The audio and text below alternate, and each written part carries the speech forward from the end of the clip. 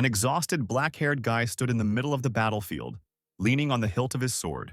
Cold drops of rain fell on the ground, helping the blood penetrate even deeper into the earth. There were many brutally killed warriors lying everywhere. Blood was also running down Ronan's face as he looked at the aftermath of the fierce battle. He felt sadness at the knowledge that so many people had died today. What upset him even more was the realization that the guy himself was careless and allowed this to happen. He heard movement behind him and turned around worriedly. The creature on which the brunette stood said, "Who would have thought that such a strong person would be found here?" The guy bared his teeth and shouted, "Bastard, are you still not dead?"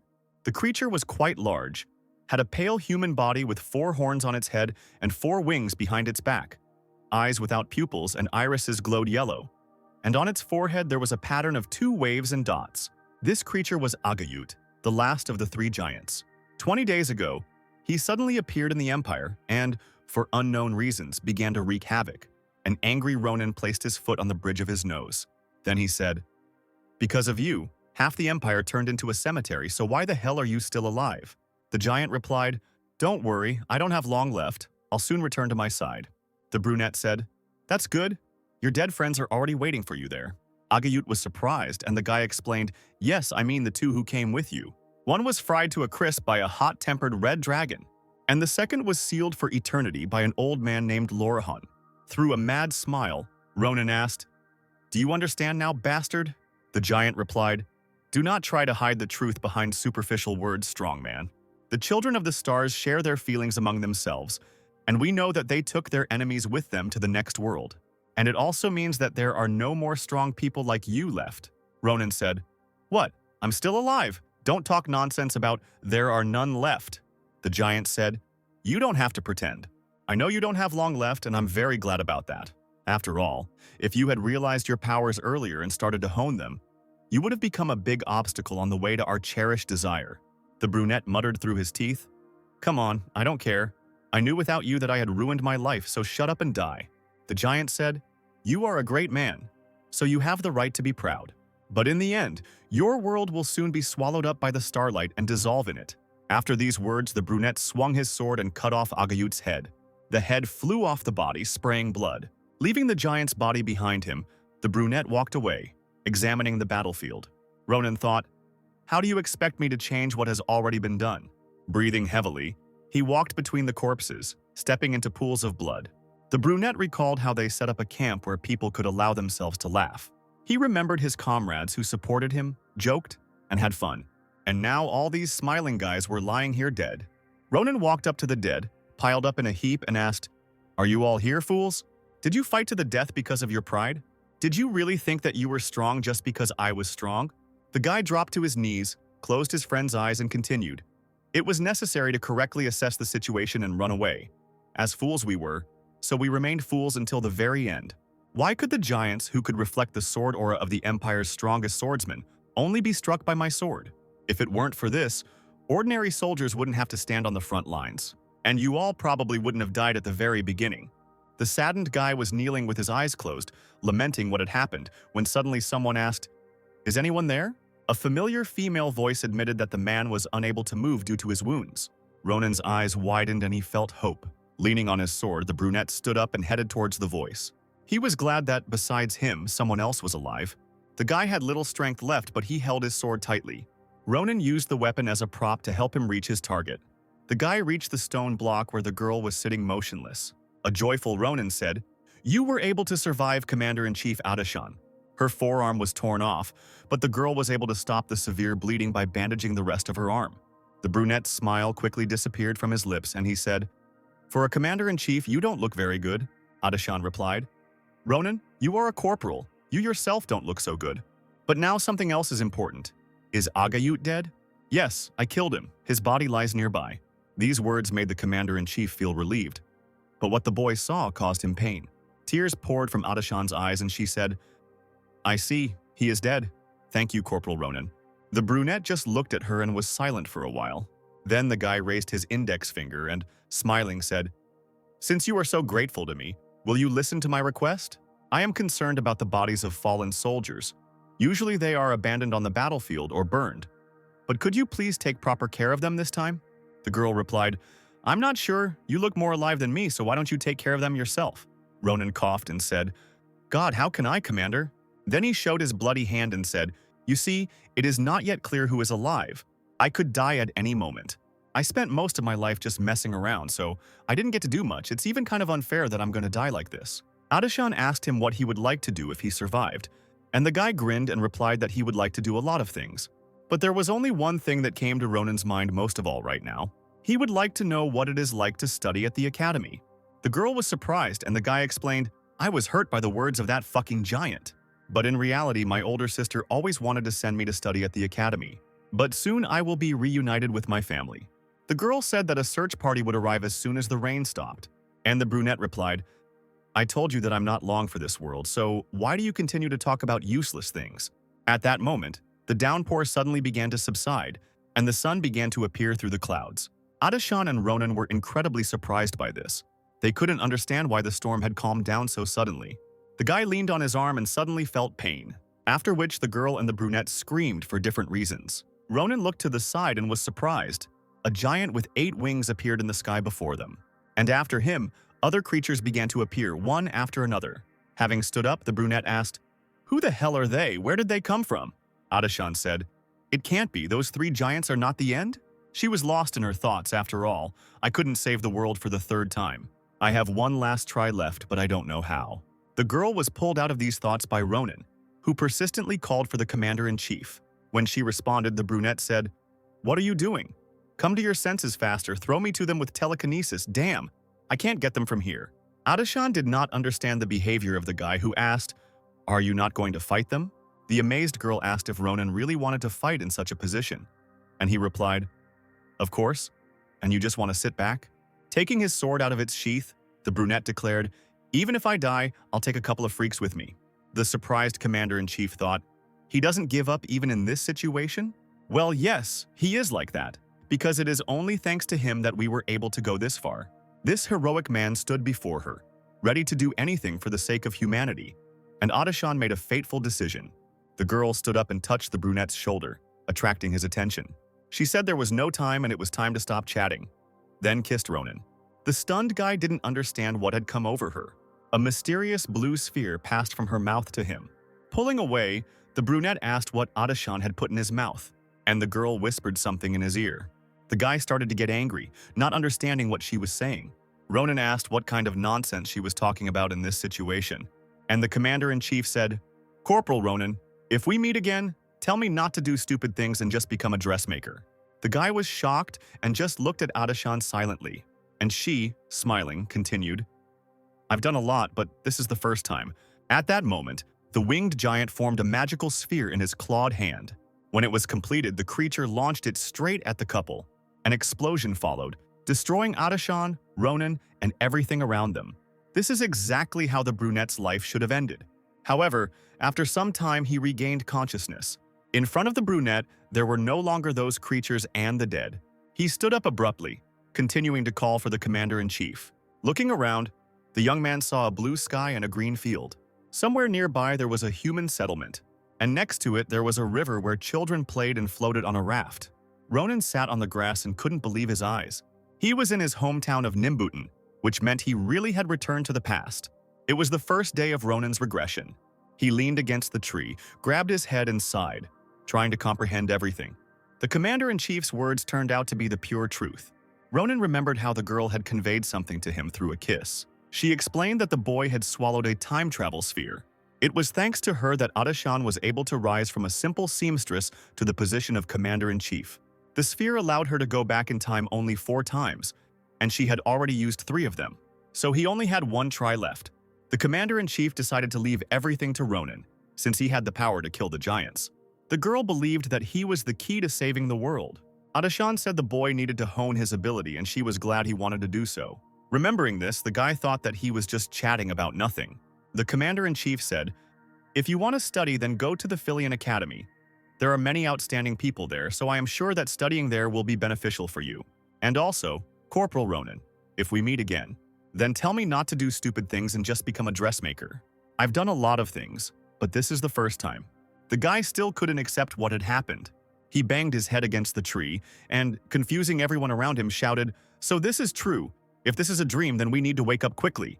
Even if it's not a dream, I really did return to the past. What am I doing here alone?" Suddenly, a realization came to the young man's mind. He took a stick from a tree in his hand and ran forward. Ronan was glad that he could now meet his older sister again. He held a long stick tightly and ran through the streets, passing people. Since he got into the past, it means he still has a little bit to go. However, the brunette stopped abruptly, noticing an unflattering picture. There, some guys hung a child upside down by a tree. Ronan didn't like this action at all. He thought, "They are the same degenerates as I remember." The brunette took a closer look at the situation and noticed that this child was not hung with a rope. His bare leg was held by magic. On the battlefield, mages were extremely valuable, as they were rarely encountered. So it was strange that such a person was in this backwater. Ronan remembered that there was a boy there around that time. The worried young mage stood behind the bullies, holding the boy with magic, and thought, "When will they stop? If this continues, then something very bad will definitely happen to him." The hanging child cried and asked to stop. He said that he really didn't have any money. The boy explained that his mother's medicine had gone up in price this month, but the bully slapped him on the cheek and said that he didn't care. The leader explained, "I'm just ripping you off. Why should I care about your mother's health?" He started beating the boy and shouting, "If you want to be a worthy son, you must earn more money." The rest of the scoundrels stood behind with sticks and giggled. The leader turned to the magician, frightening him with his harshness. Then the bully said, "This bastard is not coming to his senses, so lift him higher." The boy replied that he couldn't. If he lifted the child higher, he might accidentally drop him. And the leader said, "You're not a girl. So what are you afraid of? Especially since it's not you who's going to be hanging. So shut your mouth and raise it higher, Asil, before we hang you next to us." The young magician was worried, he thought. How did it all come to this? Was learning magic really a bad choice? I just wanted to show that I can do something good. I need to refuse him, but I'm so scared. Continuing to hold the child with magic, Asil began to shed tears. He understood that he had to overcome his fear. The magician stood behind the villains and hesitantly tried to ask them to stop. However, at that moment, Ronan hit him with a stick. Then the brunette said, "Stop it, asshole, you'll kill him." Asil lost control of magic and let the boy go. The child fell, confusing the hooligans around him. The leader became indignant and shouted, asking what the magician was doing. He went to Asil and said, "You decided to stop just because he told you to. Are you kidding me?" The magician began to justify himself by saying that he had not let the boy go on purpose. Then Ronan said, "Hey Asil, forget about him and talk to me." The brunette, ignoring the angry leader, said that he had something to talk about with the magician. At first, the young man asked where Asil had learned telekinesis, and the boy said that he had learned it from a grimoire that he had bought from a merchant. The bully kept shouting something, and Ronan, as if he didn't hear him, was surprised that Asil had become so skilled using some cheap grimoire. The brunette thought, "It's incredible, but I need to see what else he's capable of, but even so, when I meet the giants." Ronan's thoughts were interrupted by the familiar sound of a sword. It was the angry leader of the hooligans who pulled his weapon from its sheath and said, "Dare you ignore me? You started showing off only because I gave in to you a couple of days ago. Today, I will put you in your place." The sword flew straight at Ronan, who continued to think calmly, "Wow, this is a real sword. Where did that freak get it?" His stance is, of course, crap, but he compensates for his lack of skill with his strength, and that is quite enough. However, such tactics were useless against the battle-hardened Ronan, who easily dodged the blow. The bully was surprised that his opponent dodged so easily.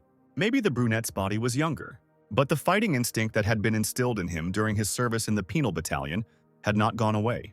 The leader said that Ronan was lucky because he wanted to beat the brunette so badly that he wouldn't be able to lift a spoon for the rest of his life. And Ronan replied, "Yes, today I'm lucky, even though all my life I've been dogged by bad luck." The bully said, "Since it comes down to it, then get on your knees and beg for mercy, and then I will leave you alive, although I will still take one of your hands." Such threats were funny to the young man. Ronan was stretching his neck, and the bully, grinning, continued to speak, "But don't worry, even if I kill you, I'll take good care of your little sister." Ronan asked if the leader had actually mentioned his sister, and the bully replied, "Yeah, whenever I see her, all I can think of is, she's got such a round ass that I'd—" However, the leader could not finish speaking. Ronan swung his stick so fast and hard that he was able to cut off his enemy's ear. The bewildered hooligan threw the sword out of his hands and, screaming in pain, grabbed his wound. The rest of his comrades were so scared that they did not dare to stand up for their leader.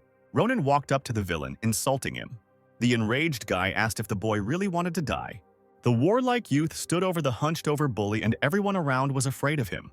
The villains were nervous, not understanding how this was possible. After all, Ronan cut off their leader's ear with an ordinary stick. The brunette turned to the hooligans and asked if they liked the show. Then, kicking the leader, he added, "Now get lost and take this bastard with you if you don't want to end up like him. And leave that boy's money here, as well as the payment for ruining my mood."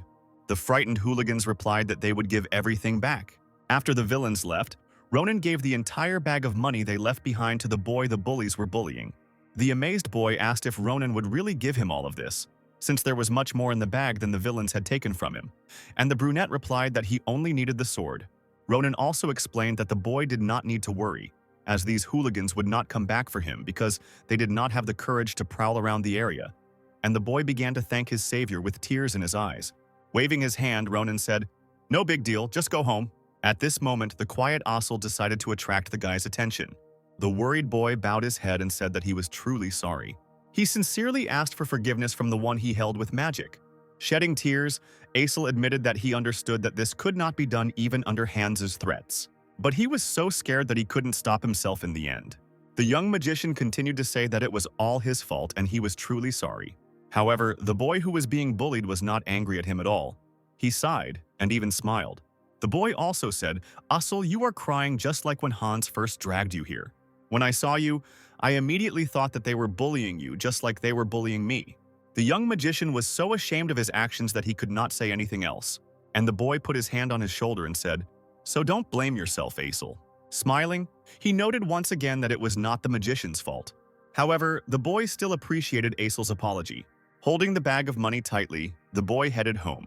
Ronan watched him go, as did Asil, who was waving goodbye. At some point, the brunette turned his gaze back to the magician. The young man smirked and sighed, thinking that this guy was not bad. Having scared Asil, Ronan asked, "Remember I said that I needed to talk to you?" The boy confirmed this, and the brunette said that in that case they would see each other in the same place in 4 days. Asil asked what the young man meant, and Ronan replied, "I'm busy now, so let's put off the conversation until later. We'll meet when the moon rises." Looking menacingly at the magician, he added, "Of course, if you don't come, then I think you understand what will happen to you." "Okay, I'm going. If you're late, you're finished." Ronan walked away, leaving the frightened and confused boy alone.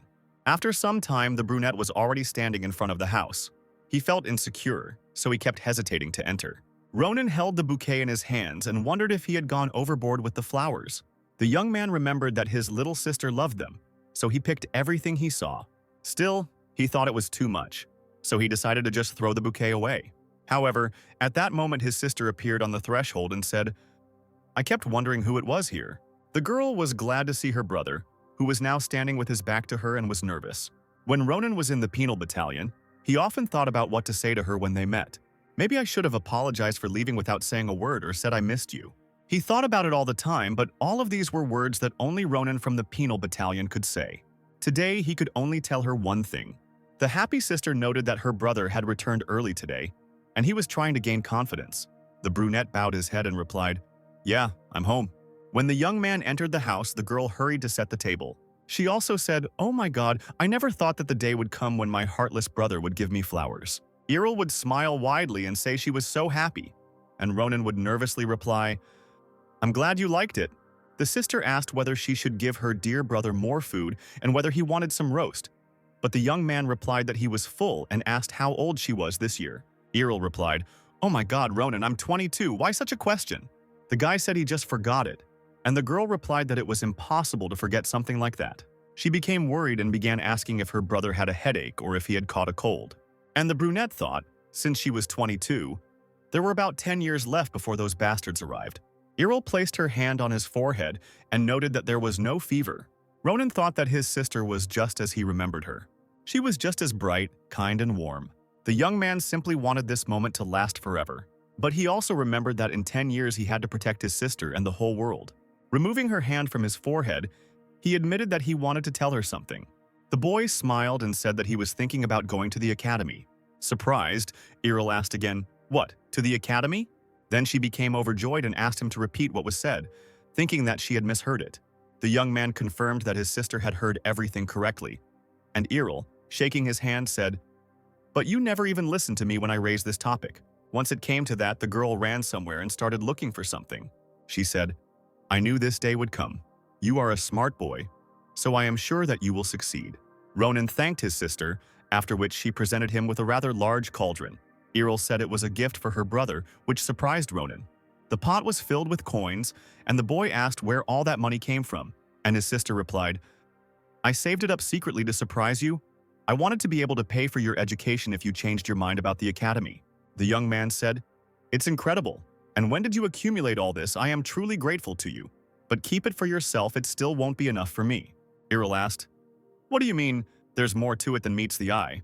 I don't know which academy you want to go to, but Ronan interrupted her and admitted that he was going to attend the Imperial School, Filian Academy. This statement shocked the girl. She could not believe her brother's words. The Imperial School of Filian Academy was the best leading educational institution in the Empire. With the best teachers on the continent and huge funding from the Imperial family itself, this place provided the best education. Filion Academy was so prestigious that it was nicknamed the Hero Factory. Its status was incredibly high, and in the future, such fighters as Commander-in-Chief Adishan, Swordmaster Shulafin, the Worst Bandit, the Winter Witch, and others graduated from it. During the war, Filian students had proven themselves to be so good, so useful, that Ronan understood why the Commander-in-Chief had recommended her to him. But the problem was the Academy's popularity, not to mention the sky-high tuition fees and high standards. The sister's reaction to her brother's confession, of course, upset the guy a little, because the girl clearly doubted the young man's abilities. However, the brunette was confident in himself and simply decided to prove everything to her with action. Late at night, Ronan, who had taken his hiking backpacks with him, came to the tree where the boy was being tortured, and, finding the young magician there, said, You really came? I never thought so, Maisel. The uncertain boy replied, My name is not Maisel, but Asil, and you yourself said that you won't leave me alone if I don't come. Smiling, the brunette suggested forgetting about it. Taking off his backpack, he said that they had a lot of work ahead of them. But first the young man wanted to test Asil. The boy became alarmed and asked what Ronan was talking about, and the brunette assured him that there was nothing to worry about. Then he pointed his thumb at himself and said, Just use telekinesis on me, and lift me as high as you can. Still worried, Asil asked, Use telekinesis. So suddenly, Wait, why do something so dangerous? And Ronan sighed and replied, It's not that dangerous, just do what I say. I won't die from this, so don't be scared. The magician nevertheless agreed to the brunette's demand and began to collect mana in his hands. The boy then used the invisible hand spell on Ronan. The young magician began to lift up the brunette, who was somewhat surprised. Asil turned out to be even much better than the young man thought. The height and stability were certainly lacking, but overall it was similar to how Ronan had felt back then. It was telekinesis that allowed him to fight on equal terms with Agayut. Telekinesis was a rare ability, not to mention that mages themselves were extremely rare, and this meant that this boy was to become a major part of his battle with Agayut. The brunette grinned and thought that for a start it was quite good. Holding the boy high enough, Asil cried out, Ronan, it's getting difficult for me, can I let you go? The brunette replied, Be patient a little longer, I want to check something else. Ronan said that he would go down himself, and this surprised the magician. Asil asked how the guy would do this, but the young man did not explain anything. He raised his sword and made a powerful swing. What happened shocked Asil even more. Ronan was able to cut through his mana and fall to the ground. The magician asked what the brunette had just done, and the young man replied, Nothing special. It was just an acrobatic trick that I learned a long time ago. Asil couldn't believe it. He admitted that he had never seen anything like it before, and Ronan hit him on the head and said, Forget it. I don't even know how I did it. Sending the sword into its sheath, the brunette thought. To understand what kind of ability this is one of my tasks. I think it was because of her that my sword worked on him. Okay, I'll think about it later, but right now I have more important things to do. The young man said that in any case, Asil passed his tests. Tossing the boy a second backpack, Ronan said, Grab it and follow me, we have something to do before the moon disappears. The mage was surprised that they would have to do something so late at night. And the brunette said, After all, this could become the first page of the biography of Ronan of the greatest history book of the Empire. Asil followed the brunette, who was walking in an unknown direction. The magician asked, Filian Academy? Yes, I didn't misheard. We are going to Filian Academy, where only the elite of the Empire study. You and me. Ronan replied, You heard everything correctly, so why ask again? It's annoying. The brunette asked if the magician really didn't want to go there, And Asil replied, "No, that's not the point. It's just that you have talent in martial arts, but I can't do anything. I'm cowardly and shy." The young man asked, "Do you want to continue living like this? You have an innate talent, but you waste it entertaining scum. Do you really want this kind of life? To be honest, you have a lot of idiotic sides. You are cowardly and shy, a crybaby, ready to burst into tears at any little thing and also a loser to boot. But that's okay, because you can fix all this now. But the past can no longer be changed. And one day, you will regret it," Ronan thought, "just like me in my past life." The brunette asked if the magician had changed his mind. Asil was flattered that Ronan cared so much about someone like him. And the guy said, "I won't force you to do anything. This is your life, so you can come back if you want." Then the young man turned away and said that he was leaving. And Asil asked him to stop, declaring that he wanted to change. Ronan smirked that his plan had worked. And the mage said, "I will go to Philion with you, so teach me everything I need to know." Turning around, the brunette replied, "Okay, this is the first time you've behaved manly, so let's deal with the first obstacle for the manly Asil. Let's go?" The boy answered positively, and Ronan turned away again, glad that the mage had fallen for his words. After walking a little through the forest, the young men came across someone else's camp. They hid behind the bushes, and a nervous Asil asked, Ronan, is this my first obstacle?" The brunette replied, "Yeah, the best opponent to show off your skills is the moon goblin. Besides, their leader is here too." There were several goblins in this camp, and they were all sleeping by the fire, and somewhere near them was a chest. A joyful Ronan put his hand on the mage's shoulder and asked if he liked this obstacle. But Asil became even more nervous, and the brunette, not paying attention to this, asked again, "Well, shall we begin?" Moon goblins are a type of goblin that frequently appears in this area. Most people distinguish them from normal people by their yellow skin and disfigured bodies. But their real peculiarity was their love for golden treasures. They love to ambush merchants and steal their valuables, and then collect all the loot in one place. Then have a celebration on the night of the full moon, like today. Frightened Asil began to voice his guess as to why they came here.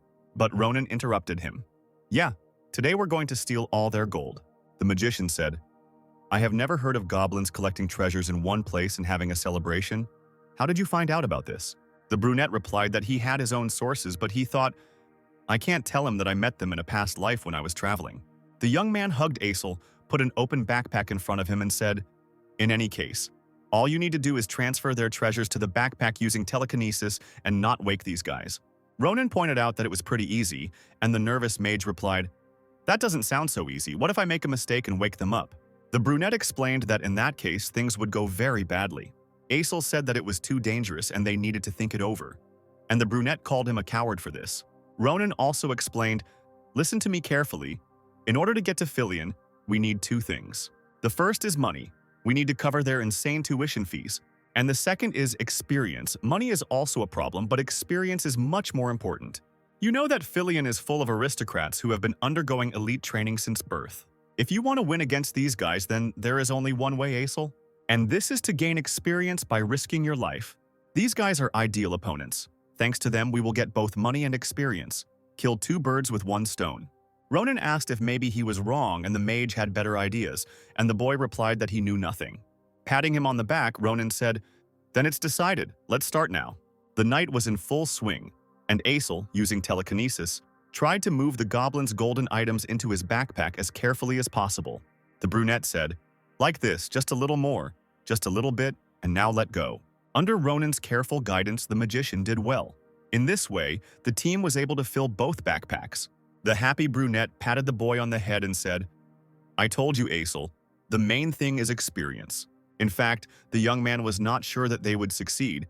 He was surprised that the magician had gotten the hang of it so quickly.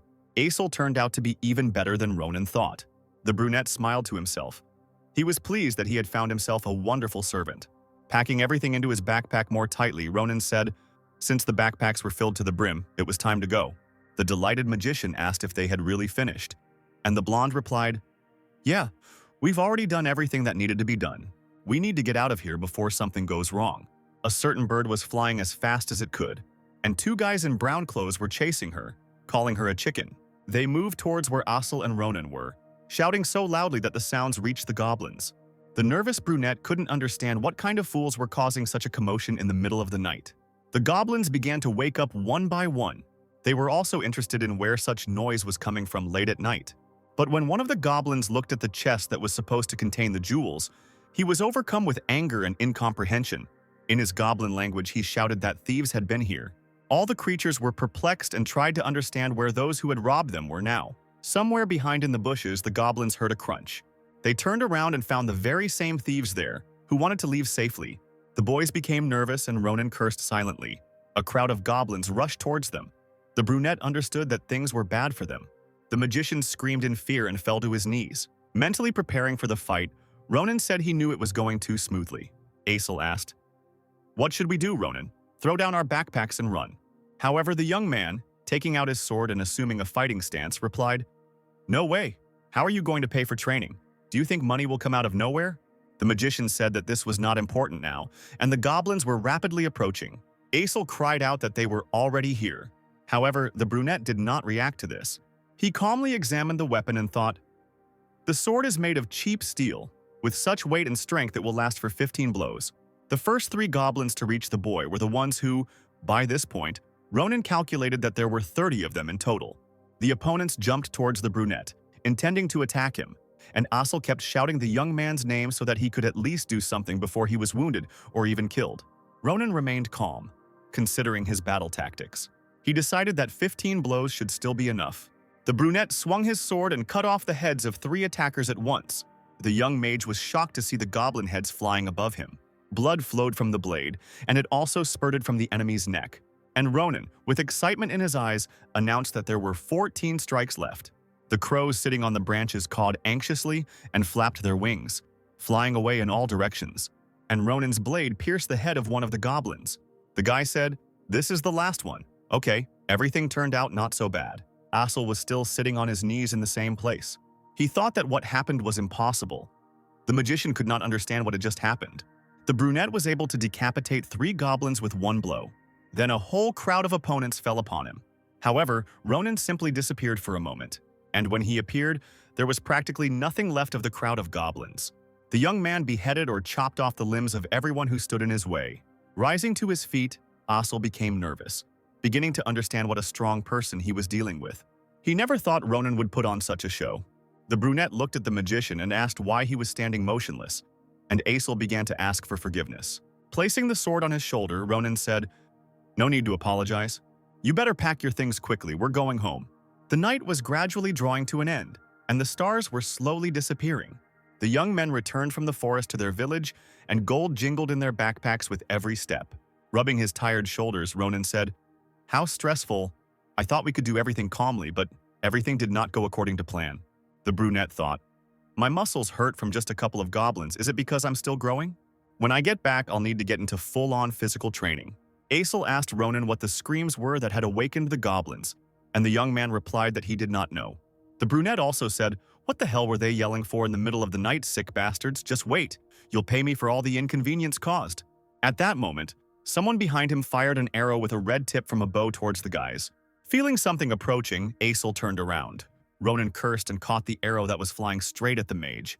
The brunette wondered what they were up against this time, and the alarmed Asil cried out, "An arrow! Where did it come from?" Ronan said, "Is this fucking forest cursed or something? Why are there so many sick bastards wandering around it?" 2 unknown guys in brown suits appeared before them and said, "Who are you? These are people, and children at that." Ronan, hearing that they were called children, broke the arrow out of anger. One of the strangers, who was holding a bow, scratched his head in embarrassment and asked the children for forgiveness. He also said that he heard something rustling and thought it was a monster. At the same time, the man himself stubbornly looked at the boys' backpacks, from which gold was visible. The stranger, with a smile on his lips, continued to feign indignation that they had almost killed a man, and he also asked if the boys were hurt, while the second one, with a bag on his back, tried to support him. An unhappy Ronan told them to stop talking nonsense, since the strangers weren't even trying. The people were surprised, and the brunette continued, "Enough of this shitty game and answer directly." With a frightening look, Ronan asked who the 2 were. The strangers became a little nervous and took their time answering. The archer, holding one hand behind his back and scratching the back of his head with the other, began to approach the brunette with the words, "Haha, damn. I forgot to introduce myself. Sorry, my fault." He then pulled a knife from behind his back and tried to attack the boy, confessing that they were Caliboro. However, Ronan grabbed the attacking hand and performed an uppercut of his own. Blood gushed from the mouth of the discouraged opponent. The brunette said in a calm voice, "So you are one of those scumbags." The archer fell to his knees, and the second Calaboro rushed at the young man with a knife, insulting him. Watching this, Asil became alarmed. He wanted to protect his friend. The mage used Invisible Hand to stop the enemy and shouted, "Ronan, watch out!" Calaboro couldn't understand what had happened and why he couldn't move. The brunette turned to Asil and praised him for such an action.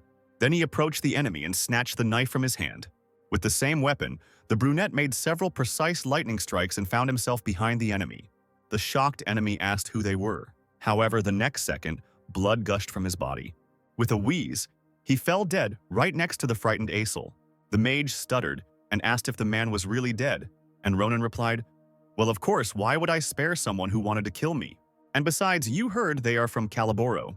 Asil didn't know what that meant, and the brunette explained, "Poaching, kidnapping, selling people, there's no crime they wouldn't do. They're the most hardcore gang in the Empire."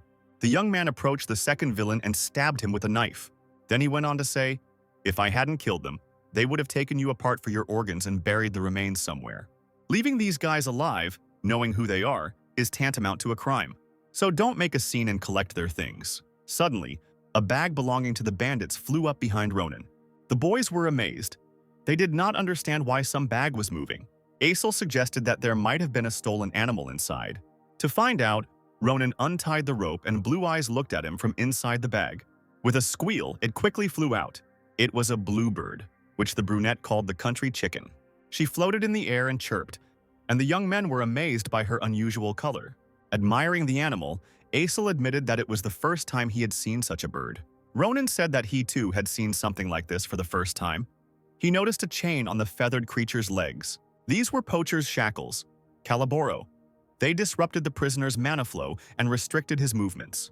Brunette said, "I thought they were used in rare cases, like when they catch fantastic beasts." Suddenly, a magic circle formed behind the beast and someone spoke, "Answer, please. What?" Finally got in touch.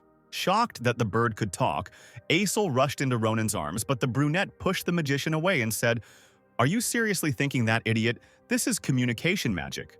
Ronan thought, "Judging by the fact that they spoke to us as soon as the bird flew out of the bag, he can most likely block mana." The brunette assumed that the speaker was the owner of the bird. The voice answered, "That's right. My name is Varen. I study fantastic creatures at the Institute. I am the guardian of this bird." "No, Marpez. No matter how much I tried to contact her, I couldn't do anything. I was about to write a statement, but it seems like everything worked out. No offense, but who are you?"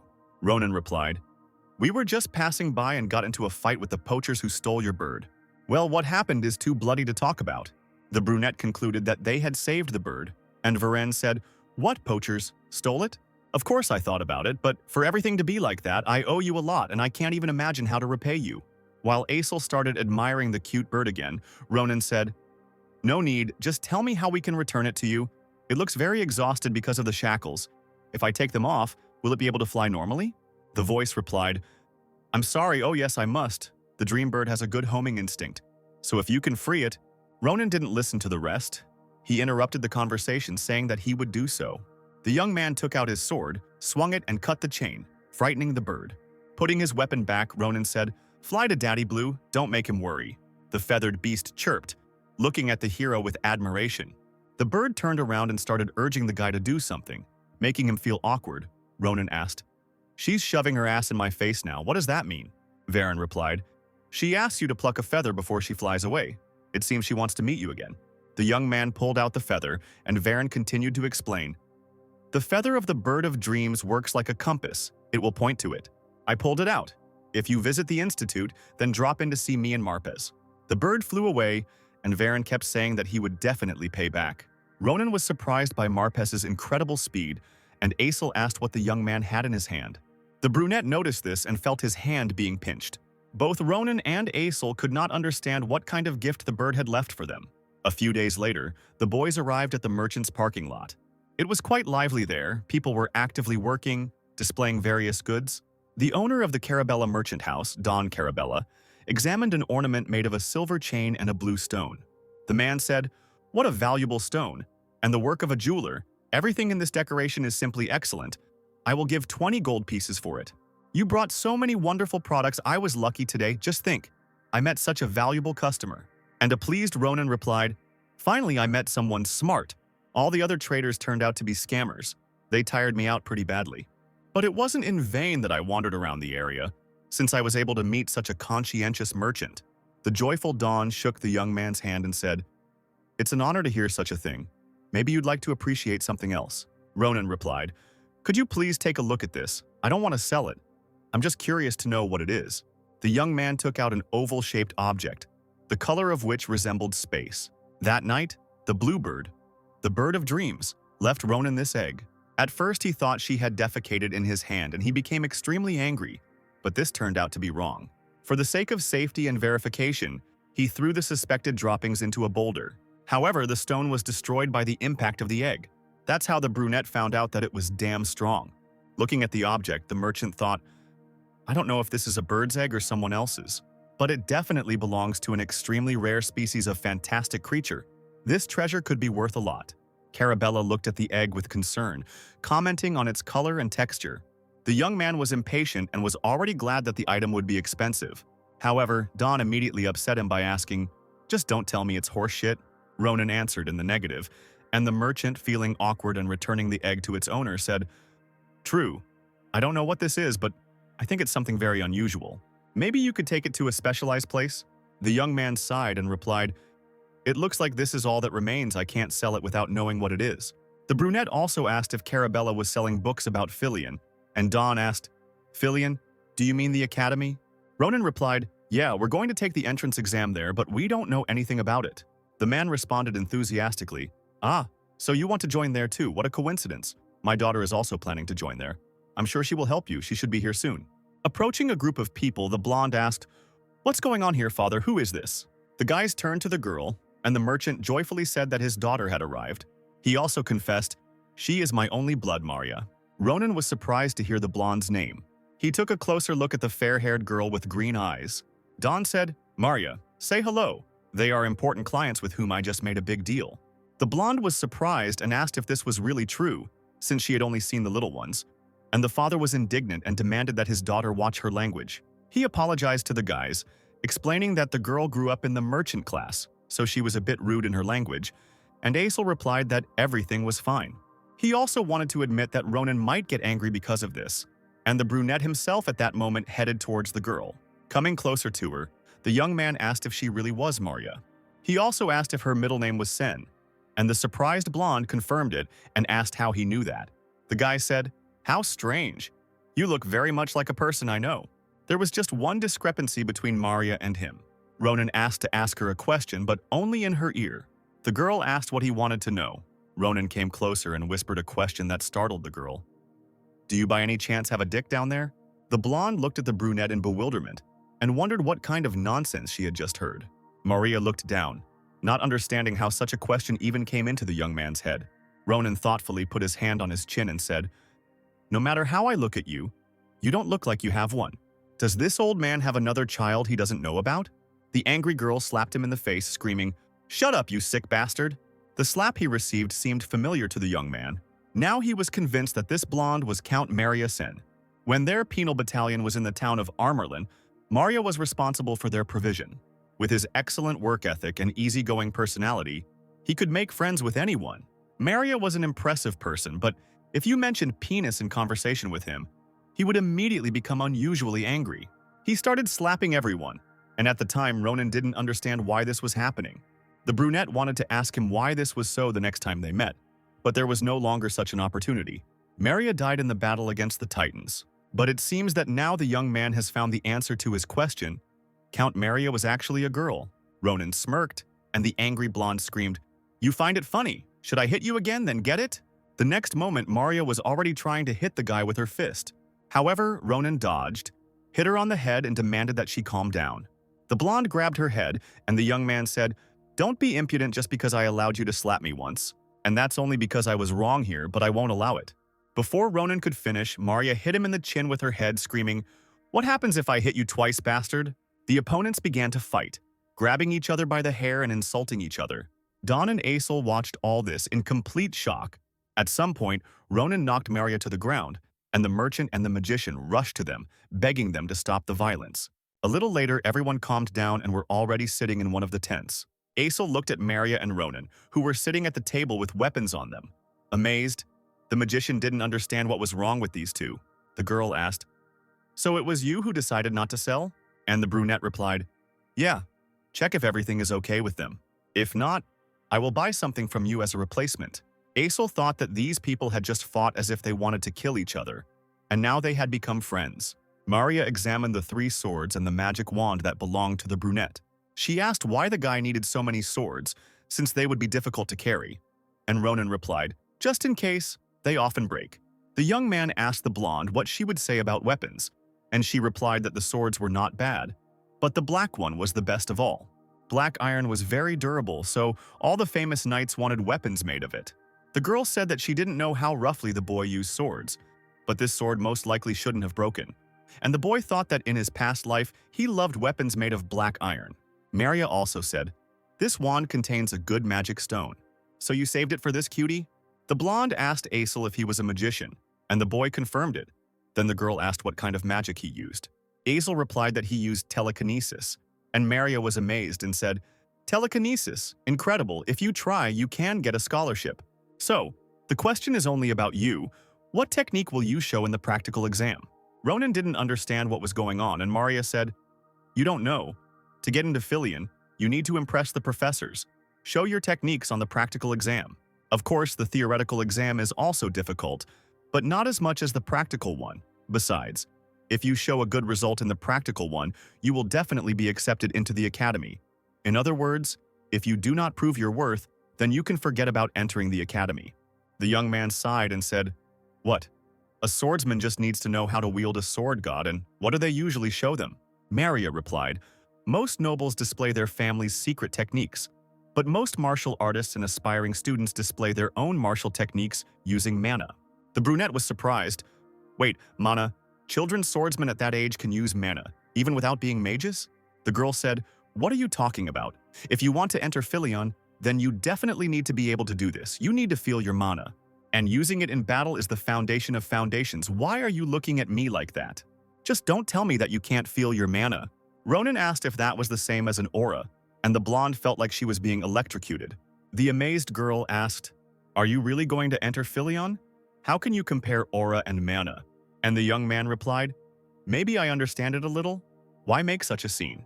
Maria said that this would not do and suggested going out, but the young man was surprised by such a sudden proposal. The girl took his swords, saying that she would borrow them since her weapons were currently in the forge. The brunette asked where she got so much confidence from, since she could damage the swords. And the blonde replied, "Don't worry, we'll finish before that happens.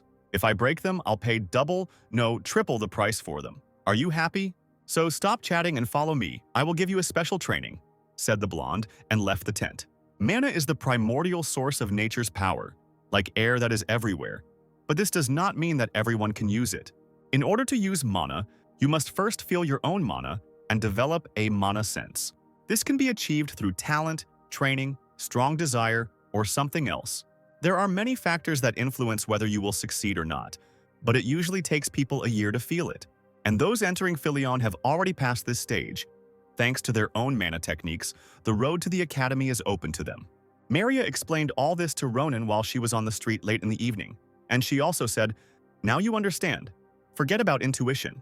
Now you don't even understand the difference between mana and aura, and you're still planning to enroll in Philion, storyteller. Okay.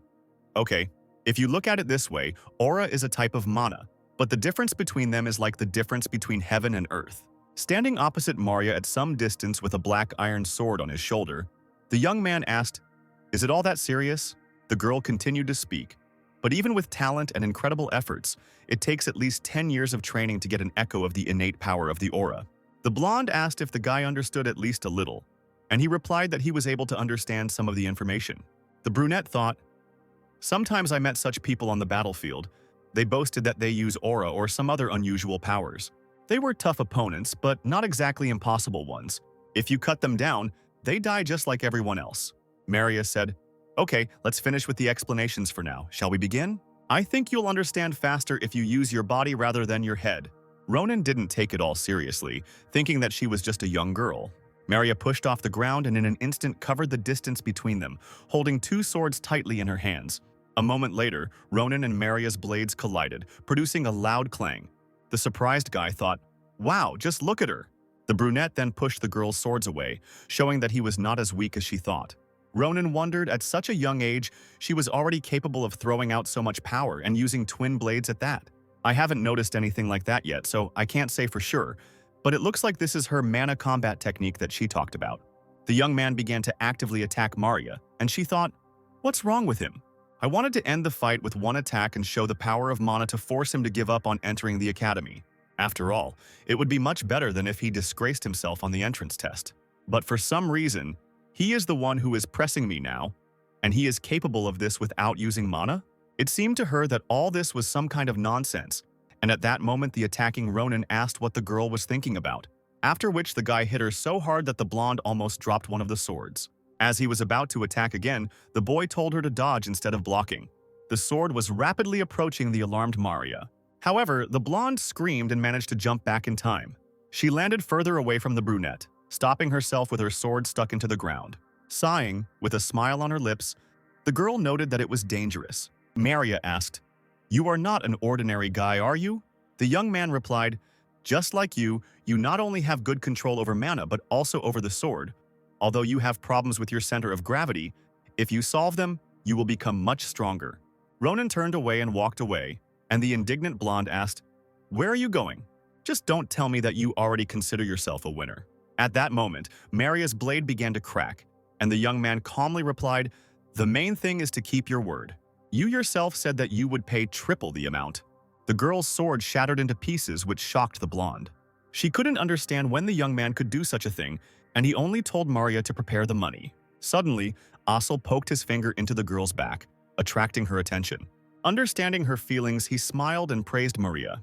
Ronan shouted for the magician to hurry up, as the young man was tired, and Asil obediently ran to the brunette. The girl watched them go, not understanding who they were. The next day, Ronan, Asil, and Maria met again. All the merchants at this moment were loading goods back into the carts. The brunette said, "I came for money, but what are these? Books?" On the barrel next to them lay 3 small bags, and below were backpacks completely filled with books. The girl answered, "Yes, books on the theory for entering Philion and my notes. Don't you need this? There is only a month left before entering." The brunette said, "Of course it is necessary, but why such generosity, if you are trying to deceive me somehow?" He brought the sword to her face and lifted it from its sheath, and the blonde explained, "Nothing like that, don't worry, I just liked you. This is a small service so that we can all enter the academy together, of course, all for free. I would like to train you personally, but trade does not wait. It is time for us to go." Lightly hitting the young man on the chest, Maria continued, "So study well yourself. If you fail after everything I have done for you, I will not forgive you, understand?" Smiling, Ronan told her to worry about herself. Climbing into the carriage and waving goodbye to the boys, she said, "Then we'll see you in the capital for the entrance exams. Learn everything from cover to cover." The brunette looked at his hand and thought for a moment. He needed to train this weak body and study on top of that. It all seemed very complicated, but Ronan even liked it. Upon returning home, the young man's daily life went on as usual, but with some minor changes. As usual, he had lunch with Iriel, and he stuffed his belly so much that it almost burst. And then, until the very night he burned all these calories hunting monsters around the village. So Ronan slowly increased his endurance and body adaptability. This continued until there were no monsters left in the surrounding village. In addition, he was constantly studying, which was already an incredible feat for a penal battalion soldier. At such moments, he did not understand why he needed, for example, to study the table etiquette of the northern nobles. Not knowing what results all this would lead to, the guy tried as best he could. And after a month, they finally reached the main location of the story, the capital of the Valen Empire. In it, in the small town of the White Tower, was located the best educational institution of the empire. When he saw the academy, Asil was amazed by its grandeur. He noted that this place was so beautiful, just like in a fairy tale. At that moment, he met Ronan, who asked why the mage was frozen in the middle of the road. He also said, "Stop acting like a village idiot and come on in, otherwise we'll be late for the exam." Frightened, Asil asked for forgiveness and looked at his friend in surprise. The brunette asked what was wrong, and the magician replied, "Nothing. It's just only been a month and you've grown so much, Ronan." Then the indignant brunette asked, "Are you at it again?"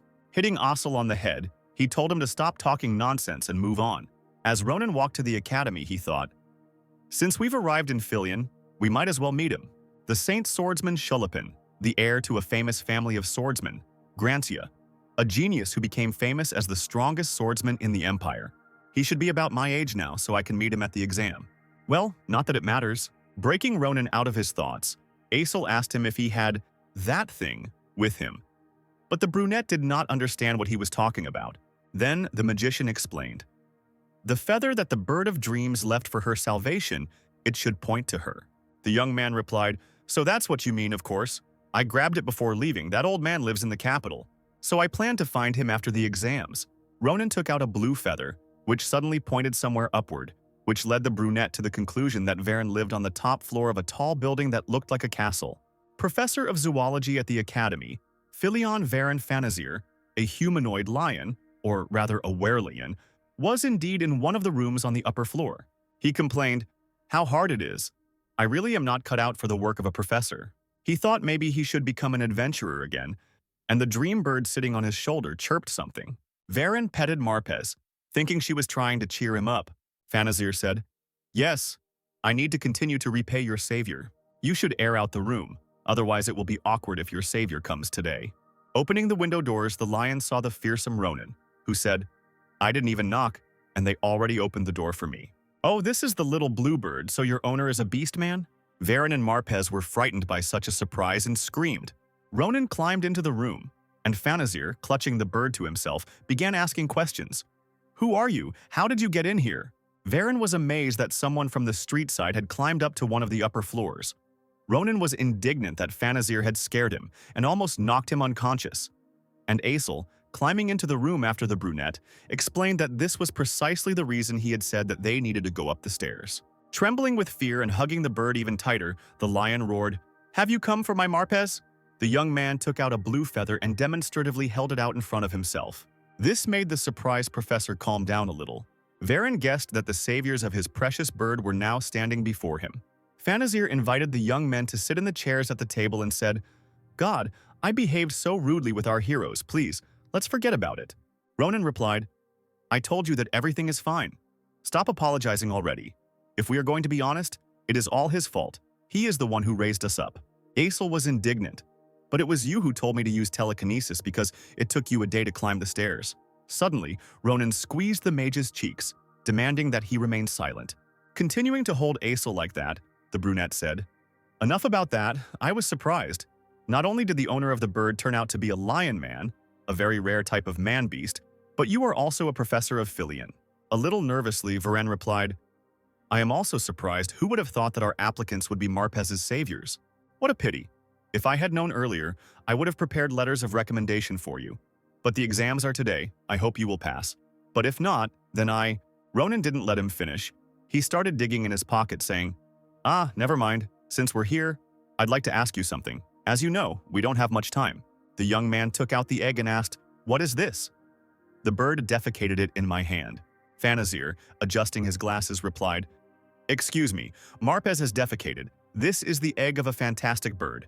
Do you mean Marpez laid it? A joyful Varen took the egg and began to examine it, and Ronan asked, Is something wrong? Birds are supposed to lay eggs, right? The professor replied, Yes, but Marpez is not just a bird, she is a bird of dreams. But that is not the most interesting thing. I have no idea what will hatch from the egg. The brunette asked in what sense this was, since it was a bird's egg, which meant that a bird should have hatched from it. But Varen shook his head and explained, For a dream bird, everything is different.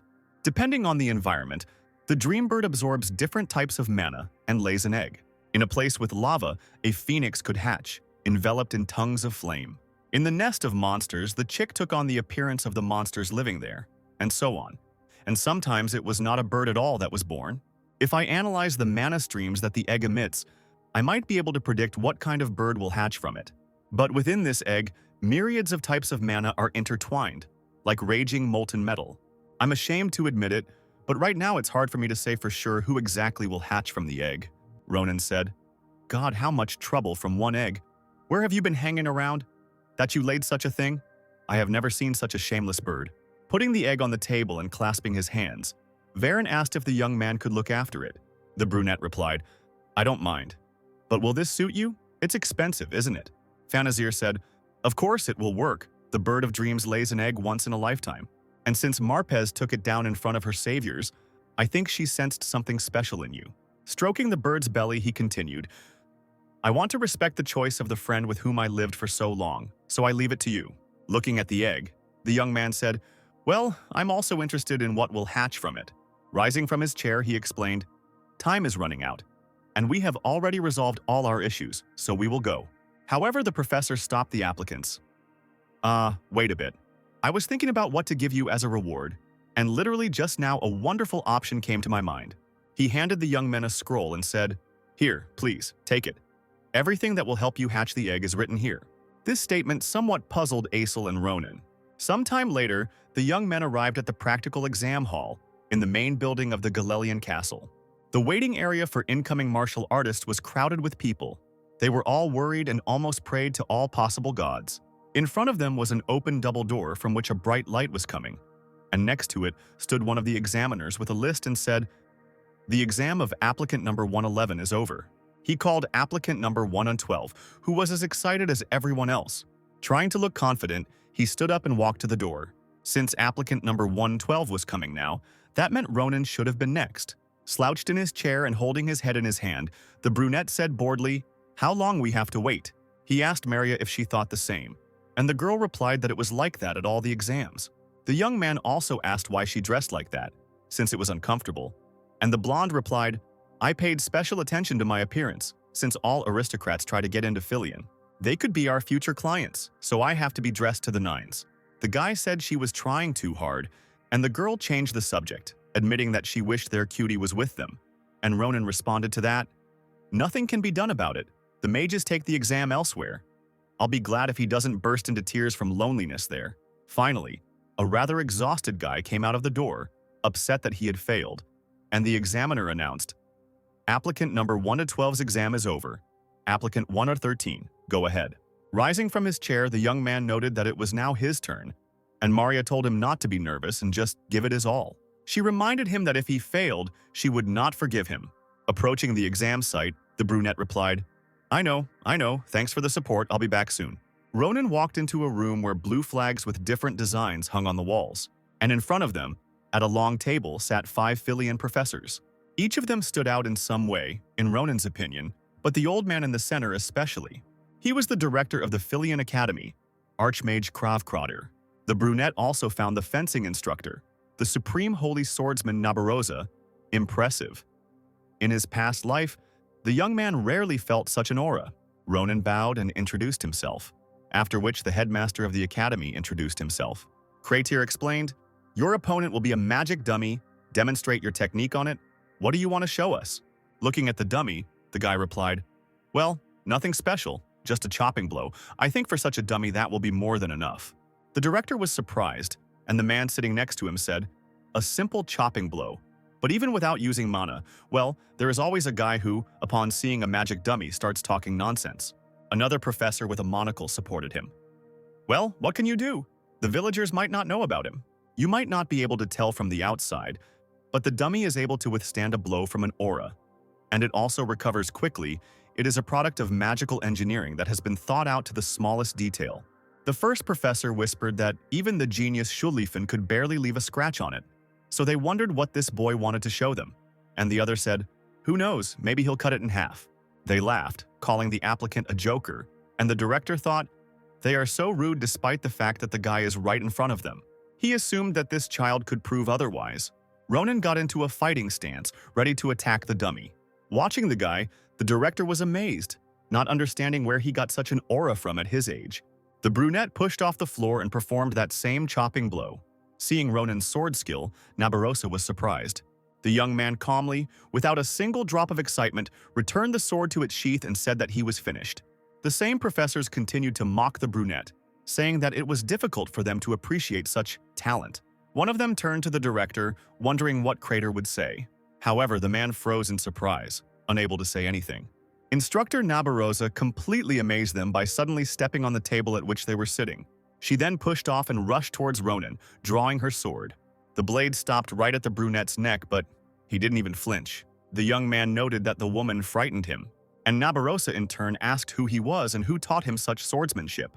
The guy pretended not to understand what she was talking about, and then the instructor decided to ask another question. She asked if the young man had seen her movements, and Ronan replied that the woman was truly amazing. The brunette noted, "It's difficult to draw your sword so quickly, but you also managed to swing it 3 times." Still holding the sword at the boy's neck, Nabarosa said, "Yes, you are right. I made 3 swings, just as smug as the ones you showed." Ronan was a little surprised by Nabarosa's attentiveness, and the woman said, "Did you think I wouldn't see through your stupid trick? You deliberately slowed down your last blow as if to make sure we would see it." The agitated director remained silent, and the instructor continued, "How impudent! Have you forgotten where you are?" The 2 theoretical professors who had previously mocked the applicant were stunned, not understanding what they were about to see. Ronan thought, a little nervously, that she must have gotten it all wrong. "I held back the force of the last blow only because I was afraid that the sword would not withstand it and break. But judging by her mood, I doubt that she will believe me." Nabarosa put her sword back in its sheath and, heading towards the table, said that she would remember the guy. Ronan wondered if that was it, but it wasn't. The woman turned around and said that she would definitely train him personally. The instructor sat back down in her seat, and the director was surprised by her words. It sounded like she had already taken this student as her apprentice. The young man thought that he probably needed to be more careful, and Krava praised him for his good work. Crater said, "Then let's end our test with a simple question. There is no correct answer to it, so just answer as you see fit. Ronan, what do you want to learn in Filian?" It was an interesting question that made the guy remember his past and the many comrades who had died. The brunette replied that, first of all, he would like to learn not to regret anything. This unusual answer amazed the director, who remained silent for a while. Then Krava said, "That's it. Then you can go, Ronan." The young man obediently left the examination room and closed the door behind him. Smiling, Kathir said, "To regret nothing. How troublesome, and how can I teach him this?" The worried professor of theory asked, "What just happened?" First instructor Nabarosa, and now the director. "What did this boy do? What did you both do? Did he show some kind of genius trick?" The director replied, "A trick. You could say that, but I would call it talent." After these words, the head of the magical dummy fell to the floor, shocking those who were too arrogant in front of Ronan. The brunette stood in front of the door and analyzed what had happened. The young man thought, if my past self had encountered her, would I have been able to defeat her?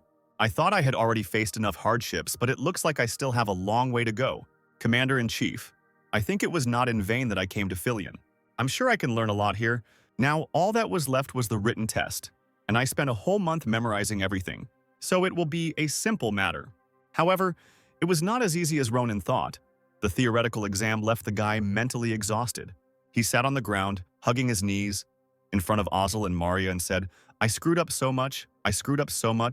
Well, my life has always been a complete disgrace. Concerned, Maria said, just think. He didn't answer half the questions. Why, I definitely told him to look through the notes in the bag. Asil replied, regarding this. He took a couple of books, put his bag aside, and then concentrated on his studies and completely forgot that there were still a lot of materials left there. It's my fault. If I had asked him, this wouldn't have happened. The girl was indignant. God, how can the earth bear such a fool? He is in such a state at the very end of the test. The results will be out soon. The blonde pulled the guy by the arms, trying to lift him up, and said, I understand. Stop whining. Everything will be fine. The practical test is much more important anyway. I'm sure with your skills. However, the girl didn't have time to finish speaking. A magic circle suddenly appeared around the building. Someone in the crowd cried out, Look, the results have finally appeared. And indeed, a blue translucent list of those who passed the entrance exams appeared in the air, and everyone immediately crowded around it. He appeared earlier than Maria expected. The list read, Faculty of Magic, Asil, Practical Exam, 12th place, Written Exam, 1st place, Faculty of Martial Arts, Maria Sen Carabel, Practical Exam, 9th place, Written Exam, 9th place. Seeing this, Asil and Maria looked at each other in bewilderment. Then the girl hugged the magician around the neck, and together they rejoiced that they had passed. The blonde said that the magician won 1st place in theory, and the boy asked if this was really true. Maria replied, It's written right there. Although 2 people share 1st place with you, you're still in 1st place. Well done, cutie. She began to ruffle the boy's head, and he, giggling, said that he was just lucky. Smiling, the blonde turned to Ronan, asking where he stood. However, the young man himself looked very depressed and did not share the same joy as his friends. Trying to smile nervously through the moral pain, he said, I knew it. I'm not on the list, so what did I expect anyway? Asil and Maria began to worry. They didn't want to believe the brunette's words. The girl began to open his eyes with her fingers and say that this couldn't be. And Ronan probably just didn't read everything carefully. And the brunette replied, I'm not on the list.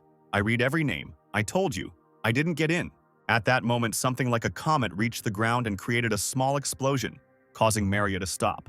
Ronan was surprised by what kind of flash it was, and the girl explained that it was a fireworks display in honor of those who passed the exams best. The flash died down, and from it a phoenix of glory appeared before everyone. He folded his wings in front of him and then flapped them, sending a fireball towards Ronan. Another flash followed, forming an inscription in the air. Second place in the martial arts department, Ronan, practical exam. First place, written exam, 5712th place. For a moment, Asil, Ronan, and Maria looked at this with bewilderment. Then they came to life, and the girl and the young magician began to joyfully strangle the brunette in their arms. Asil kept repeating that his friend took second place, and Maria noted having taken 5712th place in the theoretical exam.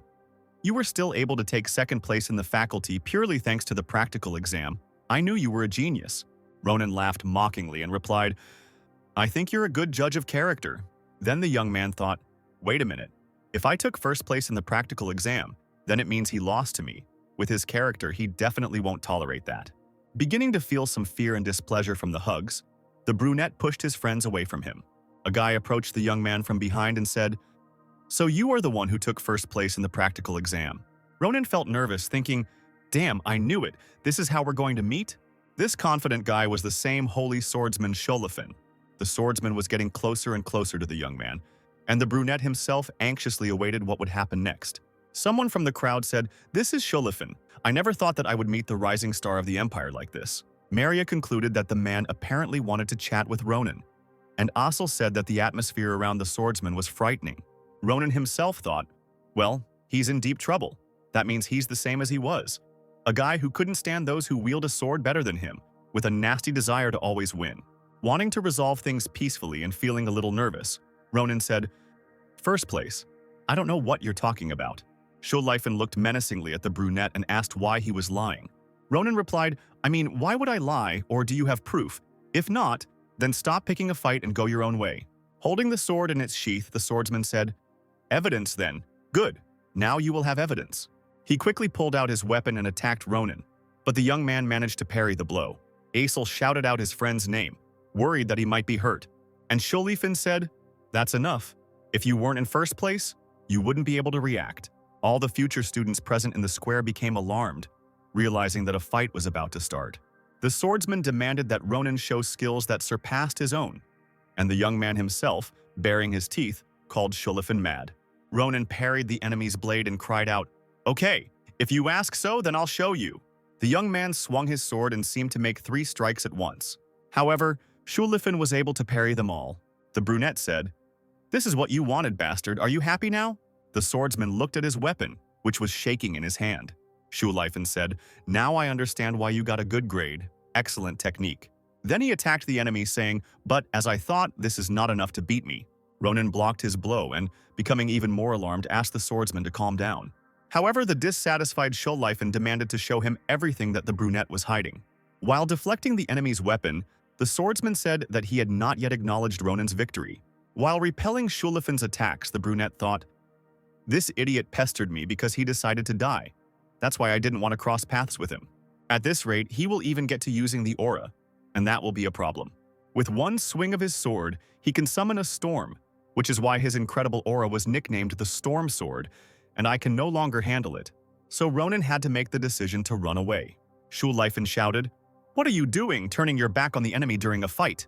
Having reached Asil, the brunette went behind him, pressing the sword to the boy's neck.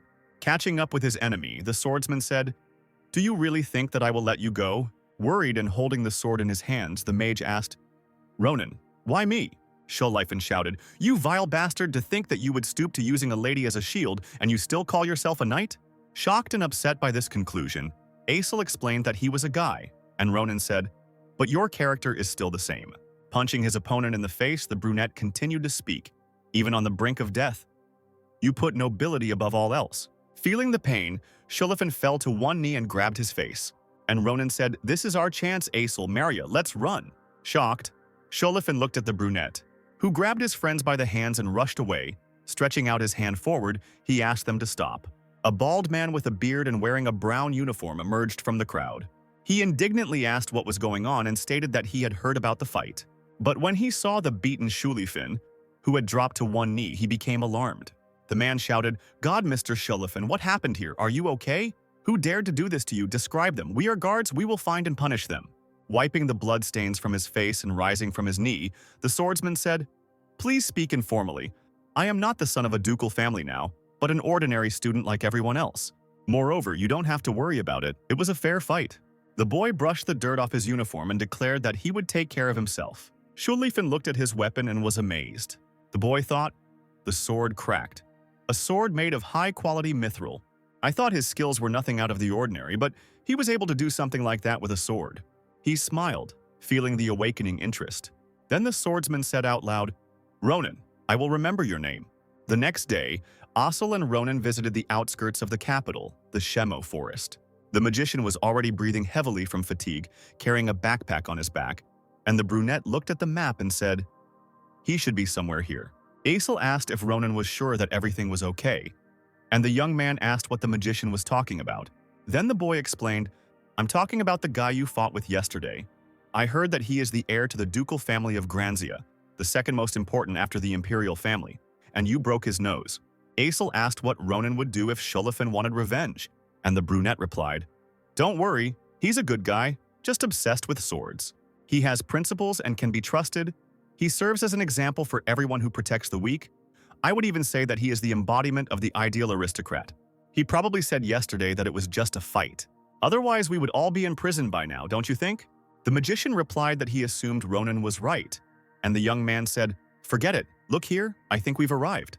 A lake appeared before them, and the brunette explained, this was the mana vein that Professor Varin, Fernando's source, had spoken about. Mana permeates the entire world, and the place where it gathers and forms a pool for unknown reasons is called a mana vein.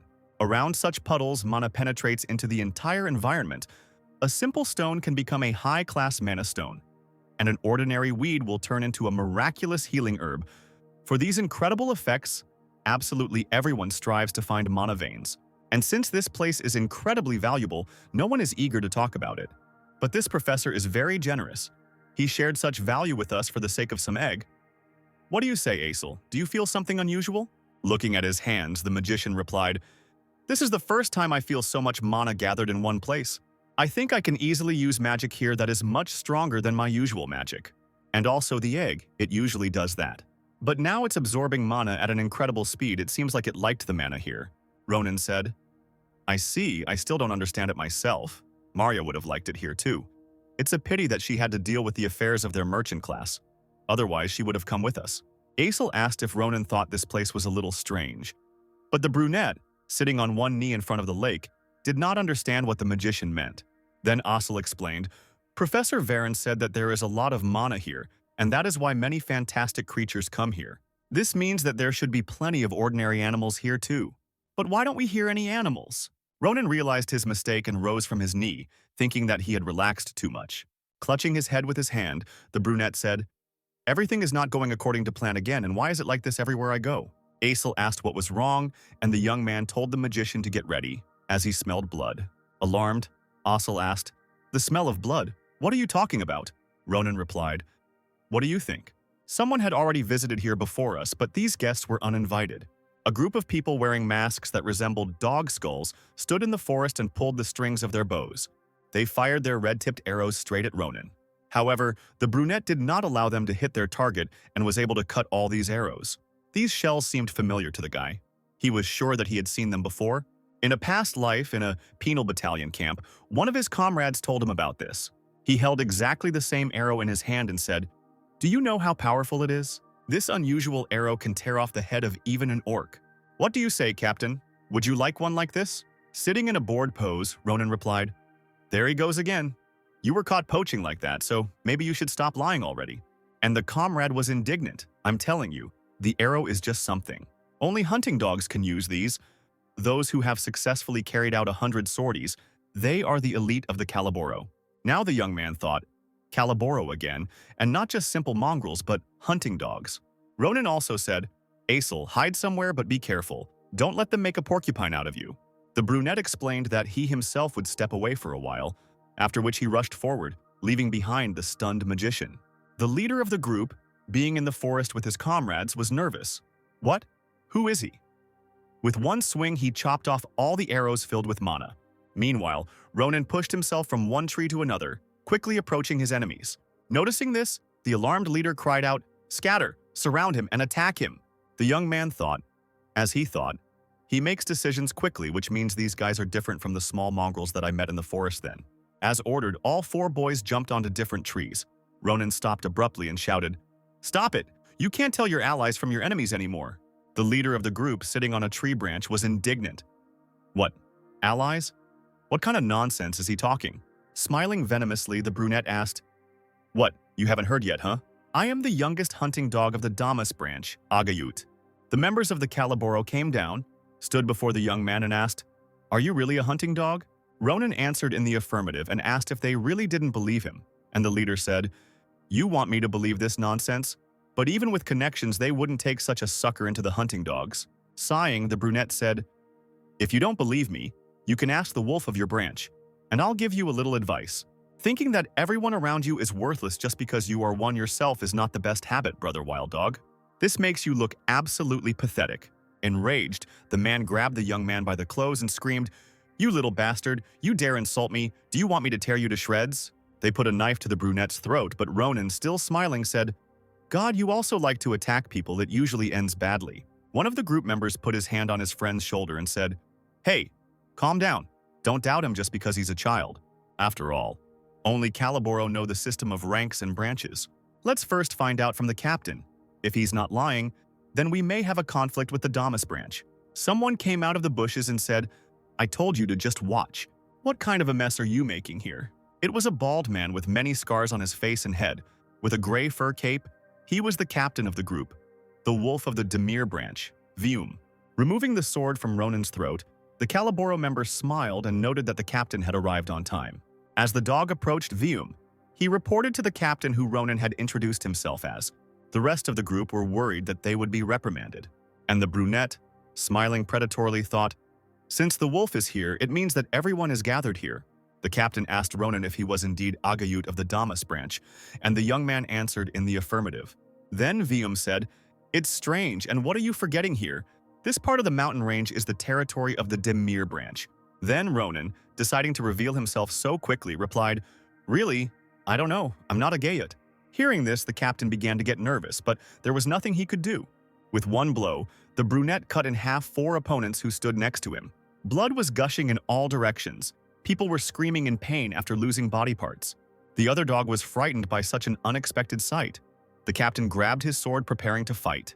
Ronan, heading towards Vium, said with a smile, I simply gave myself the most bastard name I knew, a name befitting a stinking poacher. After this, the brunette cut off the wolf's head, which didn't even have time to react. She crashed down opposite the last poacher, who began to stutter, not wanting to believe that some brat had slaughtered his entire team. Ronan said to him, Hey brother, I told you would end badly. Suddenly, all the fingers on the poacher's hand fell off, releasing blood from the limb. The dog screamed wildly, grabbed the hand and fell to his knees, his face distorted from the pain he felt. Throwing him a roll of paper, Ronan said, If you don't want to die here, then pull yourself together and grab this. Mark. They're all the locations of the branches that you know? The poacher hesitantly asked what he needed to do, and the brunette, smiling predatorily, said, What's not clear? Or don't you want to? Well, if that's the case, then there's no point in keeping you alive. The dog cried out that he would do everything, but he had nothing to write with. Then Ronan said, I already made you a great pen. Look at your right hand. Isn't it a pen? Bleeding, snotty, drooling, and crying. The poacher began to mark the locations of the branches. When he finished, he handed the paper to Ronan, who said, Well, I see you tried. I would even say that you have talent in drawing. Holding his wounded hand, the dog nervously replied, Thank you. Then will you let me go as you promised? Putting the package in his pocket, the brunette replied, About that. Before the poacher could come to his senses, he was split into 2 parts by Ronan's sword. And the young man himself said indifferently that he had no intention of leaving such a terrible person alive. Finding himself next to a pile of animal corpses, Asil began to vomit. Ronan asked him to stop being dramatic, as he had warned the magician about this, and the boy began to apologize. However, all these dead bodies and pools of blood really seemed too disgusting to Asil. He asked, "Was all this really done by Caliboro?" Ronan replied, "I told you, not killing them when you meet them is a crime. Don't worry, they are all wanted criminals who need to be executed." At that moment, the brunette began to think about Verena. He was sure that if the professor saw this, he would be very upset. The young man asked if it was time for them to go back. However, at that moment, he was alarmed by movement in the bag tied to his belt. The young man began to untie the bag that contained the egg. He could not understand why it had suddenly become so active. Asil suddenly trembled with fear, pointed his finger forward and asked Ronan what it was. What he saw shocked the brunette himself, who had no idea what was happening. Drops of blood rose from the ground and from the bodies of animals. They gathered faster and faster into one point, forming a bloody cloud. Asil screamed in horror, and Ronan stood in front of him in a fighting stance, ready to protect his friend from something unknown. At that moment, the egg slipped out of the brunette's hand and began to glow brightly. The raging blood rushed towards the egg, enveloping it. It glowed even brighter, attracting and absorbing more and more blood. Hiding behind Ronan, Asil asked what was going on, and the brunette replied that he himself knew no more than the magician. Smiling nervously, the young man said, "I am sure of one thing. Whatever's under the shell, it's definitely something unusual." After some time, all the blood in the area was absorbed. Asil asked if it was all over, and Ronan replied, "It looks like it, but nothing has changed." However, at that moment, the egg cracked. Asil was surprised by this, and the brunette was happy that the chick would finally hatch. The crack grew, the creature breaking through the shell, getting a better and better view of the contented Ronan. The young man said, "It's time to see what kind of dream bird will hatch," after which this very bird of dreams flew at high speed straight into the brunette's face. Ronan clutched his wounded nose, outraged at being hit so unceremoniously. A small creature with red eyes, black and white fur, 4 legs, the same number of wings and long ears appeared before the boys. The brunette said, "This is a dream bird, but no matter how you look at it, it doesn't look like a bird." Asil concluded that this creature was more like a dragon. The young man asked if he really thought so too, and the magician replied, "Yes, that's how they are depicted in books." Ronan was amazed and thought, where did Marpez even absorb mana to give birth to something like this? Having stroked the little dragon, the brunette noted that he was very cute, and then the guy screamed. But for a greeting, this was too much. Why hit me in the face? The creature closed its eyes and a magic circle appeared in front of its face. The dream bird screamed and sent mana towards Ronan, after which his wound healed. The brunette was surprised that everything had healed, and Asil was delighted. "Wow, this kid knows healing magic, and besides, she really likes you, Ronan." The dragon nuzzled the boy's cheek, who said, "God, she's much more capable than she looks." The joyful magician suggested, "Let's give her a name. We can't call her the Bird of Dreams all the time." The young man agreed to this and tried to come up with the most suitable name for her. However, the dragon suddenly became gloomy and rushed off in an unknown direction. Surprised, Asil asked where the Bird of Dreams had suddenly flown, and a pleased Ronan said, "Wow, she was able to feel that presence." The messenger of the Demir branch, Balus, ran away as fast as he could. At that moment he thought, "What the hell is this? While I was running errands, they all died. And what was that sea of blood? What the hell is going on here?" Noticing that he was being pursued by an unknown creature, the messenger cried out in fear. Since he was not looking forward at the time, Balus caught his foot on a root sticking out of the ground and fell. Thanks to this, the dragon caught up with the guy quite quickly. Once above the messenger, the creature began to draw blood from him. The stunned Balus screamed, "Blood! I'm bleeding! Someone save me!" At that moment, Ronan approached them, demanding that they stop all this. The dragon looked at the brunette, but was in no hurry to stop. The young man said, "Stop, Sita, you'll kill him like this." The creature flew up to Ronan and landed on his hand. Asil asked if the Bird of Dreams would now be called Sita, and the brunette replied, "Yeah, it's been in my head for a long time." Then the young man turned to the little dragon. "How do you like the name?" The shocked messenger looked at them and thought, "This kid? It was him there. He is the owner of this monster. Who is he?" Ronan turned his attention to the man and asked, "How are you, Balus?" The messenger immediately knelt down, folded his hands in a gesture of supplication, asked for forgiveness, and said, "I am alive thanks to you. Thank you very much." Then the realization dawned on him, and he asked how the young man knew his name. The brunette put his sword to his neck and said that he didn't need to know. Balus became nervous again. He didn't want to be killed at all. In a past life, this messenger was a comrade of Ronin's from the penal battalion, the brunette said. Who would have thought that we would meet like this? In any case, I'm glad to see you. How are your poaching affairs going? Talkative hunting dog Caliboro? Balus was surprised and said, What hunting dog? I am a simple messenger. Ronin said, So at that time you had a low rank, but no matter. In any case, you need to do something for me. Hey, let me get this straight. This is not a request. Night had already fallen over the Philion Academy. A contented Ronin walked down the streets of the capital with Asil, throwing up the coins he had earned, and Sita sat on his shoulder. He said, Everything turned out even better than I expected. Asil supported, Yes, I am also in shock. I was a little confused when you said that even water from the spring is akin to gold, and made me collect some. At that time, I couldn't even imagine that Maria's father would offer such a high price for her. Thanks to him, we don't have to worry about money anymore, right? The brunette replied, Yes, we owed Professor Varen a lot. It's a pity that when we went to thank him and show him the Sita, he had already left on a business trip. The young man thought, Still, considering the map that I received from that hunting dog, and the task that I entrusted to that bastard Balus, our conversation would not be limited to simple gratitude. I scared that bastard so much that he wouldn't dare betray me. Asil asked, Ronin, what are you going to do with all this money? Those who take first place in the faculty are exempt from tuition fees and even receive a scholarship, so you essentially don't have to pay for anything. Maybe you want to do something with this money? The young man thought for a moment and said, Something I would like, right? He thought, If you think about it, the entrance ceremony is already soon. A few days later, a girl arrived at the stagecoach station in the center of Wallen. The coachman informed her that they had arrived and the lady thanked him. It was Ronin's sister who admired the beauty of the capital. She and Sita were met by her brother, who asked how the road had turned out. The young man asked. Nothing like that happened while I was gone? Iril replied. I should be asking you this. Can you even imagine how surprised I was when I saw a luxurious carriage in front of our house? And where did you even get the money for this? Pinching the guy on the cheeks, she continued. And why have you lost so much weight? Do you eat well? Ronin told her not to worry because he was eating normally. Then the girl calmed down a little, and then she noticed the little dragon and asked who this cutie was. The young man answered, This is Zeta. For some reason, she followed me. But that's all later, sister. We don't have time. We need to hurry. The girl asked where she suddenly needed to rush to, and the guy, taking her hand, replied, I will be very busy when classes start at the academy. So before that, I need to do everything I wanted. After some time, they visited a shop where they could buy clothes. As Iril tried on different dresses, she became more and more nervous. Ronin looked at how his sister's clothes fit and was convinced that absolutely everything suited her.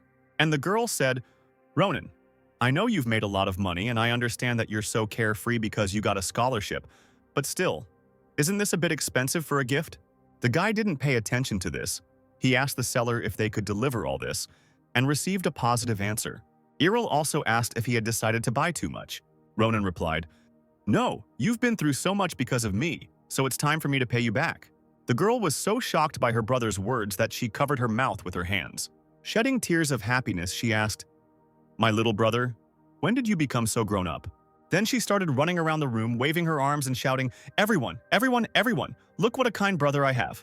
Ronin felt incredibly ashamed because of this. He started running after his sister, demanding that she stop this. The young man also said that since they had finished here, it was time to move on, to which the girl agreed.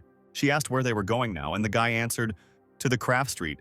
I need to get a normal sword because I really battered mine because of one crazy bastard. Ronin was looking at his sister as he opened the door, so he didn't see who he was meeting. And Shulifan said, Ronin has finally come out. The brunette screamed and stepped back from such surprise. When he ran into his sister, he asked what the swordsman was doing here, if he was a stalker. And Shulifan replied, I came to pick up a new sword that I ordered nearby, because this one became defective because of you. And so I accidentally saw you and decided to wait. I hope I cleared up the misunderstanding. Ronin explained, This is what it means to be a stalker. Crazy. What does become defective mean? Taking out his sword, he continued to speak. How can you have the audacity to say such a thing after what you did to my sword? Who else should blame whom? Should I show you what a truly defective sword is? Shulifan noted that this sounded interesting and started talking about a rematch, but suddenly Ariel stood in front of him, covering him with her body, and shouted, Stop, Ronin! I told you not to swear. Brunette said that his sister had misunderstood everything and wanted to object, insulting the swordsman, but Iril interrupted him, and Shulifan looked at all this and did not understand what was happening. While adjusting her hair, The girl turned to the swordsman, smiled, and said, "I'm really sorry about what happened. My brother may be a foul-mouthed person, but he's a good boy." The heir of the great noble family of Grantia, the rising star of the Schullifan Empire, said in the future that at that moment he met a goddess. Worried about what happened and blushing, Errol asked, "You were very surprised, right? It's all my fault. I didn't raise him well enough. Please forgive my little brother." Charmed by such a sweet lady, Schullifan said, "I'm sorry. No, it was because of my temper. You have nothing to apologize for, lady. I am to blame for what happened, so please don't worry." Errol smiled widely, took his hands and said, "God, you're really so kind to think that Ronan has such a good friend. I am so glad." The girl asked him to take care of her brother, and Schullifan, flushed with embarrassment, agreed to this. Ronan himself stood to the side and looked at all this with bewilderment. Clutching his chest, Schullifan said, "First, I will compensate him for the sword, although I don't have any gold with me right now." He handed Errol a flat thing with a picture of a dragon on it and said, "So please take this identification token of my family. With it, you will be able to go anywhere in the Empire." The delighted girl accepted the gift, and Ronan, shocked by this, said, "Do you even understand how valuable a thing you are giving her?" However, the swordsman, fixated on the lady, did not react to these words. He only advised, "If you want to buy a sword, then I recommend visiting the forge at the western end of the craft street. It has a 500-year history, so it is difficult for ordinary people to get in, but with this token you will be allowed in." As he walked away, he also noted, "Well, I hope they make you an elegant sword there." Ronan still stood there in complete bewilderment, wondering, does this lunatic even realize what he just did? With the Grantia family identification token, even a decent-sized village can be bought. Is this really the Schullifan I knew? The next day, the entrance ceremony of Filian Academy took place. All of this year's incoming students stood in front of a platform where 4 professors sat in chairs, and behind the podium stood the director, who said with a smile, "Nice to meet you, first-year students of the 787th intake. I am the director of the Filion Krava Kradir Academy. As you know, you are all talented people who came here after going through a strict selection process and proving your potential. I am confident that by combining your boundless talent and Filion's best training, you will all be able to enter the history of the Empire. Congratulations on your admission, students of the 787th intake." Ronan, standing in the crowd, yawned out of boredom, wondering what kind of grand speech the director had come up with. He looked at his sister, who was wiping a tear from her face with a handkerchief, and thought, "Well, such moments are also necessary in life. Look how my sister likes them." Still smiling, Crater snapped his fingers and mana began to spread everywhere, striking the students. But then something happened that alarmed everyone present. Somewhere in the air a rift appeared, and someone screamed that the heavens were collapsing. Then high platforms appeared around the students, on which stood many people. These unknown people greeted the younger ones, who stood in a stupor, not understanding what was happening. A shocked Ronan thought, did he just move the entire court with a simple snap of his fingers? The director said, "Now, to conclude our entrance ceremony, let us begin the meeting of our seniors with the juniors." The meeting of seniors and juniors was held to exchange experiences between new and second-year students. It was a special event for Filion and always had a tense atmosphere. It looked like this. Those who took first and second place in the entrance exams chose one of the 4 strongest second-year students, each of whom had his own fighting style. Then a duel was held between them. Smiling, Krava said, "This event reflects the approach to education at our academy. We believe in learning not only from professors but also from other students because finding each other's vulnerabilities, teamwork, and competition will start your learning. This ceremony is the first step towards learning through duels between students of different years. Of course, first-year students have the right to choose their opponents. They can also refuse the duel. I hope we haven't scared you too much, and they themselves will want to participate." Ronan and Schullifan stood in the arena opposite 4 fighters, while the brunette thought, "God, so many words, but in fact it's just hazing." The second-year students were from the martial arts department. Among them were Nazdo, who was the first in the second-year rankings, Braum, who was in second place, Irina, who is in third place in the ranking, and Karun, who was 4th. Brown shouted, "These are the main celebrities of this year, the rising star of the Schullifan Empire and the comet that overtook him in the practical exam. Ronan, I can't wait to fight them." Ronan noted that this guy was pretty tough and thought, if this is what it's going to be like, this is a great opportunity to show my sister that I can stand up for myself. And that making friends is not a problem for me. The director announced, "Now the representatives of the first years can choose their opponents." A great idea entered Ronan's head and he raised his hand, drawing attention to himself. The brunette apologized and asked if he could make some suggestion, to which the director agreed. "Stunning crater," Ronan said. "If I can freely choose, then I would like to receive a lesson from all my respected elders." This brazen statement shocked the students themselves, and the young man, smiling, clarified that he would like to receive a lesson from them all at the same time.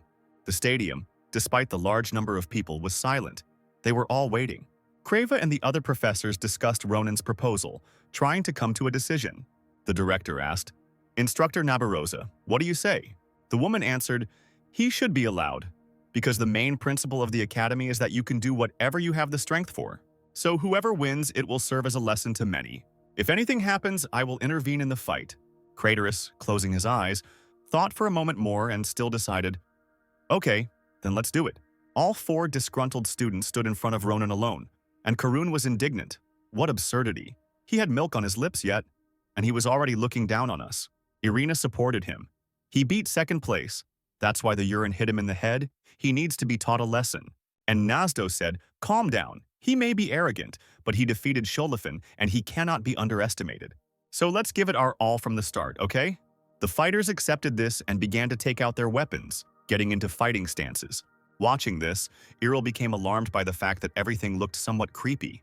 She shouted to her brother, "Ronan, be careful. If you can't handle this, then give up right away, understand?" The guy turned to her, smiled, and waved his hand, making it clear that everything would be fine. But then the director announced, "Well, then the first fight between the seniors and juniors begins." Ronan stood calmly and watched the opponents, waiting for them to attack.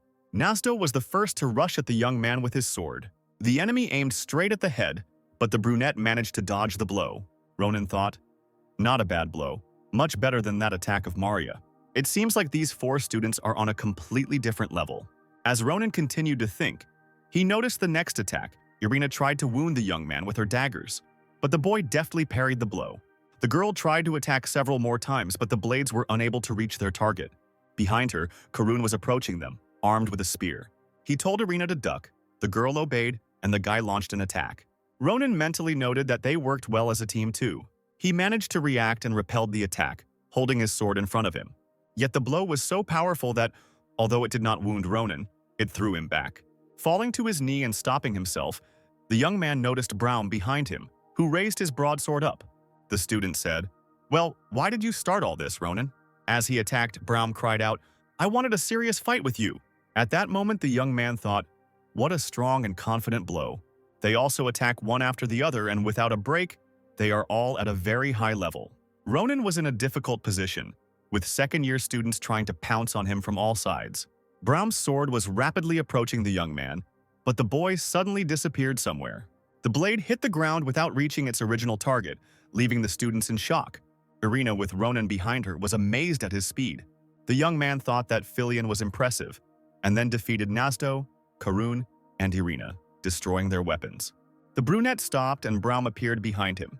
The young man turned to him, even somewhat amazed by such persistence. He smiled and said, "Wow, you really are a tough nut to crack. You haven't lost your fighting spirit. If so, then I will be serious until the very end." Approaching his opponent, Ronan spread his legs wide and held his sword out to the side. Braum became alarmed when he realized what position the young man had taken. Ronan was standing in the exact stance that instructor Nabarosa used. Smiling, the guy rushed forward, dealing numerous blows to his opponent. Braum's sword shattered into many small pieces, and the owner himself smiled nervously. "Relaxing," Ronan said. "I've learned a lot from you, elders." All the people sitting in the stands were in complete shock. One of them shouted, "Who is this newbie? He is incredible." At first it seemed like he was losing, but in the end he instantly turned everything upside down. Did he really just enroll? The stunned students, meanwhile, looked at their broken weapons, not understanding how such a thing could have happened. Nazdo said, "I have nothing to say in response to this. I am not your equal." People in the stands were asking, where did he come from? A real monster. The young man looked towards his sister and thought, now she won't worry that I might get beaten here. Crying with joy, Iril shook the man who was sitting next to her and said, We saw. This is my little brother." Then the guy switched to the students. Approaching them, he placed his hand on his chest, lowered his head as a sign of respect and said, "You have tried well, elders. I have learned a lot from you. In the wave of joy from admission, I went a little overboard, but you are much stronger than I thought." This unusual behavior for Ronan amazed Asil and Maria. and the young man continued to speak politely. I am sincerely grateful that you accepted the challenge from your junior. Please, let's forget about my rudeness today. I hope I can learn a lot from you in the future. The guy bowed to the second-year students who smiled nervously, not knowing what to say. This awkward silence was broken by Braum, who put his arm around Karan's neck and placed his hand on Irina's shoulder. Smiling broadly, he said, At first it seemed to me that you were an asshole, but you are not only strong, but also well-mannered, junior. He grabbed the young man's hand, raised it, and continued to speak. You don't need to be so modest. You won fairly with your skills. Act more confident because that's what Filion is all about. Winking, Brown said that the brunette showed incredible skills, and Ronan, smiling, replied that the fighter was passionate not only in battle. Wiping her face from tears with a handkerchief, Iril again noted that her little brother had really grown up. Ronan thought, now that I've shown her my social skills, she should know she has nothing to worry about. A girl with long purple hair was watching this fight. She put her hand to her lips and decided for herself that Ronan was very interesting. It was already getting dark, and all the students were sitting in the large hall at the table laughing, talking about something, and eating various dishes. Asil, sitting next to Ronan and opposite Maria, said, I kept thinking about what the admissions banquet would look like, and it turns out to be so grandiose. Maria supported him. I told you, this is the most prestigious academy in the imperial capital. You shouldn't expect anything less from it. She began to greedily eat the meat, and Ronan said that he had already stopped being surprised by everything. Asil asked, Ronan, have you seen your sister off yet?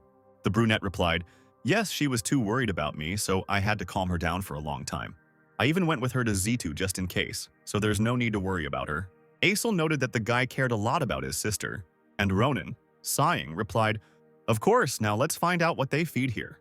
The young man wished everyone a bon appetit and was just about to take a bite of meat when Shulifin suddenly appeared behind him. Revealing his presence, the swordsman asked, Are you seriously just enjoying food right now?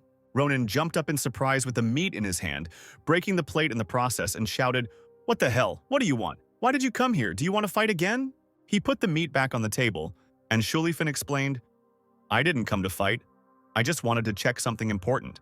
He took out a pen and notebook and asked, Where is Lady Iril's main base? How far is it from the imperial capital? What is the quality of the roads on the way to it? Is it well guarded? Do bandits often appear there? Ronan was shocked, not understanding what was happening. And the swordsman continued, You took care of the escort. I'm sure you at least hired mercenaries. If not, then you are worse than the prisoners of Rodelin prison. An angry Ronan cried out, I took care of everything, you bastard. She is being looked after by someone much more reliable than ordinary mercenaries. So don't worry. Nothing will happen to her unless a wyvern or something like that appears. Angry and worried for Iril, Shulifin shouted back, Are you saying that if a wyvern attacks her on the way, she will be in danger? That's terrible. The brunette shouted again, Yeah, calm down, you crazy person. What the hell are you doing here, making a circus because of my sister? Ronan pointed his finger at the swordsman and asked, Who are you to her anyway? Thinking up an answer on the fly, Shulifin said, I'm just worried about the safety of the lady whose fate crossed mine. For a knight, this is natural.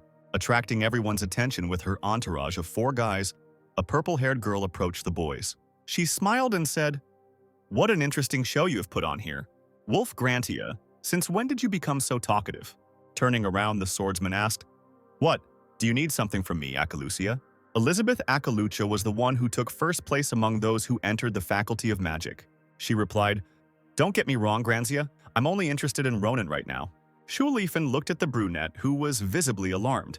Ronan asked why this girl suddenly needed him, and the swordsman silently looked at her, thinking about his decision. He sighed and replied, You again with your evil hobby? I'm done with my work here, so do whatever you want. Shulifin was about to leave, but then he turned around and said to Ronan, I think we should at least send a couple of my family's guards. The brunette, barely able to restrain himself, responded that the swordsman should just get out of here already, and that Shulifin should leave. From behind, a worried Asil grabbed the young man by the shoulder and said, Ronan, this is the girl who during the duel. However, he didn't finish. The brunette interrupted him. You don't have to remind me, Asil. Then she showed complete superiority. I would even say that she overdid it. Elizabeth smiled and said, Don't you think that those who have become insolent need to be taught a lesson? You know what I mean, right, Ronan? The guy replied, No, I don't understand. Better tell me why you came?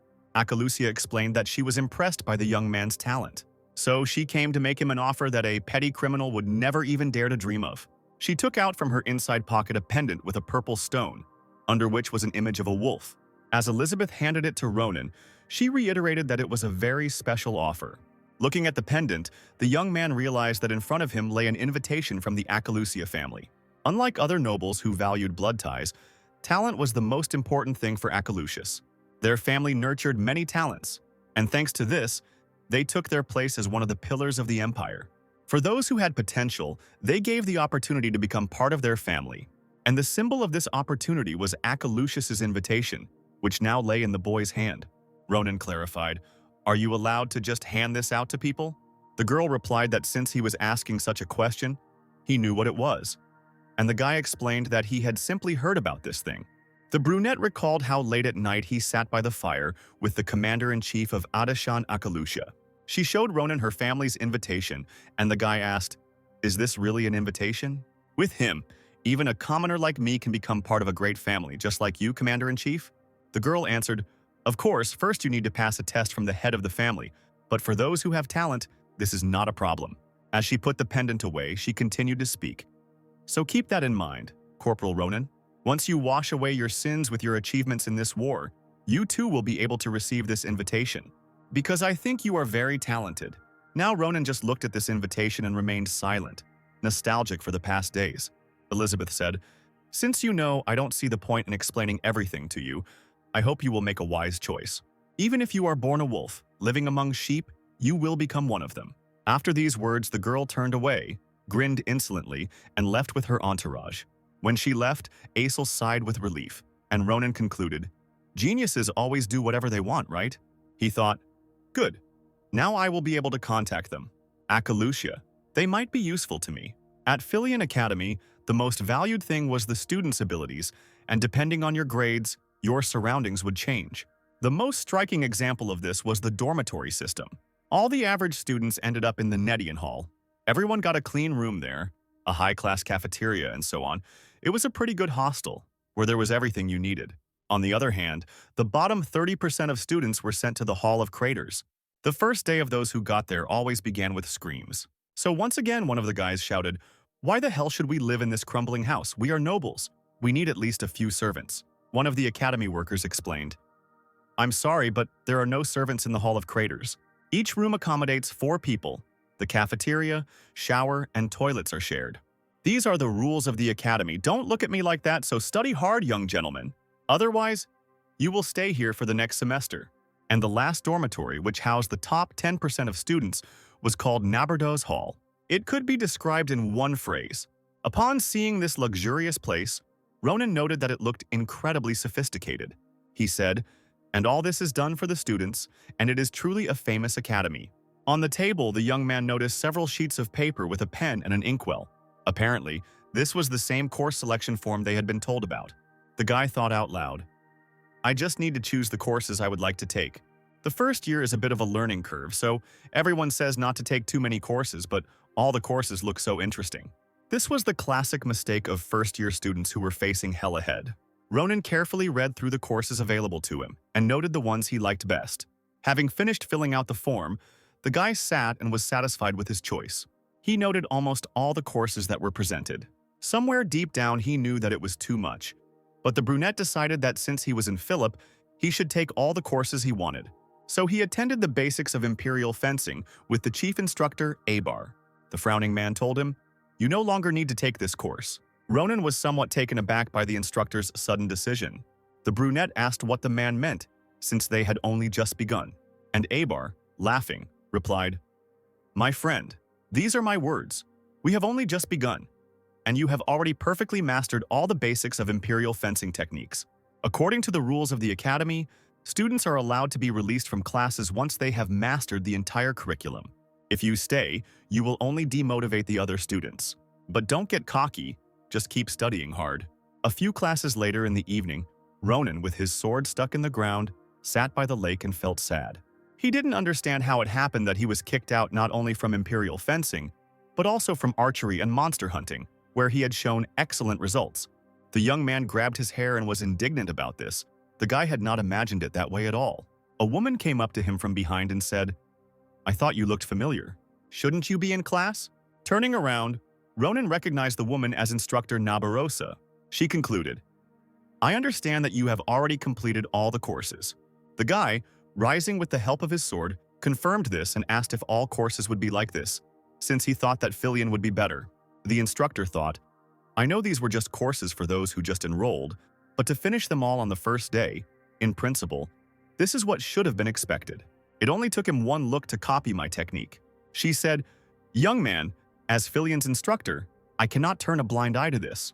The instructor asked Ronan to give her his sword, and the young man became alarmed, not understanding why she wanted it.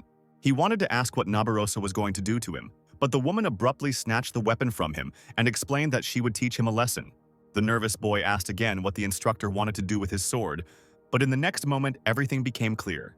Nabarosa made an attack that missed Ronan and caused a splash. The brunette was amazed by such a level of swordsmanship. He had guessed that such a thing was possible. As Nabarosa plunged Ronan's sword into the ground, she said, "I think that's all this piece of metal can do. It can't even be called a weapon, it only prevents you from revealing your power." The woman said to look carefully and placed her hand on the white hilt of her sword, which was in the same white scabbard. The swordswoman swung her sword, causing such a strong gust of wind that the water in the lake parted in front of them. Nabarosa froze for a moment, holding the sword right at the boy's neck, and the water spilled out again, raging. The brunette, all wet, looked at the woman in shock and couldn't say a word, and she asked, "Now do you understand, Ronan? What are you missing?" A weapon is a strong and sharp piece of iron, created for fighting with opponents. It is advisable not to break it when using it. But even if it breaks, you can just get a new one. In other words, it is a consumable. That's what Ronan used to think until he saw what Nabarosa was capable of. The boy thought about the absurdity of what had just happened. The swordswoman simply changed her weapon and made exactly the same swing. But the difference in his strength was simply colossal. The woman said, "One breath and a tiny drop of strength. It would seem such a trifle, but on the battlefield it is this trifle that can cost a life. Therefore, wasting strength in vain is certain death. Moreover, if you use mana, then you are simply obliged to choose the right weapon for yourself, but of course you don't understand this. After all, you still don't know how to use mana." The brunette asked if the instructor knew this, and Nabarosa replied, "Yes, and I don't find it hard to believe that you are capable of demonstrating such power without using any mana at all. But one day you will be able to use it, and to do it right, you'll need a good weapon. And if you're really thinking about it, come to my classes, Ronan." The surprised guy asked if he could really do that, and Nabarosa replied, "Yeah, actually only second year and older kids are allowed to attend my classes, but I'll make an exception for you. But come with a normal weapon instead of this piece of iron. This is a condition for admission to my classes." Asil, Maria, and Ronan came to the same forge together. The magician said, "I see, so it was because of the meeting with instructor Nabarosa that you came here on your first day off?" They were right in front of the very forge that Shulifin had recommended. Asil noted that she looked a little shabby, and Maria said, "Shabby?" It felt like she was falling apart from one touch. Does the Grancia family really shop there all the time? An unsure Ronan replied that it was possible and said they would find out when they got inside. However, the room was dark, there was no fire, and dust and cobwebs reigned everywhere. The dissatisfied brunette noted that everything was much worse inside than outside. All this seemed strange to the guy, because Shulifin would hardly lie. One of the doors suddenly opened, and someone's clawed, furry hand appeared from behind it, and someone said, "Who's making noise here? I'm actually sleeping." A wolf-like creature came out of the room to the trio and said, "Who are you? Why are you making so much noise in broad daylight? Can't you see that the fire isn't burning?" The students were shocked by this, and Ronan said, "Wow, what a sight! A werewolf in the forge." The disgruntled wolf was indignant. "Have you gone deaf, you bastards? I'm asking why you came here, or are you not going to?" The werewolf did not finish speaking, and the young man showed him Grancia's token, saying, "Of course I came to buy weapons. What else could I forget in the forge? Shulifin recommended this place to me. He said you have excellent weapons." The wolf thought and looked carefully at his guests. He saw that blue mana was hovering around the trembling Asil. Mariah's was green, but there was nothing around Ronan. Werewolf said, "What do you want from me? You can even shove it up your ass. You won't become Grancia from that." He yawned and continued, "I don't know where the information about this place leaked from, but get out of here, kids. We don't serve children." The wolf turned away and was about to go into the room to continue his sleep. However, he then turned back to the students and, licking his lips, said, "Although there is one option." The wolf pointed at Asil and said, "Give me the hand of this soft-bodied bastard and maybe I'll change my mind." The wolf pounced on him, saying, I am just hungry and will not refuse such generosity." The mage screamed in fear, explaining that it was not tasty, and Ronan looked with displeasure at the mouth flying past him. The angry guy, not wanting to sacrifice his friend, said, "Hey, stinking cur, you've crossed the line." The young man struck the werewolf and the creature screamed, not expecting such a turn of events. The attack was quite powerful and landed right on the creature's chest, but the wolf only flew back without receiving any wound. Ronan said, "I thought so. The blow felt strange." Armor suddenly appeared on the wolf's body and the guy asked where it came from. The werewolf held his chest and coughed, but was not going to say anything. Then the brunette said, "It doesn't matter. I can just break it anyway." The wolf began to tearfully ask him to stop and explained that it was just a test. He assured that they always tested the skills of their new clients, and the werewolf just wanted to test the invisible armor that he did recently, so he went a little overboard with the provocation. Werewolf claimed that he really didn't mean to harm the students, and Ronan called it a good excuse. The guy asked if the wolf really wanted the brunette to believe this, and the wolf replied, "Wait, it would be strange if the forge that served the Grancha family didn't have any checks. If you still don't believe me, you can just ask Shullifin later." As Ronan sheathed his sword, he noted, "A fun test of how painfully one could die." Smiling nervously and scratching the back of his head, the werewolf said, "No, it's my fault. I went a little overboard. Forgive me, friend. I didn't mean to scare you. I don't eat people, so don't worry." Still frightened, Asil, hiding behind Maria, said that this was a relief for him. Then the wolf introduced himself. "By the way, my name is Didikin. I am not only a blacksmith's apprentice here, but also a gatekeeper." The werewolf asked Ronan's name, and after receiving an answer, he clarified, "So, you came for weapons? I will take you inside. Please follow me. This place is just an entrance, a real forge inside." He opened a door for the team that led into a brick space with no windows and no other entrances. When they all entered the room, the werewolf asked, "Is everyone standing firmly on their feet?" Since this was so, the wolf pressed one of the bricks, advising the people to get ready. Didikin said that now the team would see miracles. Somewhere the gears of a mechanism began to spin actively, and the room rushed down into the ground. Ronan, Asil, and Maria were taken aback by this event. They looked up in alarm, watching the ceiling recede. The werewolf explained, "This is an elevator made of magic stones and a pulley, the fastest way to the real forge." Finally, they descended low enough and they saw a huge underground space with many stone buildings. The wolf said, "And this place is the best and largest forge in the Empire of Grand Cappadocia." The young man was amazed. "Just think, there is such a place underground, there are no words." Smiling broadly, the werewolf said, "You can rejoice, Ronan. Since you have passed my test, I will take responsibility and take you to the best craftsman in Cappadocia. No, to the best craftsman of the Empire." The sound of hammers hitting hot metal could be heard throughout the area. The craftsmen were painstakingly working on weapons when Ronan, approaching them with his team and the werewolf, was amazed. Who would have thought that such a huge forge would be hidden under the capital? It's hard to even imagine. And the wolf answered, "That's understandable. This forge works with the imperial family and several noble guests. Skilled artisans gathered here, regardless of their race and status." They approached one of the stone buildings and Didikin continued, "But among all of them, only one can be called the best. And this is the old dwarf who lives in this house. He has been working with metal for 400 years. He is a stubborn old man, but his skills are incredible." Kicking down the door, the wolf declared that he respected this blacksmith. Upon entering, the team saw a multitude of weapons and armor scattered on the floor, with a dwarf hard at work at the end of the room. As he moved forward, the werewolf said, "How are you, old man? I brought a guest." The craftsman replied, judging by the noise, "It's you, Didikin. I told you to be quieter when you work, but you don't listen to me at all." The wolf was confused. "What else could I do? You scattered weapons everywhere, even threw them under the door." "That's why I'm asking you to get out, Doran." Taking a break from his work, the dwarf went to the wolf and said, "Young people whine a lot these days, by the way. What kind of guest did you bring to me? Is he smart?" Didikin pointed at Ronan and said, Of course. I checked him myself. His sword skills are extraordinary.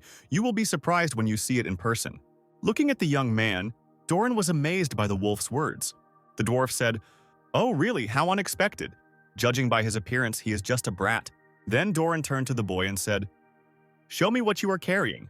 He can tell you a lot about you." Somewhat nervous, the young man nevertheless pulled his black sword out of its sheath. Taking the cracked weapon in his hands, the craftsman carefully examined the blade. Hitting it with his hammer and splitting it in two, Doran said, "What trash? Did you really use this as a weapon?" The entire team was shocked to see the metal fragments flying, An angry Ronin shouted and demanded that the craftsman explain himself. But the calm dwarf merely pointed his hammer somewhere behind the young man and said, "Over there, take any of the swords. Since I can't tell your skill level from that trash, I'll have to do it this way. Any blade you take, I'll give it to you for free, so don't worry. Whatever you take, it will be 100 times better than this garbage." The distrustful brunette looked at Didikan, who nodded approvingly. The guy still obeyed and took one of the swords. Ronan thought, "It feels completely different. But is the difference that big?" Turning to the dwarf, the boy said, "Don't blame me later if I break something." Holding his hands folded in front of him, Doran replied, "Of course, I don't care, so show me what you can do." Remembering Nabaros's blow that raised the water in the lake, the brunette began to repeat the same movements. The blacksmith, who had been watching Ronan closely, was amazed to recognize who was making these movements. When the brunette completed the swing, a powerful shockwave followed, destroying the wall. The artisans who were located at a distance from the forge were alarmed by such an explosion. They did not understand what could have happened in Doran's forge early in the morning, and assumed that the furnace had exploded. The plumes of smoke caused by the powerful impact settled, revealing a hole in the wall and the company that had done it. The stunned dwarf stood in a stupor and remained silent. Ronan himself was shocked by what had happened, as he had not expected such a result at all. This attack, copied from the mentor, made a whole channel. The worried young man explained that he did not want this, and Doran said, "This technique of Nabaros, are you her student?" The surprised brunette asked if the blacksmith really knew the fencing instructor. The dwarf replied, "Of course I know, I made her sword." Ronan asked if it was Doran who made the unreasonably long sword, and the blacksmith confirmed it. The rain sword. Ursa was a legendary sword that could kill someone from several kilometers away. It was one of Doran's masterpieces. The dwarf said, "The sword you hold in your hands is not even fit to hold a candle to him, but still, how do you like it?" Ronan replied that the weapon was incredible, but the guy didn't expect much from it. Smiling, the blacksmith admitted, "I thought the same thing about you. It seemed to me that you were just a newbie who was not able to assess his own strength." Giving the guy a friendly slap on the back, he said, "But I have never seen such talent for a long time. It made my blood boil. But being too talented is also a problem. It will be difficult to forge a sword that suits you. As you can see, this one is not able to withstand your blow." Ronan asked what to do then, and Doran, thinking, answered, "Ordinary materials will not withstand your strength. You need to fuse high-grade steel with special materials. Moreover, with something no lower than the level of wyvern offal." The brunette took something out of his pocket and said, "What about her? I took her with me just in case." It was the same shell from which Zeta hatched. The blacksmith placed it on the anvil and began to hammer it, testing the strength of the material. Doran was amazed. "I can't believe it. A mithril hammer can't even scratch it. Can such material even exist? Am I really allowed to use such a valuable material?" Ronan replied, "Of course, I didn't know what to do with it anyway, so I just carried it around with me. That's enough for a sword, right?" The inspired craftsman replied, "Of course, come in 2 weeks, I will make the best sword in the Empire." The young man folded his hands in front of him and said that he was counting on the blacksmith, while Maria examined various weapons, taking them in her hands, and Asil told her that it was better not to touch anything here. The dwarf turned to them. And you two, while you're here, go see the other artisans." Maria, delighted, asked if they could do the same, and the blacksmith replied, "I can't ignore the companions of my special guest. If you tell them that you are from me, they will serve you well. I wouldn't mind it myself, but right now, I can't think of anything else except melting this thing down." Doran pounded on the anvil, laughing and remarking on what a beautiful sound it made. Ronan, Asil, and Maria were stunned and wondered if the dwarf had gone crazy. Somewhere even lower underground, 2 people were walking, completely dressed in white robes with hoods. One of them was indignant. "The bastards above us are especially noisy today. How annoying. They are so annoying that I am ready to burn them right now." And the other person replied, "Please be patient. It's not time for us to reveal ourselves yet. Moreover, there is not that long left to wait. The day will soon come when everyone from these fucking blacksmiths to everyone in this empire will be buried in starlight." After walking through the cave corridors, these people entered a room where giants carved from stone stood in a line on both sides, and in front between them stood a huge creature encased in crystal. A few days later, Ronan was walking around the academy grounds.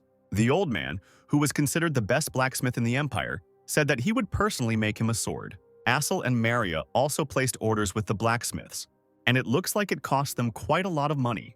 But those weren't problems, Ronan. After all, it was not he who had to pay, but Shulivan, who gave his sister the Grantia family token. The only problem was that it took half a month to make the ball. The young man was thinking about what to do to kill time. Asil and Maria were currently in class. Stopping in front of Galelian Hall, Ronan wondered if this was the training hall for the upperclassmen. Instructor Nabarosa was supposed to conduct classes there. The brunette didn't come to her because she told him to get a normal weapon first, but since he had a temporary sword, the guy thought that he could come today. But right at that moment, a mentor suddenly appeared next to him, emitting an ominous aura. Ronan was a little alarmed by the sudden appearance of a woman who was clearly in an aggressive mood. An angry Nabirosa grabbed him by the ear, causing pain to the student. She said, "Long time no see, Ronan. Didn't I tell you to come to my classes as soon as you got a weapon? And what have you been doing all this time if you only came now?" The instructor asked if the boy had been skipping classes, but he answered in the negative. The guy explained that he had his reasons, but Nabirosa, continuing to pull his ear, told him to follow her. The woman said that she would listen to his excuses on the way, and the young man shouted, "Yes, I understand. Let me go. It hurts." A brunette with a paper in her hands was distracted by this noise in the building opposite. She stopped at the window to see who was shouting outside, but at that moment, a guy pushed her with his shoulder, demanding that she get out of the way. Dropping the sheets, the girl asked Cardin for forgiveness and explained that she had gotten a little distracted, and he was indignant. For a teacher's assistant, "You are too slow. You don't have time to get distracted. Get ready for class faster, you idiot." The uncertain brunette, smiling, collected the fallen sheets and answered, "Yes, of course, I'm going." Nabarosa brought Ronan to arena number 1. The two of them stood in front of a group of students and the instructor said, "He made a lot of noise at the entrance ceremony, so some of you may already know him. But I will introduce it to you again. This asshole's name is Ronan, and from today on he'll be attending classes with you." Bowing respectfully, the boy said, "I am a first-year student of the martial arts department, Ronan. Nice to meet you, seniors." The students began to whisper among themselves. It was he who took second place among the first-year students. As he thought, he had already passed his classes externally. "He's really so good-looking, he looks like a dandy." The brunette was unhappy with these discussions as he heard everything. The young man was glad to see some students here, like Nasdo and Brown. But also in the arena was Shulifin, whom Ronan wanted to avoid seeing again. The young man thought it would be fun, and at that moment the door opened. A brunette entered and said, "Sorry for being late, instructor. I stayed late preparing for class. Did I miss a lot?" Ronan was surprised to hear a familiar voice, and the woman told the student not to worry and to catch her breath. The instructor explained that she had just finished introducing the new guy, and the girl asked, "The younger one that everyone was talking about?" Nabarosa replied, "Say hello to him. He must know my assistant." The brunette approached the guy and said, "Nice to meet you, Ronan. I'm a second-year student at the martial arts department. Assistant to instructor Nabarosa, Adashan." The brunette extended her hand to the guy, and he, in turn, stood in shock and stupor. He didn't expect at all to meet his commander-in-chief like this. Akalusia Adashan became renowned for her exceptional command skills, and she was also the first woman to hold the position of commander-in-chief. Adashan ruled the battlefield with his cool judgment and outstanding leadership qualities. Iron Lady, everyone who was under her command said that it was not blood that flowed through her veins but hot iron. Watching the girl, Ronan thought, "I would never have thought that the commander-in-chief could smile like that." It is clear from her that she has no memories from her past life. So this is what the real commander-in-chief from my past life was like. He remembered Adashan's request to tell her not to do stupid things and just become a dressmaker. Ronan couldn't figure out what to do. It was hard for him to make a choice, but now he was worried about something else. One of the students asked the brunette to look at his stand, and the girl said that she would come right over. Another student said that the towel smelled strange and asked for another one, and Adashan was ready to fulfill the request. The girl ran from one student to another, trying to help everyone, and Ronan could not understand why the girl was being so stressed out. He thought, they are also forcing her to act as a servant. Should a teacher's assistant even do that? Cardin approached the young man and asked, "Hey, newbie, are you bored?" The student said that if Ronan didn't mind, they could spar. The brunette asked why he was suddenly being offered this, and the guy apologized for the surprise. The student said, "I am Cardin, 3rd year. I heard that you showed yourself simply incredible at the entrance ceremony. If this is true, then I would like to have a duel with you to learn something." Ronan replied that he was busy for now and suggested they spar later, and Cardin said, "I ask you for a duel," but he himself did not take his weapon. What a fool. Turning to Adashan, he shouted, "Loser, bring me the training spear." Smiling, the girl politely said that she would do everything now, and Ronan could barely contain his anger. Piercing Cardin with his gaze, the brunette thought how this man dared to insult Adashan. The girl handed Un a weapon and he cried out, "You fool, why did you bring a long spear? I recently switched to a short one." The worried girl replied, "Oh, really? Sorry. You used the long one in the last lesson." Smiling nastily, Cardin said, "Just look at yourself, you're making excuses." He hit Adashan on the head and said, "How can a teacher's assistant be so brainless? You don't even have the right to come to class. You were only allowed in because you tearfully begged Nabarosa. So do your job well." Own asked if she had a conscience, and the girl asked for forgiveness and said that she would be more careful. When Cardin tried to hit the girl again, Ronan grabbed the spear, which surprised both Aun and Adashan. Cardin was indignant. "What is it, Ronan? Why are you interfering?" And the brunette replied, "Let's have a duel, respected elder, as you wanted right now. If not, then I don't know what I'll do with you." Then Un asked what the young man meant, and the brunette said, "Don't you understand?" Grinning with anger raging inside him, he declared, "Let's fight, you bastard." Dissatisfied, Cardin asked, "What did you say?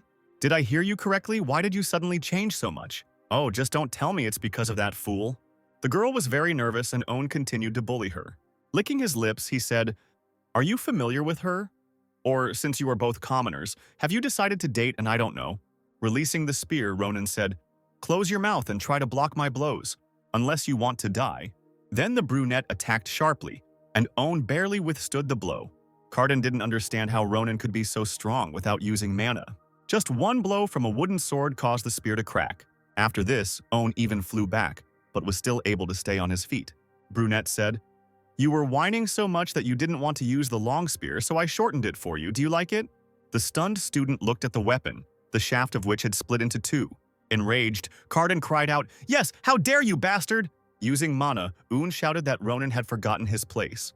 Pointing his broken spear towards the brunette, he asked, "Do you think you'll leave here in one piece?" When the tip was in the face of a completely calm Ronan, the weapon fell apart from the brunette's stealthy attack. The enemy was discouraged, and Ronan replied that he would indeed escape unharmed.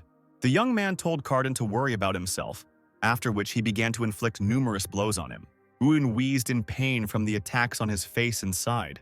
The final blow was an uppercut that sent Cardin falling. Staring at his stricken opponent, Ronan said, "You're lucky we're at the academy. If we were outside, I would have finished you off already." The other three students were shocked that Cardin, who was one of the best among the third years, lost. They were scared when the brunette took a step towards them. Pointing to the blonde girl between them, he said, "Lazy brat who asked for a towel, step forward. If it stinks, then you have to deal with it yourself. Why bother others?" As Ronan walked towards the student, he said, "Is the teacher's assistant your servant or what? Come here, I'll fix your nose so it doesn't bother you anymore." Adashan stood in front of him, spread her arms out to the sides and said, "Stop, Ronan, stop. I don't know why you're doing this, but it's okay." She tried to calm the guy down, but he said, "Get out of the way, assistant. I can put up with a lot, but these idiots, that is, a lot of them." The young man thought, "I can't stand it when people look down on you. At the very least, no one in this empire should look at you like that." Gently pushing Adashan away, Ronan said, "Please, step back. I won't stop until I tear these bastards to shreds." At that moment, Nabarosa demanded that Ronan stop. Her mana was in the atmosphere and especially surrounded the brunette. The woman said, "I will not blame you for what happened during this fight. This happens often." A phantom green snake appeared around Nabarosa, and the mentor herself said, "But if you continue to cause problems, I will not let you get away with it." She demanded that Ronan drop the sword and step back, while the young man felt that his body was not obeying him. Behind him, he discovered that same huge snake. This picture made the young man a little alarmed. He guessed that this was the aura of Instructor Nabaros, the former sword saint. The mentor said, "Ronan, what you are trying to do now cannot be called a duel. As the person responsible for this class, I will not allow such chaos." The young man replied, "If you think about it, you knew how your assistant was treated, and still they just watched it from the sidelines." The woman replied, "This only concerns me and my assistant. Mind your own business. Last warning, Ronan, stop." The boy made an effort to resist Nabaros's paralyzing aura and regain his ability to move. Holding his sword in front of him, he said, "Even if you are a former sword saint or someone else, my answer will not change." The angry young man sent the instructor away. The teacher sighed and said that in that case there was no choice. She used the skill Crushing Snake, causing the beast to open its mouth, intending to swallow its prey. Ronan was either grinning or smiling madly. He was not willing to stop at anything to protect the commander-in-chief. The young man stood behind Adashan and said, "Commander-in-chief, I already asked you. Why did you volunteer to command this war when everyone else ran away?" The woman replied, One day you will understand that there is a destiny in the world and everyone has their own. That's exactly how she answered then. Ronan wished he knew what she was thinking at that moment. He wondered what kind of burden she had taken on her shoulders. Bleeding and missing an arm, she said she was truly sorry. The girl asked the guy never to forgive her. She smiled and asked not to forgive him for dumping this burden on Ronan. The young man screamed and stood up abruptly in bed. He felt a lot at that moment, regretted a lot, and tried to catch his breath. The girl sitting next to me asked, "Ronan, what's wrong? Did you have a nightmare?" The boy looked at this young Adashan, but saw in her only his commander-in-chief. The brunette himself didn't even notice how he called his assistant that out loud. He only realized it when the girl asked what he was talking about. Getting nervous, he scratched the back of his head and said that he hadn't said anything like that, and asked to be told if they were in the infirmary. Adashan replied, "Yes, the instructor told me to bring you here." And she added, "I will correct your behavior in additional classes." The assistant smiled, and Ronan was worried, realizing what was waiting for him ahead. He even thought about losing consciousness again, but Adashan distracted him from this thought. Making the guy feel embarrassed, she asked, "By the way, Ronan, are you angry because of me?" Turning away, the guy replied, "No, I just can't stand it when people wipe their ass like that with the rules of decency. I'm actually quite the gentleman." The girl laughed and said, "And also a bad liar, please don't hate Cardin and the others too." Adashan admitted that she understood their feelings, which outraged the young man. Ronan said, "How can you say that? You helped them with all your might. Speaking of which, why do you even put up with all this? Isn't it strange, even if they did it out of youthful stupidity?" Instructor Nabarosa saw all this, but did nothing. The brunette asked if the girl was angry, and Adashan replied, "Oh, that's what you mean? Don't get me wrong. The instructor is acting this way because I asked her to." Ronan thought it was nonsense, and the girl continued to explain, "I'm just enjoying privileges that I haven't earned. Initially, this course could only be attended by those who had reached the expert level. But even with a year of academic leave, I can barely control my mana." The boy was shocked, he thought. It can't be that the commander-in-chief, who uses such an incredibly powerful aura, was once like this, Adashan said. "So I asked the instructor not to interfere if someone was treating me badly. I don't want to be a burden to her, because she already hired me as an assistant, bypassing the rules. And since I enjoy such a privilege, then of course, I must pay my price for it." The girl clenched her fists enthusiastically and declared that it was not difficult for her to endure this. However, she still thanked Ronan.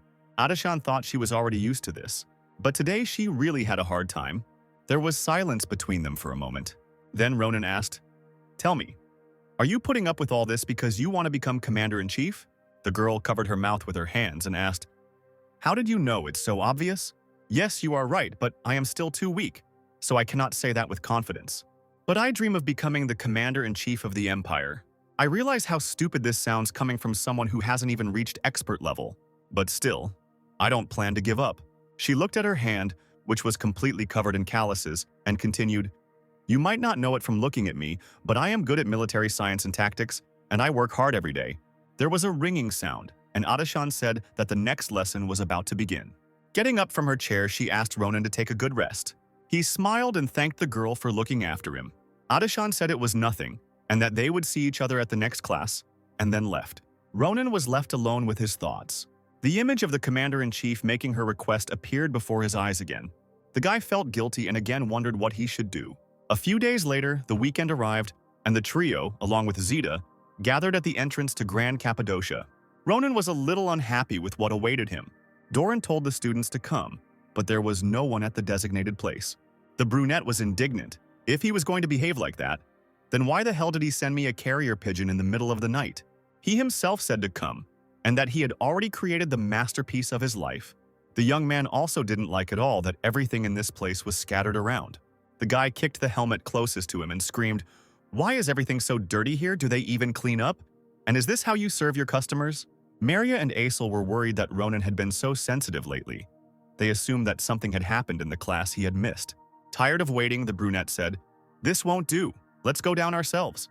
An alarmed Maria said that this was not right, but the guy didn't care. He said, "He himself told us to come, so stop chatting and follow me." The group re-entered the room, which was an elevator. Ronan pressed one of the bricks from memory and the elevator rushed downward. His friends were somewhat shocked.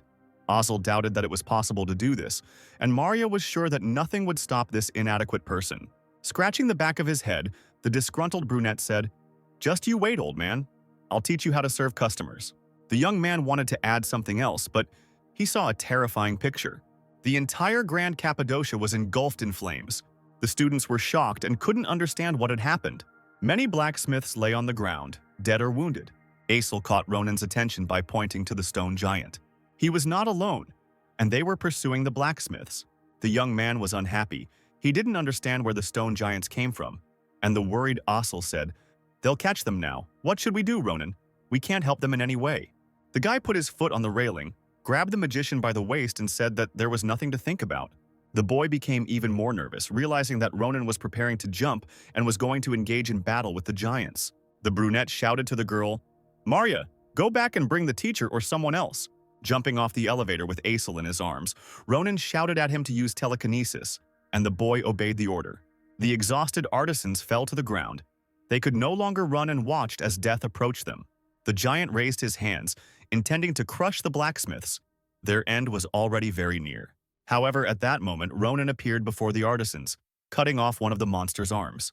The creature hesitated a little, shocked by such a sudden attack. The guy said, "Just in time. So much has fallen on me in the last few days that my head even hurts. You picked the wrong day to attack, you dumbass boulders." The angry giant, growling, raised his hand back and began to attack. The enemy's hand was rapidly approaching the young man, but he did not even flinch. A moment later, the brunette disappeared with a jump. The guy pushed off the hand and headed straight for the monster's head. Flying over the stone body, Ronan cut off its head in the process. With a final questioning grunt, the head fell down. With a loud crash, scattering pieces of stone from which the artisans covered themselves with their hands, the body itself fell. In Ronan, the blacksmiths recognized the boy who had come to Doran, and they were surprised that such a young man could kill stone giants with one blow. Standing on the dead giant, the brunette asked the artisans to explain what was going on here. Ronan walked up to the blacksmiths and squatted down in front of them. After listening to them, the guy asked again in surprise, "Seriously, you were suddenly attacked by a horde of stone giants?" The artisans replied, "Yes, we don't know how this happened. They simply emerged from underground and began to destroy everything they saw, especially the blacksmiths. They captured a few more, including Doran, and then returned to where they came from. Dedekin chased after them, but he's not much of a fighter. The artisans wanted to voice their opinions, but Ronan beat them to it. They would simply eat them all." As he got up, the young man asked if there were any more of these giants left, and the blacksmiths replied that the boy had dealt with the last one. Ronan told Asil that he and Marya needed to search for the wounded under the rubble and heal anyone they found. Holding Zeta in his hand, the boy explained that the dragon's strength should have been enough to provide first aid. The brunette turned away and the magician asked what he himself was going to do. Ronan replied, "What do you think? I'll save the old man? This old fart owes me something." Standing behind the wolf and holding tightly the forged weapon wrapped in cloth, Doran said, "Thank you for coming to save me, but there is no need for you to stay here, Dedekin." In front of them were two giants, stretching out their arms, trying to reach through the hole in the ground to their victims, and the blacksmith continued, "Run from here. With your invisible armor, you should succeed." However, the werewolf, not wanting to abandon his comrade, cried out, "Shut up, old man, it's hard enough for me here, and now you're chattering right next to me. If you have the strength to whine, then why don't you use this sword, or do you have it for show?" The dwarf replied, "This is my magnum opus, my monumental creation. I can't taint him with my pathetic fencing skills." Dedekin yelled, "Hey, crazy old man, no matter how crazy you are about your weapon, now is not the time for it." At that moment, the stone blocks holding back the giants collapsed under the onslaught of the monsters. Shouting, one of them swung his hand and hit straight at the wolf. An alarmed Doran already thought that his friend would come to an end. However, the werewolf withstood the blow, blood gushed from his mouth, but he continued to steadfastly hold the stone hand.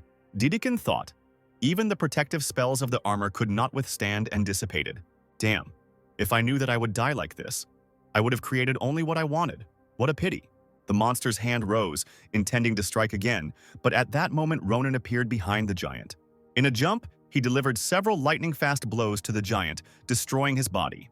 Looking at the other monsters making their way through the earth and rocks, the young man said, "Not bad, Dedekin. Rest. I'll deal with the rest myself." The dwarf and the wolf were amazed by the boy's appearance. The werewolf asked, "How did you get here? There were many giants on the way." Smiling, the brunette replied, "You mean those freaks? While I was saving the other blacksmiths, I dealt with them all." This surprised Dedekin and Doran even more, as they couldn't understand how this was even possible. Ronan said, This is not the time for chatter. Give it to me, old Doran, otherwise my sword is no longer useful. The dwarf didn't immediately understand what the young man wanted from him, and the guy explained, "That thing that you called your magnum opus, that's my new sword. Yes, I heard everything." The blacksmith replied, "Ah, that's right, you're right. Take it. I haven't made the scabbard yet, but the sword itself is ready." Ronan thanked the craftsman and unwound the sword. He was eager to test his new weapon. He wanted to know how good it was. Growling and pushing each other, the giants swarmed, trying to get out of the hole. One of them finally pushed forward and extended his hand towards Ronan. At that moment, the young man swung his weapon and a shockwave followed. She was so powerful that she killed 2 giants at once, and the resulting wind swayed the hair of the surprised Ronan, Didikin, and the satisfied Doran.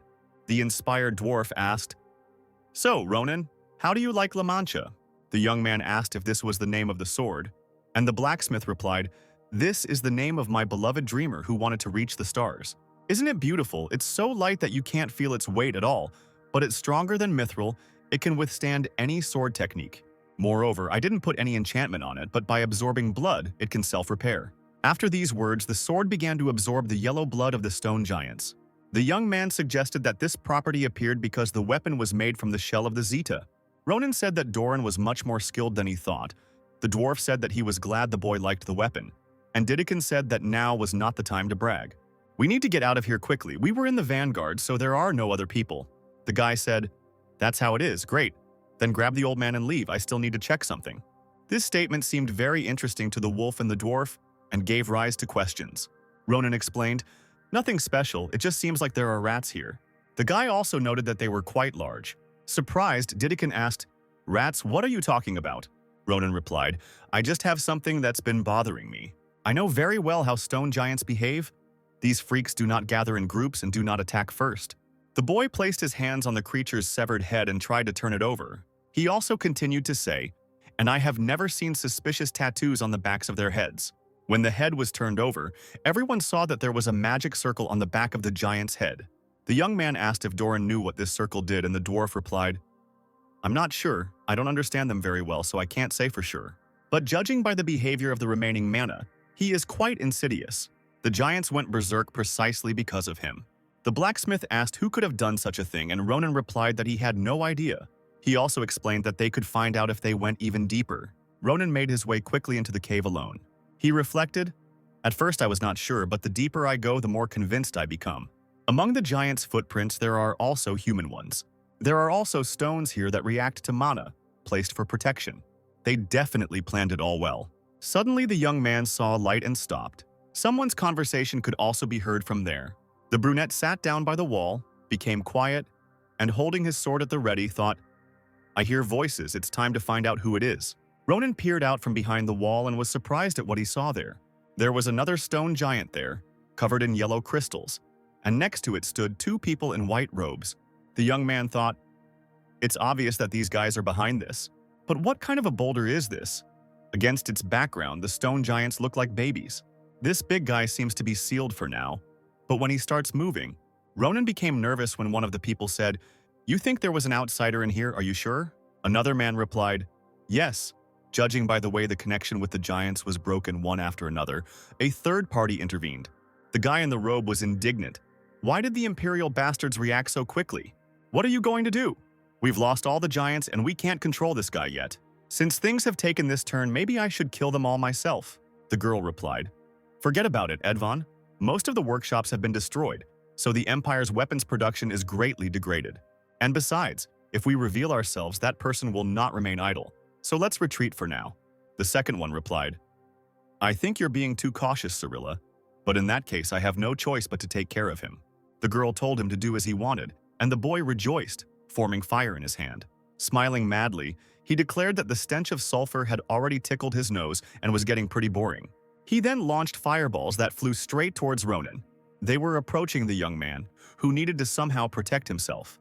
Upon reaching their target, the fireballs formed something resembling an explosion. Edvon laughed and said, "Unexpected guest? Who are you, you bastard?" The young man stood on one knee, with a sword held out in front of him, and there wasn't a single scratch on Ronan. Edvon smiled and, forming something again, said, "Oh, never mind. Considering how you dodged, you're pretty nimble. Should I tie your legs first?" A multitude of fiery threads rushed towards the brunette, and Ronan thought, he was able to materialize so much magic so quickly, they are unusual guys. Removing his hood, Edvan said, "Now let me ask you again. How did you get here? The guards shouldn't have disappeared so easily." Rising with the help of his sword, Ronan replied, "I'm the one who should be asking questions. Who are you guys? No matter how passionate your relationship is, going here feels a little wrong, right?" The guy in the robe replied, "Well done. You better behave at least in such a way that it would not be a pity to kill you, don't you think so, Cyrilla?" The girl said that they were wasting time, but Edvan was not going to leave so quickly and said, "Let's enjoy this entertainment, Cyrilla. There is not much time left, right? The day this empire will be engulfed in starlight." Ronan instantly became serious, feeling the rage growing inside him. He remembered those words spoken by Agayut. The young man asked, "What did you just say? Do you know the meaning of these words, rat?" Now Edvan also became serious, feeling how the atmosphere had suddenly changed. Ronan stated that these two men would go with him, because the guy had a lot of questions for them. Edvan said, "This bastard has gone completely crazy. Do you want to catch us?" Gathering mana in his hand, the robed boy tried to ask if Ronan really thought it was possible. However, the brunette interrupted him by answering positively, flying up to the enemy and cutting off his arm and legs. Turning around, the young man told him to just lie quietly for now. The shocked magician lay on the ground, groaning in pain and screaming. Cyrilla was also stunned. She stood in a stupor and thought Edvan was not able to react at all. At that moment, Ronan reached out his hand to her and grabbed her by the neck. Then he said, "Lady, you better answer my questions honestly, unless you want to become like him." Unable to breathe normally, Cyrilla managed to say with difficulty, "Mana shield." An energy gathered around the girl which pushed the guy away. Ronan's hand shook from this. The young man said, "Ah, okay. You don't want to give up so easily, do you?" He thought that the girl's shield was quite strong, but it was useless against him. He delivered several precise blows that cut through the mana. Shocked, Cyrilla couldn't understand how the young man was able to cut through her shield. The brunette didn't hesitate. He pounced on the girl, knocked her down and pierced her shoulder with his sword. The hood fell off her head, revealing her pointy ears to the boy. Ronan said, "Wow, so you're half-elf. Half-elf hanging out with a bastard? Who are you?" At this moment, Edvan was gathering energy around his strangely overgrown arm. He then pointed it towards Ronan, creating an explosion. The guy reacted to this instantly and blocked the exploding mana that flew straight at the giant. Ronan said, "How strange. I thought I cut off your hand, but what the hell is this disgusting thing?" Edvan's legs and arm had grown back, but they looked completely different, like rotten pieces of flesh. The angry guy in the robe screamed, "Get away from her, you fucking bastard!" Ronan had no intention of following his opponent's words. He put his foot on Cyrilla's stomach, thrust his sword into the girl's thigh and said, "You still don't understand how things are." Edvan felt nervous as he watched the boy torture his girlfriend, and the brunette himself angrily declared that they were finished. Rubbing his chin, Ronan said, "Choose. Either you silently do what I say or the half-elf will lose her hand too. I wonder if she can grow a new one too." As if admitting defeat, Edvan replied, "Okay, I'll listen to you." Pulling out his sword and making Cyrilla groan in pain, the young man said, "Excellent choice. I don't want any more blood either. It will be a hassle if you die." The brunette looked at the girl and noticed something was wrong. He couldn't understand why she was smiling so widely. He then saw a giant's huge hand approaching him. Ronan was surprised and wondered when the activation happened. The brunette held his sword out in front of him, trying to withstand the stone man's blow. Realizing that he could be crushed, Ronan slipped out from under the giant's hand without being noticed. She hit the ground, sending up clouds of smoke and scattering rocks. For this reason, the people in robes were unable to see what exactly happened to Ronan. The guy asked how Cyrilla was feeling, and she replied, "I'm fine, Edvan. I owe you. If you hadn't distracted him with a false attack, I wouldn't have been able to cast the spell and activate the giant without being noticed." Standing up, she continued to speak. "I was only able to activate my hand, but that guy was definitely seriously injured." Edvan ordered, "Cyrilla, go to the church and report what happened, and I will finish this bastard." Holding her wounds, the half-elf said, "Be careful. This is a monster in the body of a child." Concentrating mana in his hand, he replied, "Don't worry, I won't be careless anymore." Edvan thought, "He is not a child. If I don't kill him now, he will become a big problem in the future." The boy looked at Ronan, trying to follow his every move. However, the brunette suddenly disappeared somewhere, and when he appeared again, he cut off both of Edvan's arms and legs. The young man then cut him up to his shoulders into smaller pieces, which scattered throughout the cave. Ronan then turned to Cyrilla. "Where are you going? I told you that I have a lot of questions for you." Feeling horror, The girl took out a scroll that formed in the air the same magic circle that would be on the backs of the giants' heads. The elf asked, "How did you survive?" Ronan ignored the question and said that he would never let them go. At that moment, a strange pressure fell upon the young man. Because of this, the grinning guy lost the ability to move normally. The girl thought, "How did everything turn out like this? It's disappointing. But since I have no chance of winning, I must report everything at all costs." The light grew brighter, and Cyrilla told the young man to get ready. The half-elf declared that she would find out everything about the guy and take away everything that was dear to him. She claimed that she would take his family, his lover, his friends, and kill them all. The inability to move caused the anger inside Ronan to grow. He had just found a clue and it couldn't be missed. Otherwise, everything could have happened again. He mentally called on Cyrilla, who was walking away somewhere into the light, to stop. The guy stretched out his hand to her with difficulty and shouted, "I said stop!" These words were confirmed by Nabarosa, who arrived to them in time. With the help of her paralyzing mana, she stopped the half-elf in the same way that Cyrilla had done with the young man earlier. Surprised, Ronan no longer expected anyone to come to his aid. A shocked Cyrilla was wrapped in the snake Nabaros. The mentor herself said, "I also have a lot of questions. But first tell me, did you dare raise your hand against my student? I heard about what happened. Great job, Ronan." The young man smiled and replied, "You are damn right on time, Instructor Nabarosa. I didn't think I'd meet you here. I was so lucky." The woman nodded and said, "Since you have the power to talk, you will live. Now isn't it time for us to deal with them?" The half-elf thought, "An aura like a snake paralyzed my entire body? Just don't tell me it's her. Why is she here?" The girl knew she had to find a way to escape, but at that moment Nabarosa came up behind her and grabbed her chin tightly. The teacher said, "You have done many unforgivable things, but what angers me most is that you hurt my student. Look at what the future holds for you." The huge snake opened its mouth, and Nabarosa continued to hold Cyrilla's face so that she looked forward. Before losing consciousness, Cyrilla asked the stars for forgiveness. The guy stood on one knee and looked at the girl lying on the ground. Nabarosa said, "You tried very hard, Ronan. As soon as we treat you, we will immediately report everything to the director." The young man interrupted her. "Instructor, the future you were talking about? Did you by any chance mean the Rodolan dungeon?" The woman replied, "Yes, that's right, so you know about her, but why are you asking?"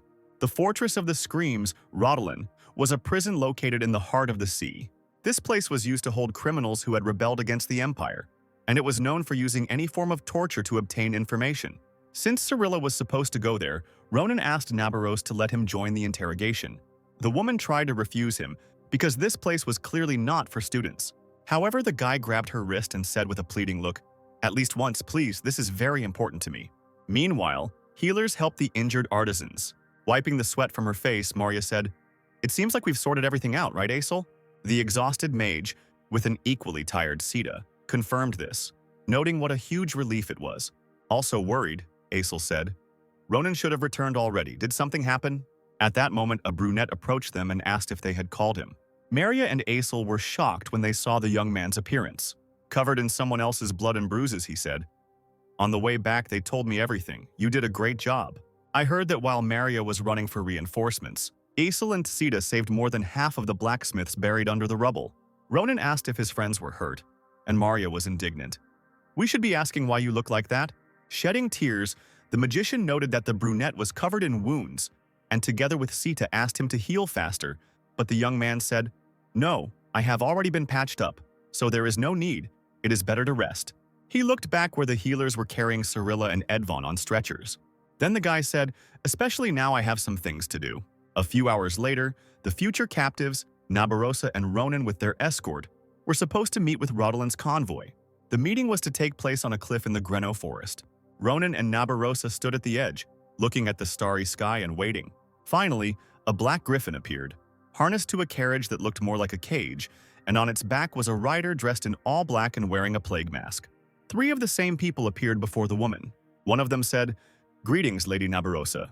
We have received an order from the Empire and have arrived to escort the criminals."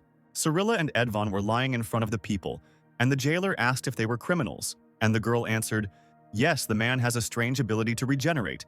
Keep this in mind during interrogations." They told her, "Oh, really, the investigator will be pleased." For the first time in a long time, we came across an interesting object. Taking the criminals away, he continued, "Well, then we are moving out. We will contact you after the interrogation is over." I hope you will continue to work for the good of the Empire. The jailers placed Cirilla and Edvon in a cage and flew away. Watching them go, Nabarosa said, "In a week in Rhodolan they will start talking. I'll let you know when they contact us, so just wait." She asked Ronan if this was okay with him, and he said yes, and thanked the woman. From that moment on, time flew by quickly. The restoration of Grand Cappadocia proceeded quickly with the support of the Empire. Ronan had already returned to the academy and had been doing a bunch of extra training with instructor Nabarosa. And a few days later, in the fortress of the Screams of Rhodolan, the following happened. The shrill cries of the tortured criminals echoed throughout the prison. There were many instruments on the table that were perfect for torture. The jailer used pliers to pull out the teeth of a man tied to a chair. And at some point he said, "Oh shit, I got so carried away that I almost forgot that we were about to have guests." Ronan and Nabarosa stood at the gates of the fortress and waited. They were met by a fair-haired man with a thick mustache. "I greet you, gentlemen. Thank you for visiting us. I am the investigator assigned to these criminals, and also your escort, Karaka. Do you want to head straight to them?" The mentor replied, "Yes, we will listen to the information received along the way." Ronan was silent and looked at the man with suspicion, and Karaka said, "Then please follow me." The man walked forward, and the brunette said, "How unexpected, and from his appearance you wouldn't say that this nice old man is Rhodolan's investigator. To be honest, I still can't believe it." Nabarosa replied, "Everyone says that when they first meet him. There is no need to judge a person by their appearance. You'll soon find out why he's called your worst nightmare." Karaka led the guests through dark stone corridors, lit by the dim light of torches, and said, "The cell is nearby, so I will tell you only the main points. First of all, I must say that, as I thought, they are from the Clavier Nebula. That was the name of their organization, which the mentor heard about for the first time. The woman asked if it might have been something like Caliboro, and the man replied, yes, but much more dangerous, since their identities are unknown. From the Great Fire at the Granary of Nalada to the explosion of Edamen, a research institute for magical engineering, I confirmed that they are behind all the major incidents over the past year." Ronan became alarmed and thought, "It's so bad I never heard of them in my past life." Karaka explained that he would describe the details in the report. The boy turned to him. "Investigator, did they mention any starry radiance or the arrival of a star?" The man was surprised and replied that he had heard this for the first time. The brunette explained, "I overheard their conversation before grabbing them." The investigator listened attentively, and the young man continued, "It seems that this is connected with their goal. So they didn't say anything about it?" Karaka's face suddenly changed, becoming somehow more creepy, feeling something like excitement. Ronan became alarmed and thought, "What?" The old man suddenly seemed to have become a different person. The man put on a mask and said, "I see, so that's how it is." Opening the door, he said, "I didn't think that I would screw up at our very first meeting. What a shame. It seems my sincerity has not yet reached them. I'll have to open my heart to them again." As the door opened fully, Ronan thought, "Are these really the bastards I met that day?" Edvon, without arms or legs, was hung on a chain. His eyes were bruised and closed and bleeding. Cirilla was tied to a table, also covered in blood with bandaged eyes. Karaka said, "Edvon is an interesting fellow. He restores his body with unusual dark magic. Do you know how to get close to people like that? It's easier than it seems. You just have to cut until it can no longer recover." Karaka thrust a red-hot spear into Edvon. The boy screamed wildly, and the interrogator continued to speak. "I put my whole soul into cutting off his limbs and expressed all my sincerity, so now we are quite close." Holding his spear out in front of Ronan and Nabaros and pointing his hand at Edvon, Karaka continued, "Well, at least that's what I thought. To think that after everything that happened between us, he's still hiding something. You disappoint me, Edvon." The interrogator grabbed the boy by the hair, pulled him back and asked, "Haven't we opened our hearts to each other?" Crying, Edvon shouted, "No, I told everything and I'm not hiding anything." The investigator asked, "Really? Then why did I learn about the arrival of the star from that boy?" The guy stuttered and tried to explain himself somehow, but he couldn't. Karaka said, "For your information, I hope this conversation ends with you, because Lady Cirilla does not have the power to recover like you and I don't care. But you know, she might die if we continue." Edvon started begging to kill him and Ronan thought, "How cruel? I haven't even seen anything like this in the army. But does he really still have the strength to hide something? And why their identities have already been revealed, really?" The young man said, "He doesn't not want to speak, but simply can't." Surprised, Karaka shuddered, and Nabarosa asked again, "Can't speak?" The brunette explained, "This is usually done with soldiers on the battlefield if they are trusted with some secrets. To prevent important information from leaking to enemies, sealing magic is used on them. Perhaps the same thing was done to them? Edvon was breathing heavily. Karaka let go of him and said, "Oh my god, I lost face again. I'm so ashamed that I missed such a moment." Heading towards the exit, the man asked to wait for him a little. The investigator explained that he needed to run for something. A few minutes later, Karaka returned with a strange ball in his hands, which had an eye similar to a cat's. The investigator explained, "This little animal is called the cursed eye. It eats curses. When interrogating criminals who can't speak because of curses, she's simply irreplaceable." Karaka walked up to Edvon, said they were about to start, and brought the cursed eye closer to the boy's head. The criminal asked to stop, but it was pointless. The ball dug into him, causing pain, and the interrogator said, "I will soon free you, so eat heartily, my friend." The more curse the magic item absorbed, the more pain it caused Edvon, who screamed once again.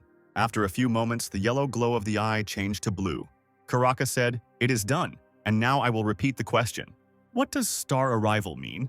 Edvon sighed and replied, "The star is an eternal being, the only blessing that will save the wretched creatures of these lands.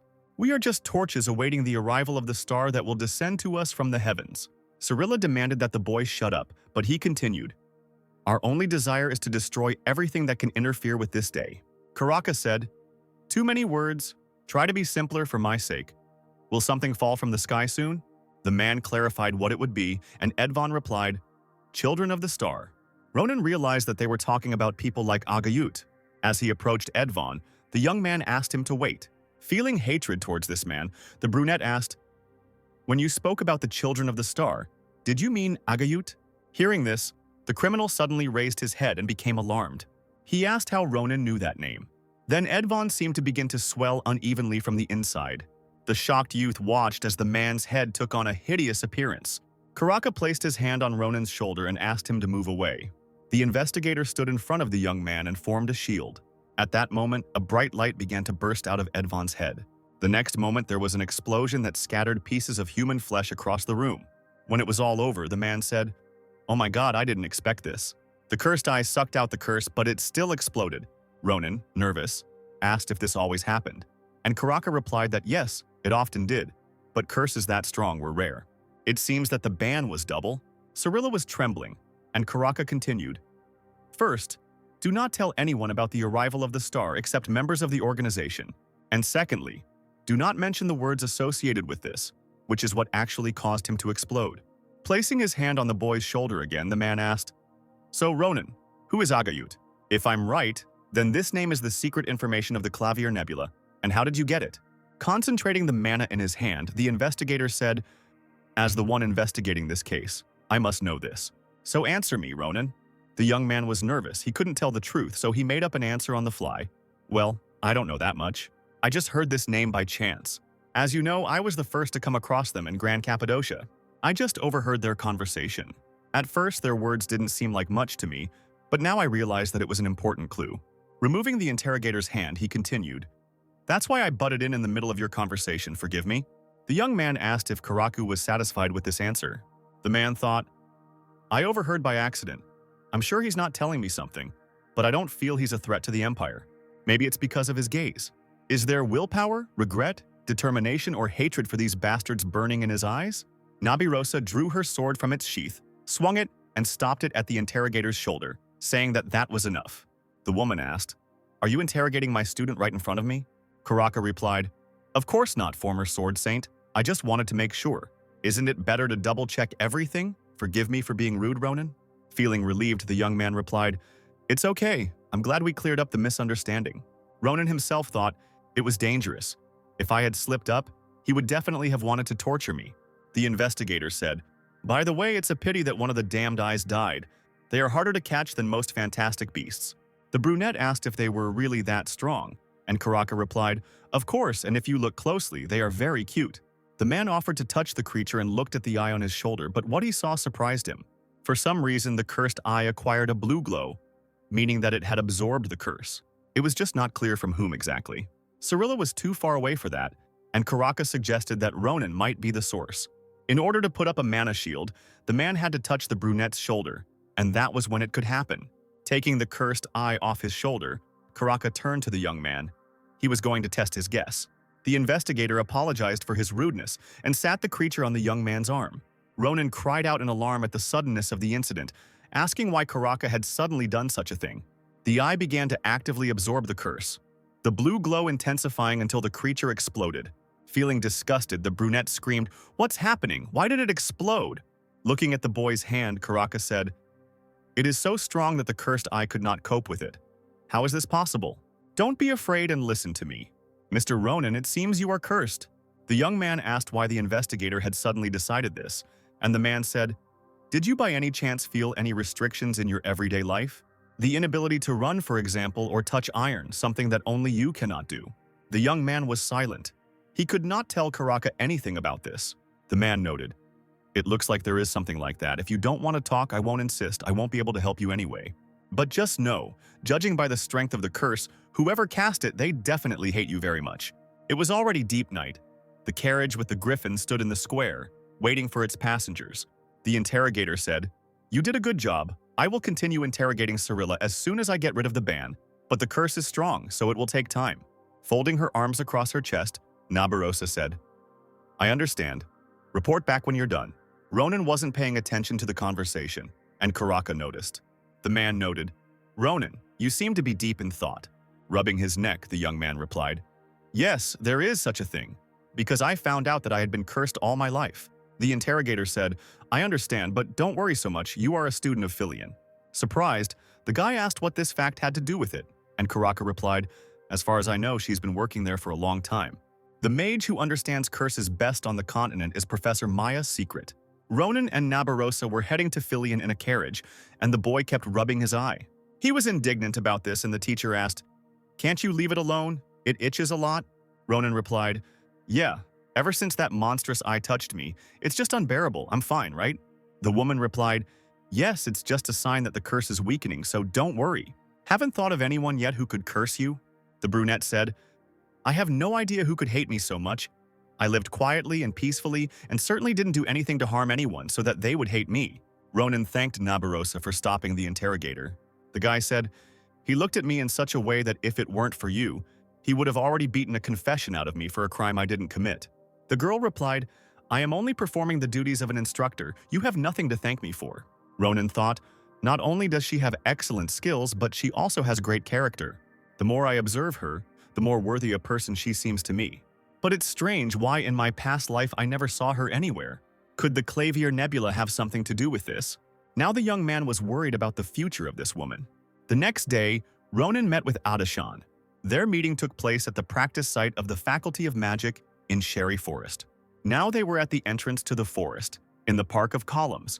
The happy girl said, "Hello, Ronan. We haven't seen each other since that day." Adashan noted that if it weren't for the instructor's order, they would never have met, and she also asked how the guy was doing. Ronan stood there, dumbfounded, not knowing what to say. Only now did the guy realize that he had not yet figured out the commander-in-chief's question. While the smiling girl was waiting for an answer, the brunette thought, "What should I do? I haven't decided yet what to do. But still, I have to smile." A little nervously, he said, "Yeah, long time no see. Eldest, I'm doing great. And how are you?" Adashan replied, "Great.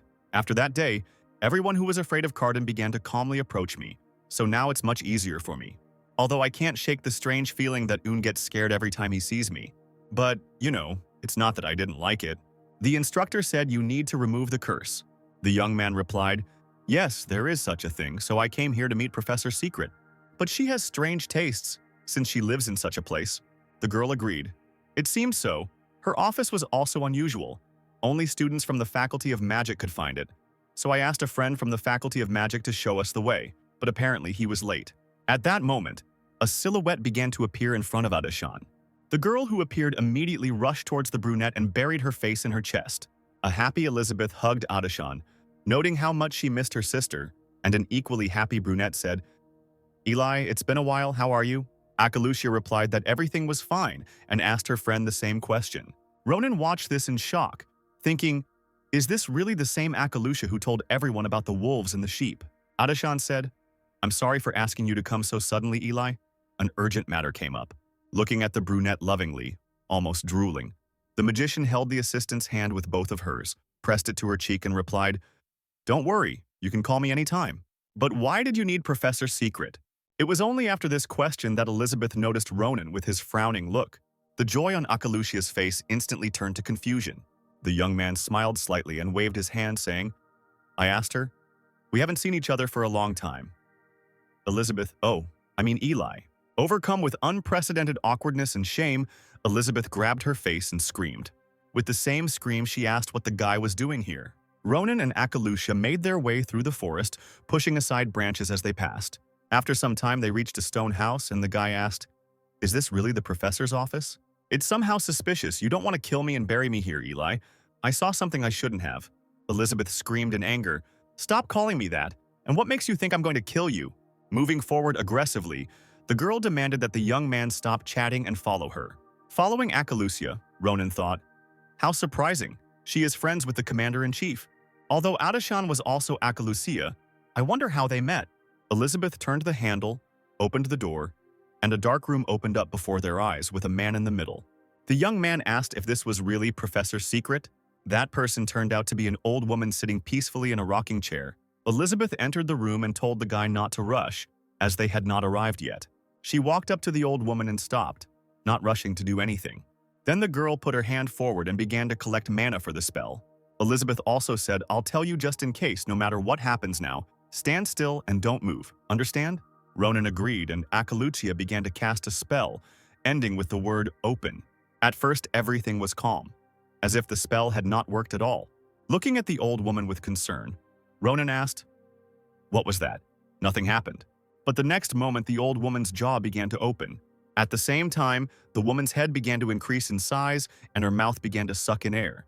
The shocked boy screamed, not understanding what was happening, and the calm Elizabeth told him not to worry. She explained that this was the entrance to the real office of the professor, Sir Farakio. After passing through the woman's magical mouth, they found themselves in a room with many books, which looked more like a library. Ronan said, this is an office, so that old woman is the entrance, which is an odd decision to say the least.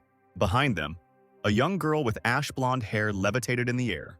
Drawing attention to herself, she said, so you are the student that Mrs. Nabarosa sent. Everything is as she said. The girl flew up to the young man and used her fingers to open his already open eye.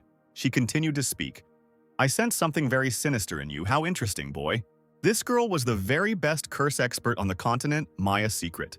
Ronan was amazed that such a small girl was a professor. Smiling, she said, don't be so surprised. Maybe I look like this now, but I'm over 80. That's just how it turned out. The young man answered, over 80, not 8. Of course I understand that some people look younger than their age, but not that much. Maya said, let's talk about this later. Now it is much more important to remove the curses from you. The professor snapped her fingers and a multitude of blue translucent ribbons with strange inscriptions appeared around Ronan. Looking around, the worried guy asked what it was. Rubbing her chin, Secret said, just think. There are so many curses in your body, and they are so ancient that they come from the origins of magic. They are very dangerous. With ordinary skills, you can't even touch them. The dissatisfied young man asked, excuse me, so they can't be taken off? The professor replied, don't worry, there were more curses than I expected, but I was also prepared. Listen carefully, Ronan. I am now materializing your curse in an imaginary world inside your mind. You will have to do only one thing. Find the root of the curse that binds you and cut it. The brunette clarified. You want me to cut the root of the curse? How am I supposed to even figure out what to cut? Maya replied, you will understand as soon as you see him. After that, Secret wished him luck and poked him in the forehead with her finger. All of a sudden, the guy fell into some dark space. He saw himself moving away from the door in which Maya was visible. As he fell, a forest formed around the young man, and he thought, is this the imaginary world based on my curse?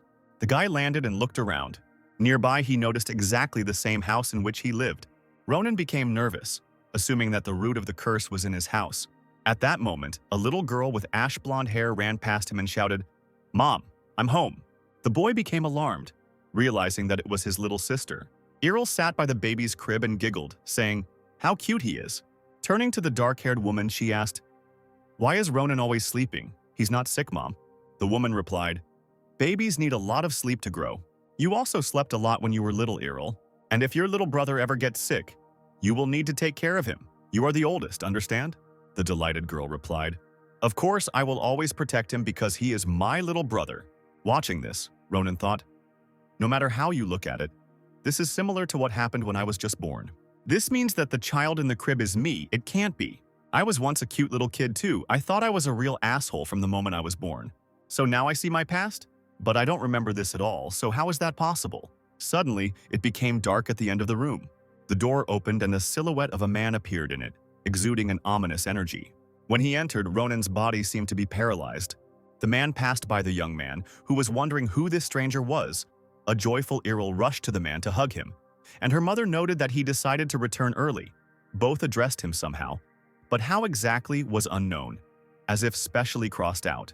The man walked past the girl, ignoring her, and asked something, but his words were also inaudible, and the woman answered, "What? Oh, he's in the crib behind you. Probably can't wait to see his face. Go faster, his face is just like yours." Gathering mana in his hand, the man said something again, and my mother asked again, "Dangerous? What do you mean?" But at that moment, the man touched the woman. This caused her to lose consciousness and fall to the floor. Seeing her mother fall, Errol became alarmed. Watching this, Ronan also became worried, and besides, anger was growing inside him. Again, addressing the man in an unknown way, the girl asked why her mother had suddenly fallen. But the man did not answer. He also extended his hand to the girl and made her fall asleep. Seeing Errol losing consciousness and hitting the floor painfully, Ronan screamed hysterically, "Sister!" The man began to approach the crib, and the young man continued to shout, "Bastard, what are you doing?" But then he suddenly fell silent, seeing something curious. The man extended his hand towards the baby, around which were fluttered the same ribbons that were on Ronan's body. When the man touched the child, a bright, blinding light appeared, from which the young man had to cover himself with his hand. Grinning, the boy thought, "That's right, so you are the root of the curse that I must cut." At this moment in the real world, Maya said, "Despite all my preparations, the mana was sucked out of me completely." She noted that this curse was quite absurd. Concerned, Elizabeth asked, "If even you say so, then how many curses does he have?" Secret answered, "I can't say exactly, but about 10. Akalucia was amazed and said, "10? My God, then no wonder it's so hard to lift 10 curses at once." The professor replied, "No, that's not surprising because right now I'm only dealing with one thing." After a few moments, it was all over. The light faded, and the ribbons disappeared. Still standing by the crib, the man said something to the peacefully sleeping baby. Then he turned away and said something else as he walked away. He walked past the lying Errol and her mother, walked past the adult Ronan. As the man left, slamming the door behind him, the young man clenched his fist. Then he unclenched his grip, realizing that he had regained the ability to move. And the first thing Ronan did was run to his family. He crouched down and screamed, trying to find out what had happened to Errol and Mom. They were snoring sweetly, so the young man was able to breathe a sigh of relief, realizing that his family was simply sleeping. Ronan clutched his head, trying to calm himself down. The guy thought, "In this imaginary world, I have to do only one thing. We need to tear this bastard to shreds." The young man took out his sword, cut open the door in front, and rushed forward after the villain. But then, surprised, he suddenly stopped. The same man was standing nearby, and Ronan asked, "Were you waiting for me? You have some business with me too, don't you, bastard?" However, the man just stood there and remained silent. Grinning, the young man held his sword in front of him and said, "How dare you do this to my family right before my eyes?" Rushing towards the man, he cried out, "I will never forgive you." The man was still calm and silent, forming a sword in his hand. Once close enough, Ronan launched an attack. However, the blow was blocked by the man, which surprised the young man. A battle began, during which the guy thought, "A fucking curse has a weapon and is also pushing me?" The man was throwing punches like a pro, which Ronan had to block. At first, the guy was doing quite well, but then he started taking punches that injured his arm and face. The next powerful blow landed on the young man's chest, causing him to cough up blood. The wounded Ronan dropped to one knee thinking, "Holy shit, this can't be. My sword never touched him." The man walked away and the boy continued to think, "Is he leaving because he can't do anything to me? We can't let this end like this, we need to get up. I still have so many questions for this bastard." Rising to his feet, the young man shouted, "I'm not finished yet. Why the hell did you do this to them? These two wouldn't act like that with just anyone. They looked at you the same way my sister looks at me. No matter how you look at it, it means you're that person, right?" Ronan asked why the man did this, but the man remained silent. Clutching the sword in his hand, the boy said, "Nothing to say after what you did to your sister and mother and how you cursed me. You still have nothing to say?" Ronan pushed off the ground and quickly headed towards the man. The angry boy shouted, "And you still dare to call yourself a father?" The man just looked at Ronan with his amber eyes and remained silent. Then he closed his eyes, accepting his fate.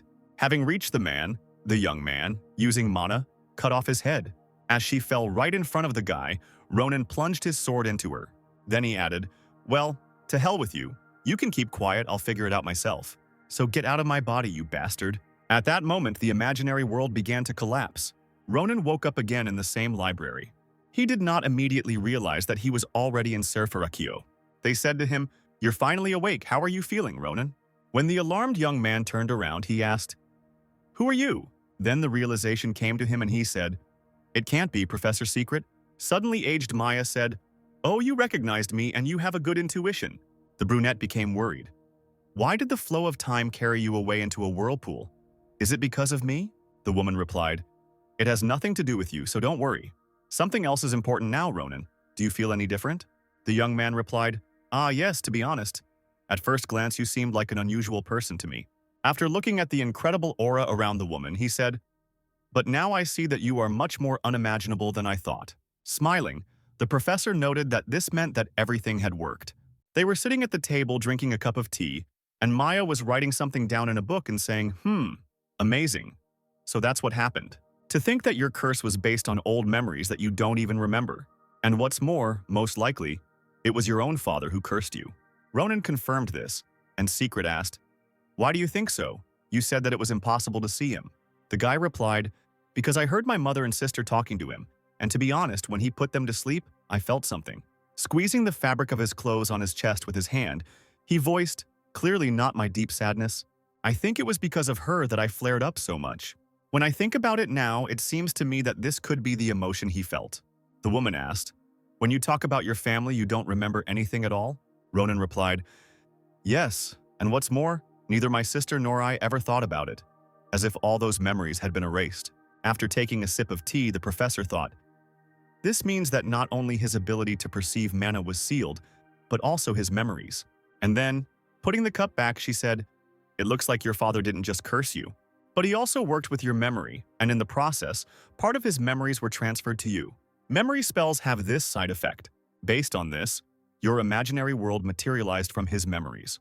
And the fact that you were able to use mana before you dealt with the curse suggests that you most likely unlocked your mana for a while, due to him regaining some of his lost memories."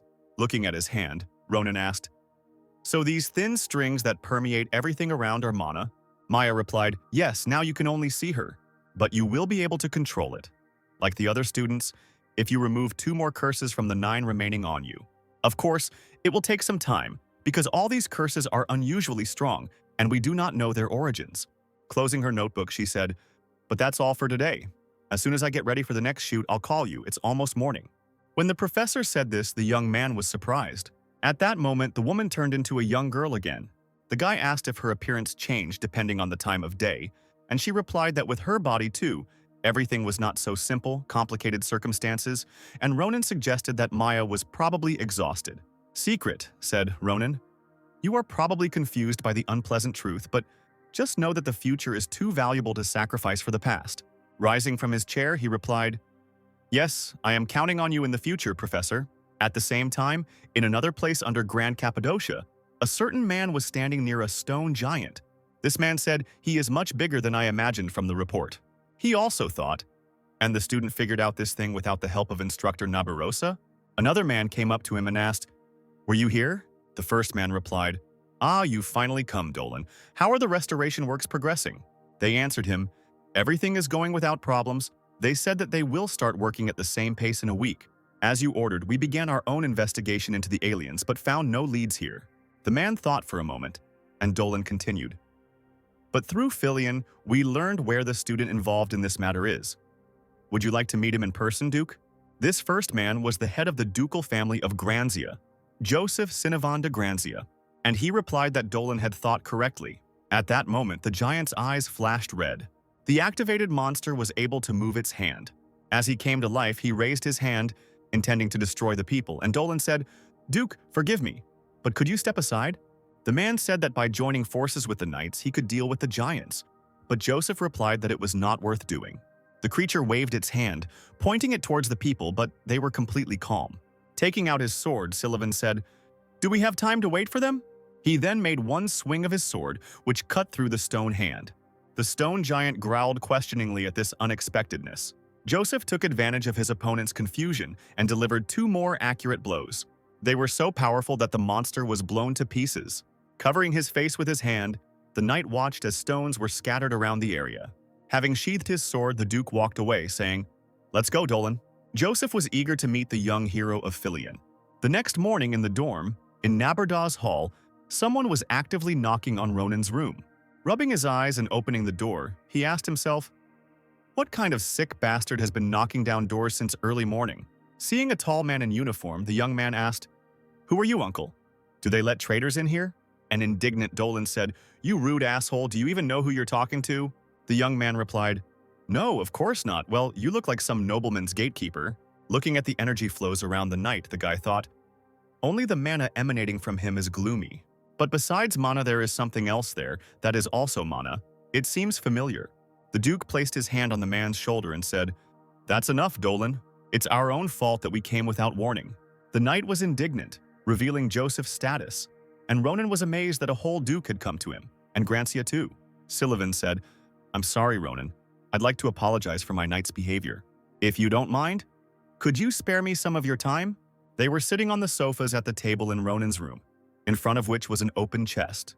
The young man clarified, "You say this is a newly finished scabbard from my La Mancha, but why did you bring them personally?" Sipping a cup of tea, the Duke explained that the artisans from Grand Cappadocia had asked him to, or to be more precise, Doran asked very much. "Also, I would like to personally express my gratitude to you. Our house Granzia and Grand Cappadocia have been cooperating for a very long time. And besides, my favorite sword, Pale Path, was also made by Doran. So this attitude towards the savior of Grand Cappadocia is quite natural. Of course, in addition to gratitude, I also prepared a gift from myself." The man held out a gold object, and the young man was amazed. It was Grancia's identification token, and even with the seal of the head of the family, with it, he could easily buy 3 villages. The boy accepted the gift, and the Duke replied, "In order not to dishonor the family's honor, I must adequately thank our saviors. The other 2 students are also about to receive a token and gifts from the artisans. I hope they like it," Ronan said. "I can hear them thanking you from here." Putting down his mug of tea, the man said, "What a relief. Let's move on to another topic then, Ronan. Can you tell me what you know about the attackers? I really want to know what kind of shameless people dared to do this." At that moment, the man began to exude a particularly terrifying aura that startled the young man. The guy replied, "I don't know how much you already know, but these rats are much crazier than you can imagine." Dolan clenched his jaw so hard that the veins stood out, as if he was nervous. Ronan continued, "They also run away quickly. I barely caught up with them. But in the end, they only talked about—" The young man interrupted his story, noticing the knight's reaction and the energy emanating from him. He thought, just look at him. Before this, he didn't even bat an eyelid. But as soon as the conversation turned to these bastards, this dirty energy just started oozing out. If you think about it, it looks like the one those rats used. Now the guy suspected something was wrong. Joseph pulled him out of his thoughts by asking, "What's wrong, Ronan? Why did you suddenly go silent?" And the young man thought, "What do you mean? What is this?" "It was your knight who began to emit energy in all directions." Sullivan asked, "Are you uncomfortable talking about this?" The boy became alarmed. Duke Grancia, one of the strongest people on the continent, was unable to see him. "Am I the only one who sees this energy?" In that case, the young man decided to act a little differently. He said, "Your lordship, do you by any chance know anything about the arrival of the stars?" So Ronan was trying to throw bait for Dolan. He continued his story. The organization that supports the children of the stars called the Clavier Nebula. Rubbing his chin, Joseph said that this was the first time he had heard of this. He asked, "Did you beat this information out of them yourself?" The guy replied, "Yes. Before the instructor arrived, I cut off their limbs, and they immediately became more accommodating."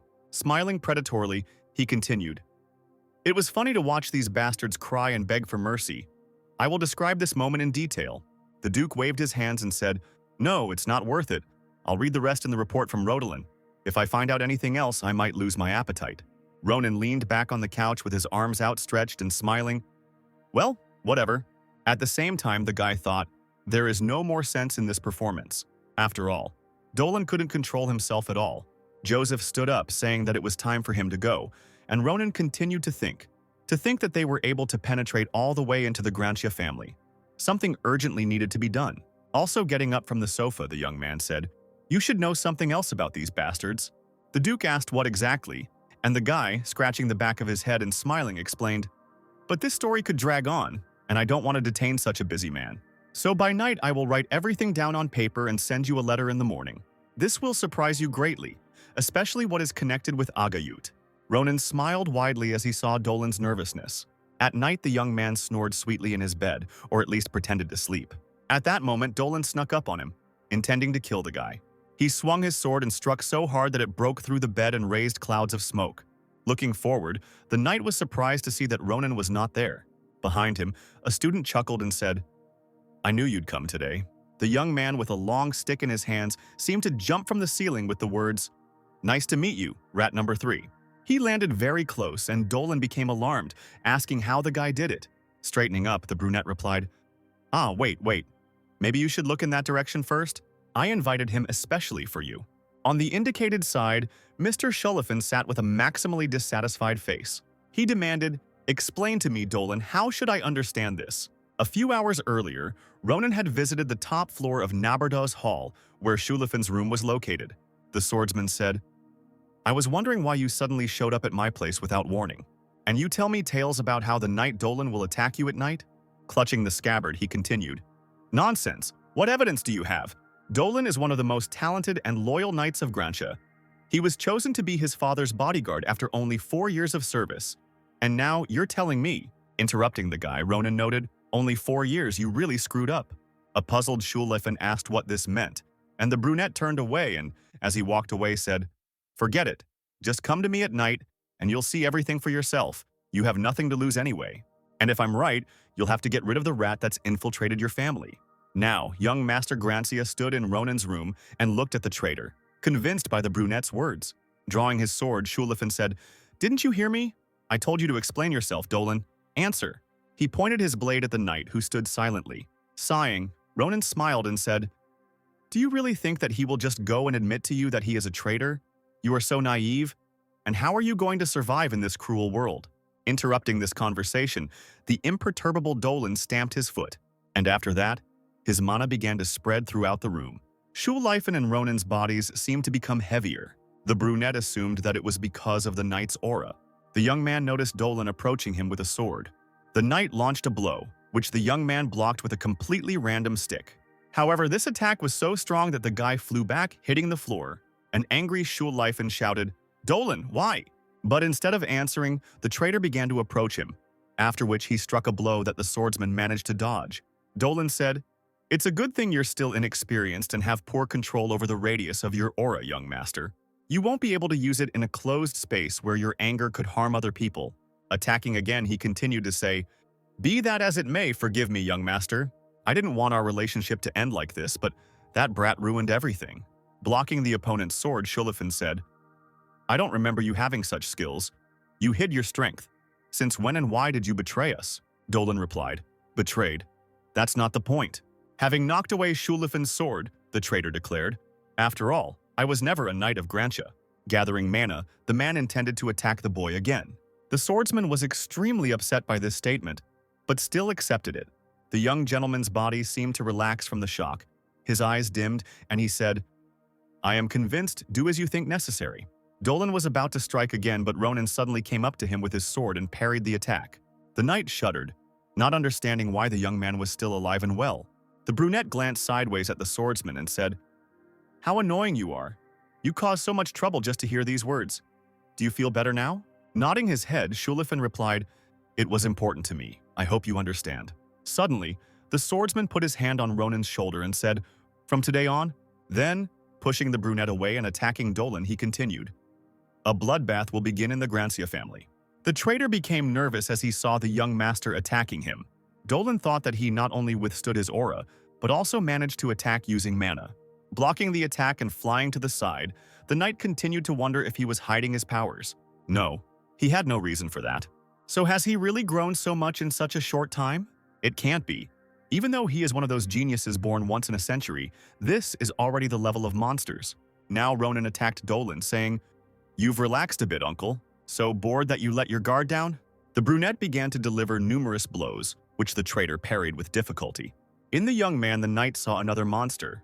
At one point, Ronan launched a powerful attack that broke the floor, but Dolan was able to jump back at the right moment. The young man was surprised that the knight was able to dodge and became somewhat alarmed, and the next moment the man kicked him so hard that the brunette flew back again. Grinning, Dolan thought, "Damn, we've made too much noise. At this rate, the professor will be here soon." For this reason, the man decided to retreat and jumped out of the window. Having landed successfully, he tried to escape. At that moment, the knight thought, "Damn, I didn't think that taking down one kid would be so difficult. I shouldn't have thought that I could deal with both of them alone. I need to hide and wait for an opportunity to get rid of." His thoughts were interrupted by Shulifan, who suddenly appeared in the sky and said, "You are right, Dolan. Unlike my father, I still lack experience and cannot fully use the storm sword. But knowing this, you still ran out into the street, fool. I won't harm anyone here except the traitor whom I must kill." After these words, the swordsman used the secret sword technique of the Grantia family, called the Storm Sword. Dolan swung his sword, hoping to somehow repel the attack, but it was pointless. A storm of mana engulfed the man and left him with many deep wounds. Putting his sword back into its sheath, Shulifan said to the half-dead man, "From this moment on, no one in the family will remember you, but that doesn't matter. After all, you were never Grantia." Ronan folded his hands in front of him and smiled and said, "What a show you put on, getting that angry. I don't know if we can transfer him to Rodalan in this condition." The swordsman replied, "Don't worry. I only cut the tendons. He shouldn't die." Shulifan also noted that this was theoretical, which worried Ronan. Grantia said, "Don't worry. Since you're here, everything will be fine. But for now, I need to report everything to my family as soon as possible. After all, we need to track down all the rats." Running away quickly, he said, "So figure this out yourself." The brunette shouted after him, "Hey, are you just going to up and leave? You destroyed everything here, and I'm the one who has to clean it up, but you have no conscience, you bastard." At that moment, Nabi-Rosa appeared behind him, ready to fight, asking, "What's going on here, Ronan? What was that storm? Are you being attacked?" Turning around, the young man saw not only the instructor but also the director. The woman was wearing funny pajamas with a snake that was winking with its tongue hanging out. And this picture puzzled the young man. Feeling awkward, he called the pajamas cute, and the teacher demanded that he answer the question. Then, the director chimed in, "She's right, Ronan. Her pajamas aren't the most important thing right now, although they surprised me too. Thank God you're not hurt, but explain what happened here." The brunette agreed to tell everything, but first asked the director to repeat after him. Crowder asked why it was necessary to repeat after the guy, and Ronan, in turn, simply cursed Agayut angrily. Crava repeated the young man's statement, but with a questioning intonation. After some time, morning came, and the brunette was in the director's office. Craterus, clasping his hands in front of him, said, "This means that there are spies in the Grantia family. Everything is much more serious than I thought." Crava noted that Ronan had done a great job again, and thanks to him they were able to avoid a huge disaster, and the young man responded that the man had praised him too much. From now on, the guy had better keep the fact that he could see strange mana a secret. He wasn't sure it worked 100%.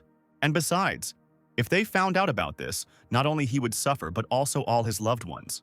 The director continued by saying that they would investigate the matter together with the Grantia family, so there was no need to worry. "By the way, the Empire is indebted to you again, as well as for saving the village of artisans. As the director, I want to reward you properly. Do you want something?" The delighted young man replied, "I just wanted to do something at the academy. Can you give me your consent?" Scratching his beard, the director replied, "You need my consent. I wonder what you want." The next day, Ronan stood in the main square of Filion at the notice board. A crowd of students crowded in front of him, and he shouted, "Listen carefully, everyone. You are all tired of club activities concentrated inside the academy, aren't you?" He slapped his palm on one of the sheets of paper on the board and continued shouting, "So I created it especially for you and called it the Special Adventure Club." The piece of paper said, "Recruitment for the Special Adventure Club. Gender and academic performance do not matter. Recruitment is based on a short interview." One of the students asked what special adventures meant. The brunette was inspired and poked him in the nose with his finger and continued talking. "Great question. What is the Special Adventures Club? The goal of our club is simple: to cultivate talents that can contribute to the development of the Empire through club activities. In addition, this is the only club in which the director has allowed extracurricular activities." The students began to talk among themselves. "Can we go outside the academy, seriously?" Ronan said, "Anyone who wants to join, come to the interview, which will take place in the first arena of the Galelian Hall." He thanked everyone for their attention, and somewhere away from the group of students stood a mysterious woman whose identity was hidden. She thought, "It can't be, is it really him?" A few days later, Ronan sat in the Galleon Hall and fumed. He was indignant, Why, I was so busy in the square trying to find young talents. But why has it been only you who has been found until now? They were Adashan, Maria, and Asil. The blonde replied, You're asking seriously, just think about what you did during the so-called interview. You just beat people up under the pretext of testing their skills. And those who were able to stand firm, he began asking strange questions like, Are you ready to die for the club? Asil continued, Rumors had already spread around the academy that to join the club, you needed to have at least 10 lives. Ronan replied with displeasure, In a real fight, no one will wipe their asses, cowardly bastards. He also thought that it wasn't that bad, since he only needed promising ones anyway. Ronan turned to Brown, who was leaning on his sword and breathing heavily. The young man said, I had a rest. He insisted on a duel, even when I said that I didn't need to test your skills. The second-year student wiped the sweat from his face with his hand, and the brunette said to him, Whatever the case, you've been accepted, Senior Brown. The delighted student smiled broadly and thanked Ronan. The young man warned, I'll tell you right away. It will be tough at our club. Can you handle it? Still smiling, Brahm replied, That's what I need because I want to become stronger. Ronan then addressed everyone present. That's all for today. You can go and have a good rest before the start of club activities. Asil asked, What about the brunette himself? And he replied that there was still time, so he would sit here a little longer. Who knows? Maybe a promising talent would come along. So the guy sat in the arena until the very night together with Adashan. He lamented, Yeah, right, no one came at all. There's nothing to be done. Let's get ready. Thank you, Senior. You are already overloaded with work as an assistant, but you still find time to help me. The girl replied, You're welcome. It's a pity. I would have joined the club if it weren't for my job as an assistant. Ronan thought, I can't tell her that I wouldn't have hired her even if she had passed the interview. I need to decide quickly whether to persuade her to give up her dream of becoming commander-in-chief or not. This is an important matter and needs to be thought through carefully. At that moment, the same girl, whose face was hidden by a hood, approached them.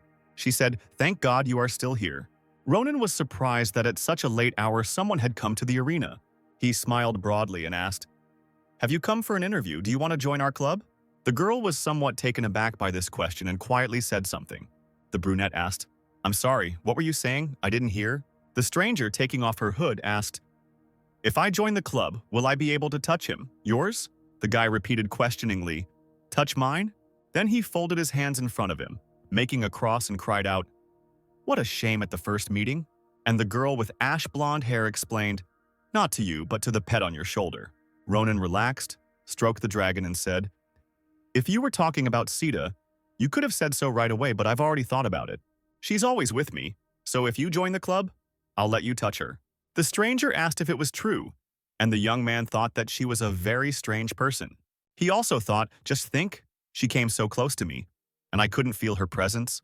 She is definitely an unusual student. Something tells me that she is exactly the one I was looking for. The student asked how the interview was going, and the guy replied, First, show your skills on the magic mannequin, and also state your name and year of study. The girl answered, Third year of the magic faculty, Ophelia D. Knight.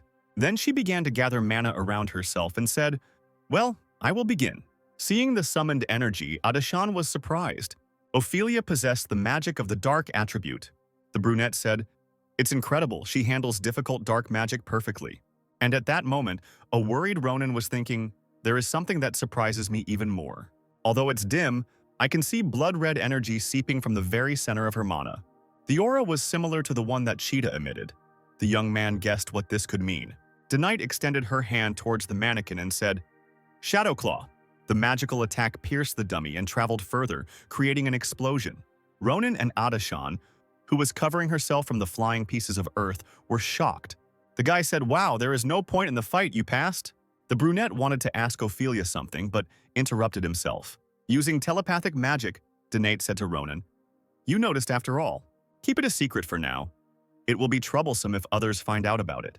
Let's talk somewhere else. I want to ask you something. Ronan and Ophelia were walking around the Philian grounds together, talking about something. Holding the little dragon in her hands and stroking its tummy, Dennett said, So this is a dream bird. A bird born from the mana surrounding it. How interesting. The young man replied, You are no less interesting. I heard that you vampires left the Empire many years ago. Looking back at him, the girl said, Not all, although there are very few of us. Some vampires still live in different parts of the Empire. To avoid problems, we all hide. The brunette clarified, Does that mean you came to our wonderful club because of Zeta's mana? Ophelia confirmed, Yes, as soon as she saw the baby in the square, she immediately felt the unique magic of our race, the magic of blood. Ronan said, and I was wondering what kind of magic she had, so Zeta uses vampire abilities. If so, then it's not surprising that immediately after birth she began to absorb blood. This news surprised Knight, and she asked again what Ronan had said. The girl began to ask questions. Was it true that she used blood absorption magic immediately after birth? The brunette became worried and asked what was wrong, and Ophelia continued, how old is she? 3 years old? No, at least 5, right? Ronan replied that I was probably 2 months old at most. The surprised girl said, it can't be. Only 2 months, and she's already emitting such dense bloody mana. Knight smiled strangely and continued speaking. If it is true, then it is possible. Excuse me, but can I ask you and Zeta for a favor? Ronan was surprised by such suddenness, and the girl admitted, to be honest, I wanted to watch Zeta for a while and leave. But if you agree to my request, then I will stay in the club and work hard for its benefit. Well, maybe not right away because I will need to do some research, but then I will join the club, I promise. The brunette stopped her. Wait, research? What research? The next day, Ronan, Asil, Braum, and Mariah came to the club area of Philion, to the nest. This is where the Special Adventures Club is located. A pleased Ronan, standing in front of one of the buildings, said that an entire building had been allocated for the club. Then he turned to his comrades and continued, but it doesn't matter. You look different today. Maria had a black and white sword on her back, and Asil had a silver bracelet with blue stones on his arm. Ronan asked, is this a weapon from the artisans of Grand Cappadocia that Duke Grancia gave you? The girl confirmed this, and the brunette asked if she had really switched from twin blades to a two-handed sword, and Maria replied, this sword was made especially for me. Given my strength, how could I refuse it? Asil enthusiastically shared, and I received a magic bracelet. I was told that it was made using the technology of the magical city of Delphium. It makes it much easier to manage mana, so the speed and power of my spells have doubled. Ronan noted that they seemed to have been given valuables. Then Maria asked why he asked them to come with weapons. The brunette turned back to the building, opened the door, and said, I'll tell you when we get inside, this is an important conversation. They sat down at a long wooden table, and Ronan said, you are probably wondering why I started such a club. We have one goal, to develop our individual abilities as quickly as possible through real practical experience. At the same time, he thought about preparing for the coming day. Pointing somewhere on the map, the young man said, we will head here first. The Empire has not yet found the mana vein in the Badian Mountains. As you can see, this is an unusual place, so going there will be a great experience for us in many ways. Rising from the table and holding his sword, he continued, well, and I also have personal business there, but that's not important now. However, first, the two of you need to solve one problem. A worried Maria asked what the problem was, and Ronan replied, don't worry, just follow me. Smiling, he invited them to fight. They were walking down one of the corridors of the club building, and Asil asked, seriously, Ronan? By problem, did you mean that we need to finish all the courses early? Turning around, the young man replied, why are you so surprised? It's obvious. The trip will take at least a week, and you have classes. Braum has already finished his, so there are no problems with him. It will be difficult to combine club activities with classes, and the director will not allow skipping classes. So you have only one way out, finish all your courses early just like me and be free. They came to the club room on the second floor to the training hall. Standing in front of Asil and Maria, Ronan said, before private lessons, you first need to test your skills. The young man waved his fingers, urging them to attack him, and continued to say, come on, relax already and come to me. I will not draw my sword from its sheath, so don't be afraid. Then, running his thumb down her neck, the guy said, but don't relax too much, otherwise it won't be interesting, so try, okay? Maria replied, also addressing the magician. How do you care about us if it comes to that? Then why not try that very thing, cutie? Let's show him how much stronger we have become. Inspired, Asil said, right, good. I will give it my all. They got into a fighting stance, ready to show Ronan what they could do. Using mana, the girl swung her sword, warning that she was attacking. However, the blade attack did not hit Ronan, but the floor, destroying it. Smiling, the brunette noted that it was a strong blow. He also asked why Maria hit the floor, but then he understood everything. Using telekinesis, Asil lifted the stone pieces formed by the blonde's attack. The magician then told Maria that he was starting and directed the stones at Ronan. Successfully dodging, the brunette noted that Asil had made great progress in telekinesis. The stones began to fly even more furiously, and Ronan smiled and praised the magician. At an unexpected moment, the young man noticed how Maria jumped towards him with the intention of attacking. The girl told the boy not to even try to block this blow, but rather to simply dodge it. Using magic and all her strength, Maria dropped down and hit the floor, as the brunette obeyed and managed to dodge. Smiling, Ronan thought, "Ha! Just look at this, if I hadn't dodged, I would have been torn to shreds." Maria's gaze took on an absolutely predatory appearance. After that, she made another attack which the brunette dodged. Then the young man took a firmer stance and struck the girl with a blow, which she parried with her sword. Ronan smiled as he thought about how these two had exceeded his expectations in many ways. Asil was hovering in the air above them, holding many pieces of stone, as well as part of the floor. Directing his mana at the brunette, the magician shouted, "Away from Maria, Ronan." However, the young man was able to jump back from such an attack. The brunette took hold of the sword hilt and scabbard, and passion and determination played in his eyes and Asil's. As the boulder approached Ronan, he drew his sword. A few precise blows and part of the floor was destroyed. The guy smiled, and stone fragments flew all over the training hall. Sitting on one knee, Ronan said, "So you weren't hanging out without me, huh?" When the young man praised his friends, they were still ready to fight. Ronan also said, especially Asil, "You are like a different person. I am impressed." The magician thanked the guy and asked if their check was finished, and the brunette nodded his head, confirming that it was enough. Ronan said, "In that case, we won't need much time. I think a month. No, 2 weeks will be enough." Asil and Maria breathed a sigh of relief, but as it turned out, this was not the end. The brunette said that they would now begin a special training session. The girl and the boy became nervous because they had just finished a fight. Asil and Maria ran away from the brunette, who was waving his sword and shouting, "I don't care, come on, run and march." Trying not to get hit by the sword, Ronan, the blonde and the mage almost cried, asking for someone to save them because this was not possible. From that day on, Asil and Maria dedicated themselves to special training, sacrificing even sleep for it. Half a month later, Ronan came into the principal's office and placed a stack of papers in front of him. The surprised Kratir said, "It's incredible. You want to say that these are all certificates of early completion of courses for all members of the club?" Behind a smiling Ronan, confirming this fact, stood Braum and the exhausted Asil and Maria. The brunette explained, "Of course, not all the subjects are here, but this should be enough for you to allow us to go beyond the academy." Krava replied, "You, as always, never cease to amaze me. Yes, as promised, I will give you a pass. Be careful and good luck in the adventure." The next day, the first club activity of the Special Adventures Club took place. Ronan, Braum, Maria, and Asil went to the Badian Mountains. As they approached the mountains, the students asked, "Is this the vein of the mana?" Maria said, "Oh my god, we are only at the foot, and the mana here is already so pure." Braum smiled and said, "I can tell from this mana alone that the training will be fruitful, so what are we going to do, Ronan?" Continuing on his way, the brunette replied, "Don't hurry. We're still far from the center. When we get there, I'll tell you everything about our goal. But I still need to find something here."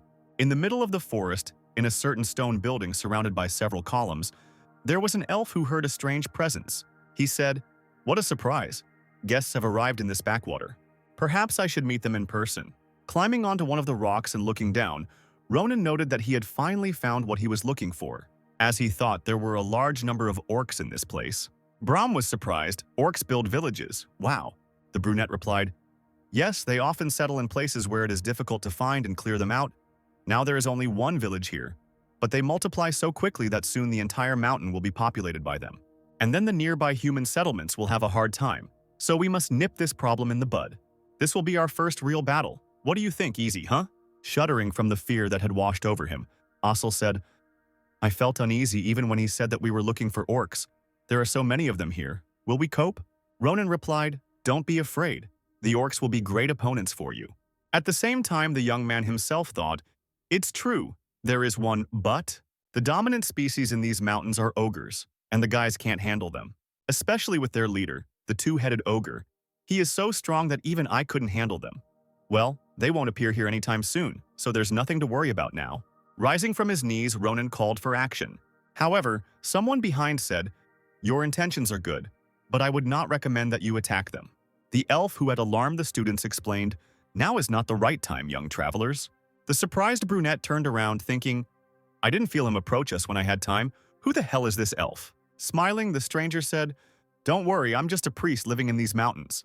I serve an ancient spirit named Saniel." The brunette took hold of the hilt of the sword and suggested that the priest move to a more comfortable place and continue the conversation. The elf noted that it wasn't very safe here, and Ronan swung his sword and held it to the priest's neck. Maria was outraged by this and asked what the young man was doing. The brunette replied, "Sorry, there are just too many crazy people around right now, so repeat after me first." The worried priest asked, "Repeat after you? What do you mean?" The young man, with an angry expression on his face, cursed Agayut again. Hearing this phrase, the perplexed elf stood and remained silent, then asked, "What? Excuse me?" After a while, they all followed the priest, who said, "As a servant of God, I feel embarrassed to say such vulgar words. The last time I was so embarrassed was 200 years ago." Ronan replied, "Don't worry, this phrase is also a kind of prayer, but you say 200 years old. How old are you?" The elf replied that he had stopped counting a long time ago, so he didn't know for sure, but most likely about 1,000. The supposed age announced greatly surprised the students. The brunette thought, "It turns out he lived before the founding of the empire. Of course I heard that elves live a long time." "No, that's not the main thing now." He asked, "By the way, what did you mean by the wrong time?" The priest replied, "Ah, about that. The local monsters have been acting strangely lately. Orcs, who are diurnal, roam the mountain every night, and the ogres, who prefer not to leave their territories, began to visit the outskirts of the mountain, and such atypical behavior of monsters is no longer uncommon. Since I haven't figured out the reason yet, you'd better be careful." He extended his hand, and after touching his hand, the surroundings suddenly distorted, as if the priest had touched water.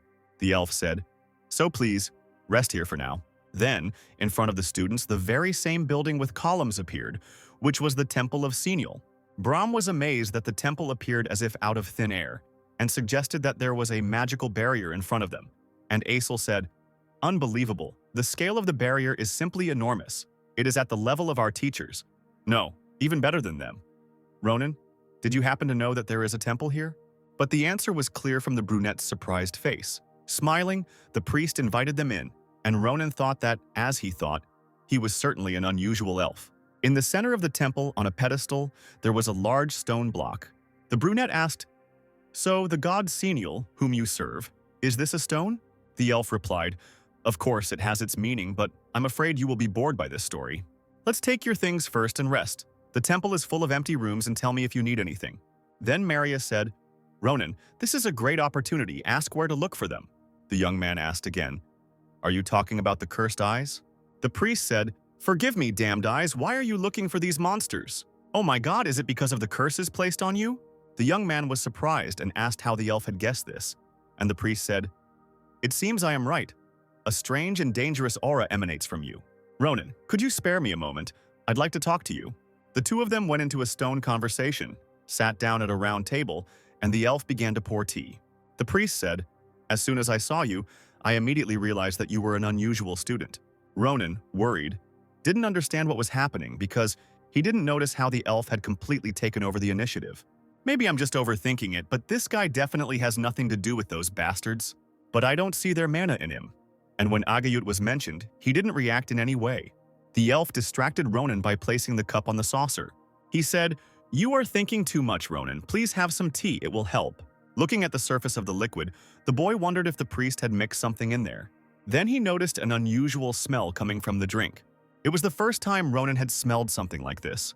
Then he looked at the elf and saw bright and clear streams of mana, which surprised him a little. The shocked young man looked at the priest and could not utter a word. And the elf, folding his hands in front of him, asked the guy how he liked the aroma of the tea. Ronan, amazed, replied, "Do I like it? It's like I have a new pair of eyes. What is this? How did you do it?" The priest replied, "This tea is made from herbs that grow only near mana veins. It increases sensitivity to mana. In general, 1 cup should not have a noticeable effect. But it seems that because the curses blocked your sensitivity, it turned out to be so effective for you. I will give you a mixture of herbs, so drink it regularly. Please don't use the cursed eye." The brunette asked for what reason, and the elf replied that this monster sucks out not only the curse, but also part of the life force. "A couple of uses won't do anything, but if you use it too often, you might die. Just don't tell me you didn't know about it." The young man replied that he had no idea. He just wanted to get rid of the curses as soon as possible. The priest said that he understood it, but the more he used it, the worse it would be. And if something goes wrong, the consequences will be irreversible. Ronan looked at his tea and thought, come to think of it, Professor Secret had said something similar. She said that these curses were hard to break even for her, and that she needs to prepare thoroughly, but despite the fact that help had already been promised to me. After meeting that entity, I lost my patience. If I'm not careful, I might die before I even deal with that huge bastard. By the way, who is he? I don't think we met in a past life, but for some reason he seems familiar to me. Then Ronan said, I was in too much of a hurry. These fucking cultists have gone completely crazy lately. The elf specified what kind of sectarians they were, and the young man continued, evil and vile bastards who are waiting for the coming of the star. Ronan sipped his tea and the priest thought for a moment. Before this, the elf already knew of the cultists waiting for the star, and now he was tense, knowing that they had become active again. It was already deep night and the priest stood by the stone. He thought that if the cultists that Ronan mentioned were really the same ones and were planning something, then a catastrophe awaited everyone, which would take the lives of many innocent people. Should I just watch again? If not, then it turns out that this child is the answer you sent me. The priest stood and wondered what he should do. At that moment, Ronan came up to him and asked, Are you still awake, Sarante? The elf also asked, Why aren't you sleeping? Is the bed uncomfortable? Ronan scratched his head and replied, No, I just wanted some water. No matter how I look at it, I can't understand why this stone is a divine statue. Is there some hidden meaning in it? Sarante replied, Of course. Every 1,000 years our church brings 1,000 stones to the sacred lands of Dakanya on the very edge of the empire. There are constantly violent storms raging there, and most of the stones last barely 200 years before they are washed away by the storm. But even so, some stones withstand millennia of testing, thus proving their will to overcome time. The soul of Saniel is imprinted in such stones, and it is they that become the statues of our deity. I still remember the day my brothers and I brought this statue, Brunette noted. How deeply, in many ways, you said that there were other priests? How come you were left alone? The elf replied. That's just the way things are because it's quite difficult to devote your entire life to serving a god who never gives answers. I have retreated many times. Sometimes I wanted to move away from our doctrine and find freedom. But each time I was stopped by a sudden feeling. And so time after time, I chose to stay here. I felt that Saniel's will, contained within the divine statue, would one day become the key to saving the world. I think this is my destiny, and I can't pass it on to anyone else. He placed his hand on Ronan's shoulder and continued, saying that the time was coming. The next day, having discarded Sarante's strange story, the students began to prepare for battle. That special tea had an effect on the other guys too. And the incredible energy from the mana vein only strengthened him. At this time, Ronan was walking in the mountains with Elf and collecting medicinal herbs. The young man never ceased to be amazed at the kindness the priest showed to them, strangers, and his sincere concern. And yet, the brunette considered him a very strange elf. 2 calm days passed at this pace. But, as usual, this was only the calm before the storm. A storm that was supposed to bring pain and suffering to everyone, and which could not have been prevented in any way. The day of the attack on the orc village arrived. Seeing off a group of students, the priest said, As I thought, I can't stop worrying about you. Are you sure you can handle it? We still haven't been able to find the reason for the strange behavior of the monsters. Maybe you should prepare a little more? Ronan replied, Sarante. What are you saying? You said that only their behavior changed, but not their strength. The guys have enough strength to deal with them, so don't worry. Moreover, we are pressed for time. Soon we will need to return to the academy. The priest said, If this is so, then nothing can be done. Gathering mana in his hand, he explained that he would cast magic on them, allowing them to pass through the barrier so the group could enter the temple at any time. So if something dangerous happens, come back immediately. And be on guard all the time. You may be strong, but the forest is deep and dark. At this moment, there were many orc corpses lying around in the dark forest. An elf with a bloody sword walked between them. She complained out loud that it was too hard to find someone. Of course, I suspected that it would not be possible to lure him out with the help of these stupid animals, but it is still upsetting. Well, if that's the case, then I'll come to you myself, Sarante. Ronan and his team were on a cliff, watching the orcs carrying bags and chests of various things. The brunette noted that there were human clothes and jewelry there. It looks like they've already plundered the nearest village. He asked if his friends were ready for battle. Since this was so, the young man said, then let's go and cut them all out. One of the orcs said in his own language, This glowing thing suits you. Another answered, It's true. I took it from a human child in a village. The bastard cried until his death, and so loudly that I almost went deaf. But then their speech was interrupted by a team of students who descended towards them from the cliff using telekinesis. The orcs were in no hurry to do anything. They were surprised by the sudden appearance of the humans. But Maria and Brahm, on the contrary, were already ready to fight. They dealt many powerful blows that cut through the monsters' bodies. The other orcs looked at this with bewilderment at first. Then they too took up arms to confront their enemies. The angry orcs attacked the students, who successfully fought them off. One of the monsters suddenly got hit in the face by a stone. The blow was strong enough to knock the orc down. The other orc running next to him was taken aback. Then he too was knocked down by a stone, which also hit him in the face. However, this orc was less lucky, only bloody shreds remained of his head. With his hands folded in front of him, Ronan, floating in the sky with Asil, began to praise him. The brunette praised the excellent accuracy, egging the guy on.